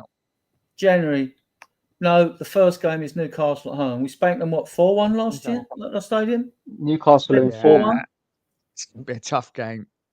Are they above us in the league, Newcastle? Or just about? Maybe? Yeah, above us, yeah. Probably nothing, a point or something? I don't know. It's horrible to think like this, Adrian, when you just don't think you're going to win a game. It's just not good. I mean, this season for me is I've just lost hope, lost so much hope what I'm watching week in, week out. And when I look at the manager and I think you can do more, you can do so much more to help yourself and help the team and give the fans some wins. How can he do more than that? Just adjust, man. Just play it a little bit cautious sometimes. It's just like any decent manager will do that, especially with the injuries. The injuries is the main crazy thing. Look at the team you're playing, play accordingly. Most fans that are out are saying, like, adjust or play things differently.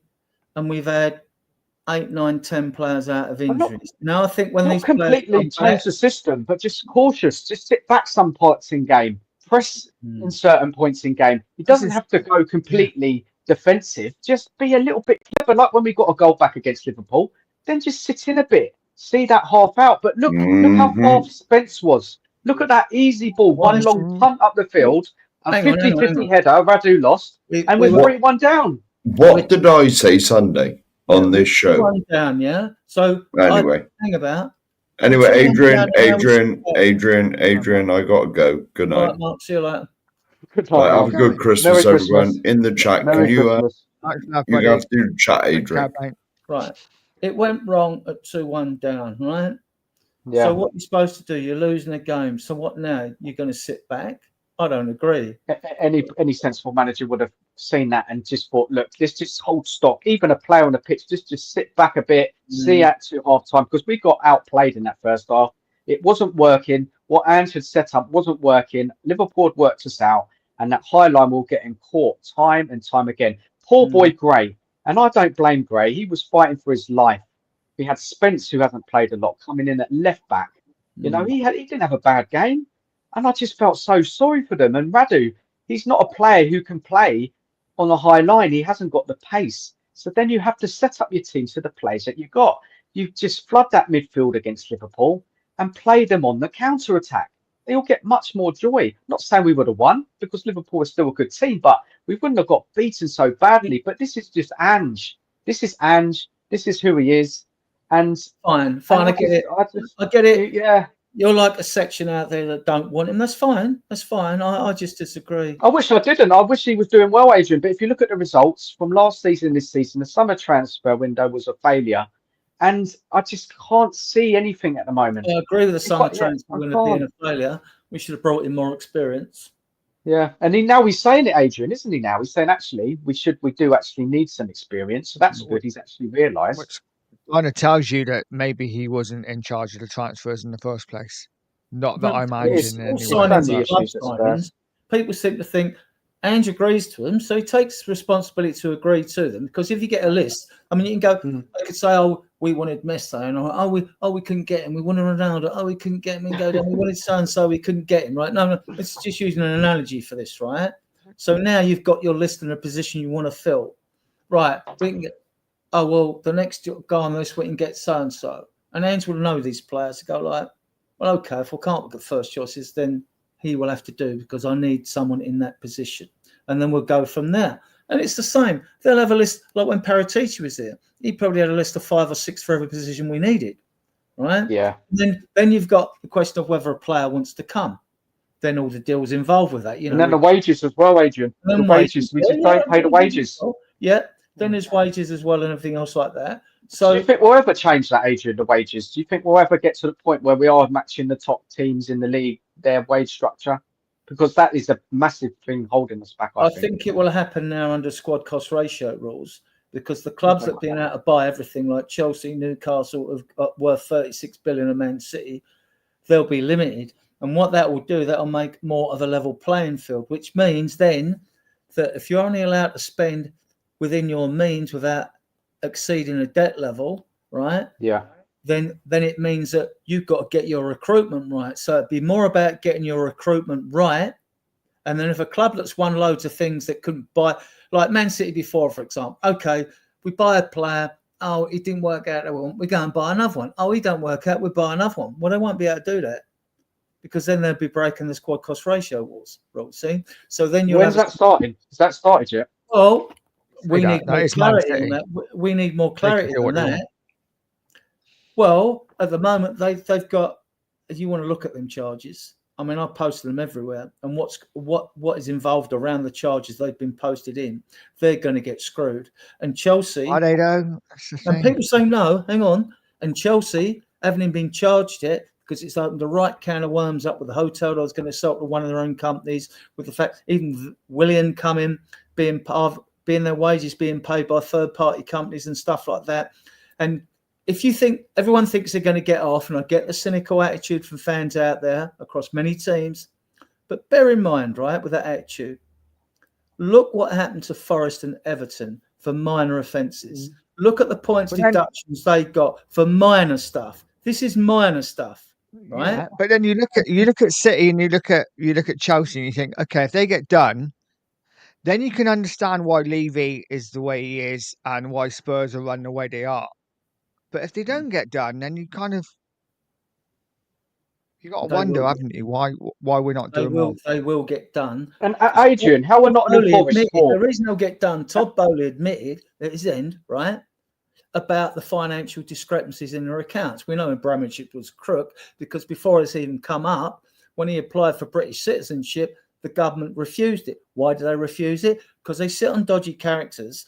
They only move against them when it becomes expedient for them to do so. And they did when the war of Ukraine started, right? Then they moved again.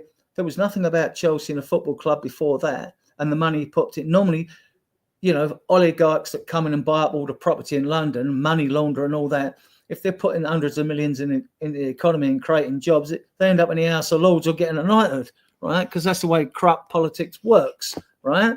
But like, he was even refused a British citizenship. So that made my ears prick up straight away when it happened. I thought, like, this guy's obviously very, very dodgy. Not that there is an honest billionaire out there on this planet anyway, but like a multi-billionaire refused British citizenship. What's going on here? You know, and that's before all this, you know, finals for fair play coming. Chelsea are going to get done because they virtually admitted liability. It's only when they investigate, and they haven't been charged yet because they've been digging up this can of worms so long. It's so deep with Chelsea. I think they're in a worse situation than Man City. And I don't think relegation's out of question for both of those teams. And people say to me, oh, they're by the way, they've got teams. Yeah, they will have the best lawyers that are around. And they're going to need them. And they're going to need them, right? And there's no way, if you look at the breakdown, which I could send you guys if I still got them, I will have them somewhere. If you look at the breakdown of the rules and how they're actually described, you sort of think these are going to get stuffed, right? Adrian, I've got a question for you, buddy. Go on. Hold on, I've just lost you. Hold on a second. Why are Nottingham Forest above us? Fulham, Brighton. Why are those teams doing better than us right now? Well, simply in your opinion, they've got better results. Forest have really they were done and had points deductions because they broke the financial fair play rules, and they bumped up their squad, and they brought in so many players, and a lot of them we haven't even heard of, right? And like, it's clicked with him. And Nuno, we sacked. He's got he's tweaked them, and they haven't spent much in the summer, have they? They didn't spend a lot of money. But they had loads of players for which they brought in before. You know, they brought in loads and loads of players. But would you take them players over the Spurs players, Adrian? No, because they weren't household names. Some of them. What do you know about half of them? What did you know about half of them? I would take the two centre half at Forest in front of any of our Milinkovic, yeah. But would you take Wood over Solanke? Huh? Would you take Wood over Solanke? No, I wouldn't, because he scored more goals. No, he scored 11 goals, and he would. Yeah, he may have done, but he hasn't. He wouldn't sort our system. What about Fulham then? How are Fulham above us? They haven't got a better squad than us. Well, because obviously, when you're doing well and you're a lesser wealthier team and you can't compete financially with a club like Spurs or others, if you get your recruitment right, they've obviously got their recruitment right and they're performing. Brighton were flying, were dropped off a little bit recently, but we know these teams have got good squads now. And if they're injury free, look, these teams do not stay in the Premier League on their home form, on their away form, do they? Sorry. Bournemouth? What about Bournemouth? Same with Bournemouth. Very hard to beat side, aren't they? And their recruitment's been good.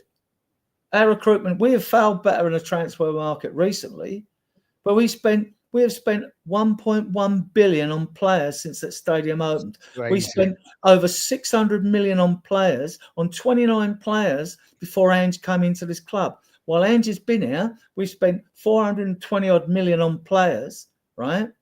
But you thought we'd bring in bad players then, Adrian? Do you think we brought in bad players? Well, Ange don't bring them in. He agrees to players. Okay, the club.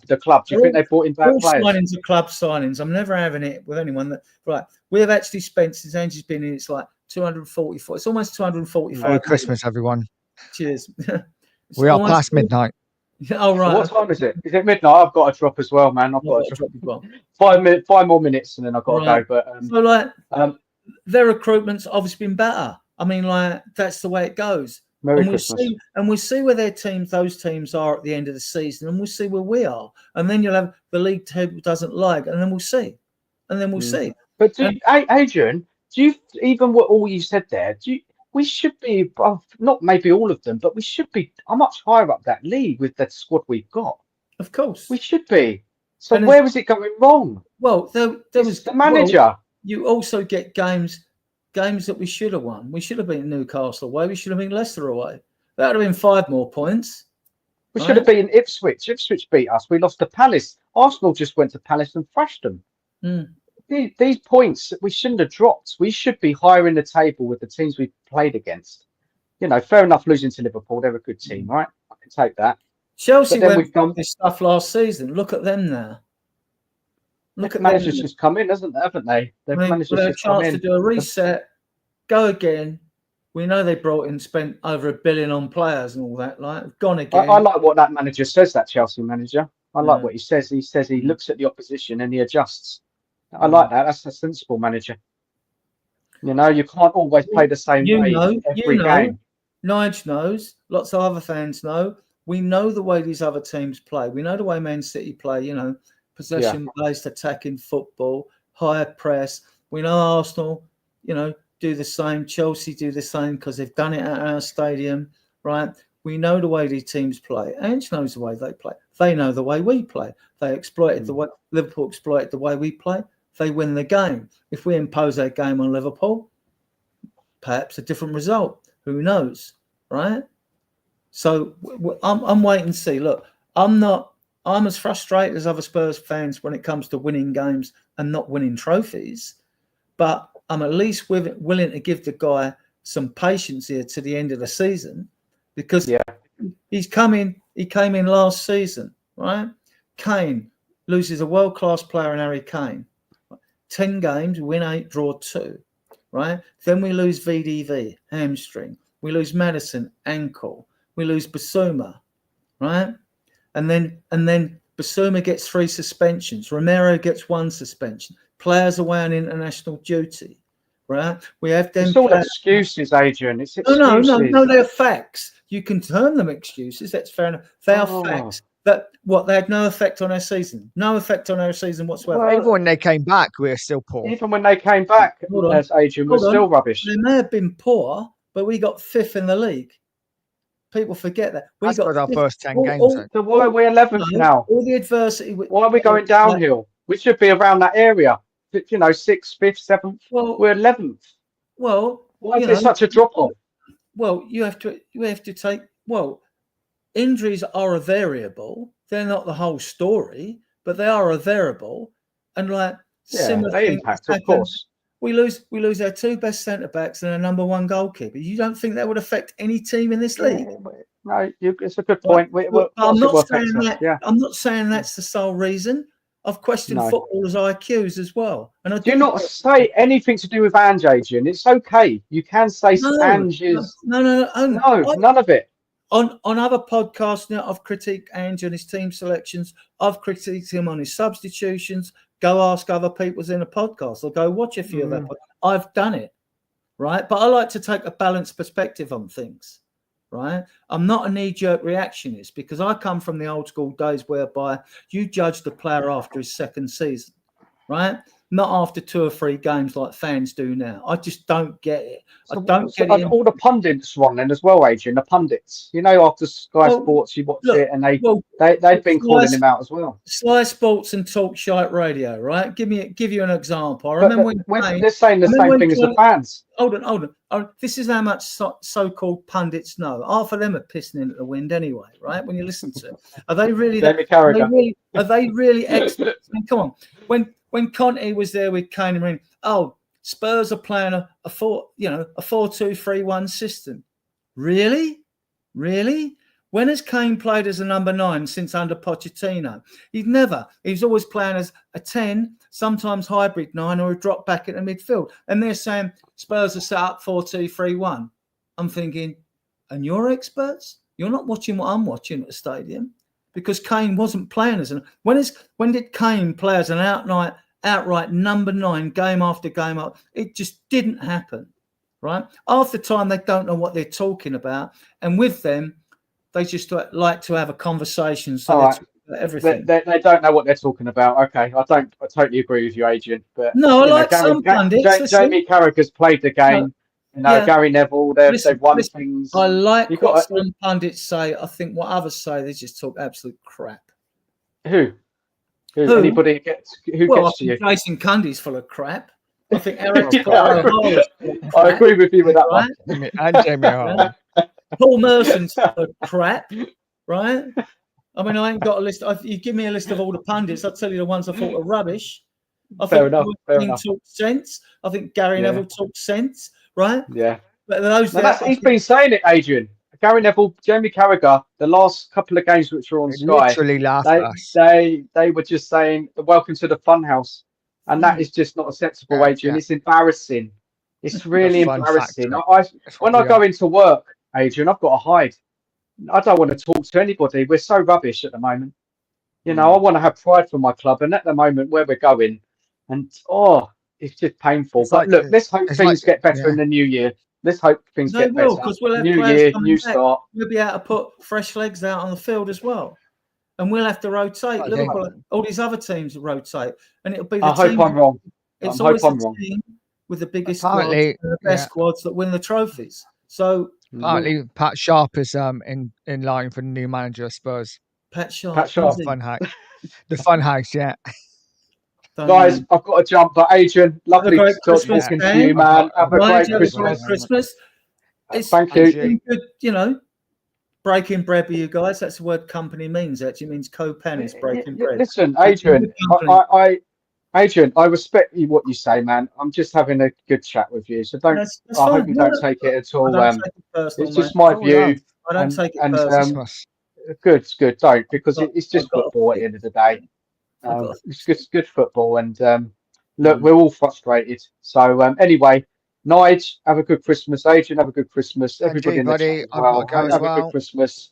Big up to everyone in the chat who stayed with us for this length of time. You're brave on a Christmas Eve, supping your Christmas drinks.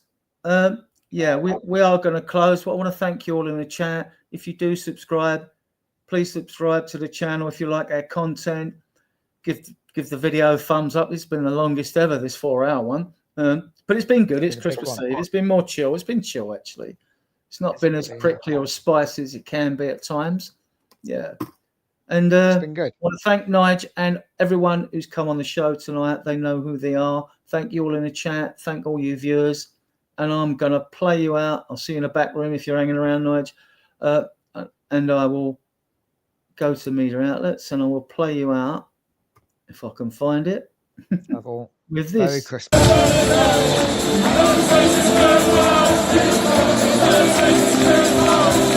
Christmas.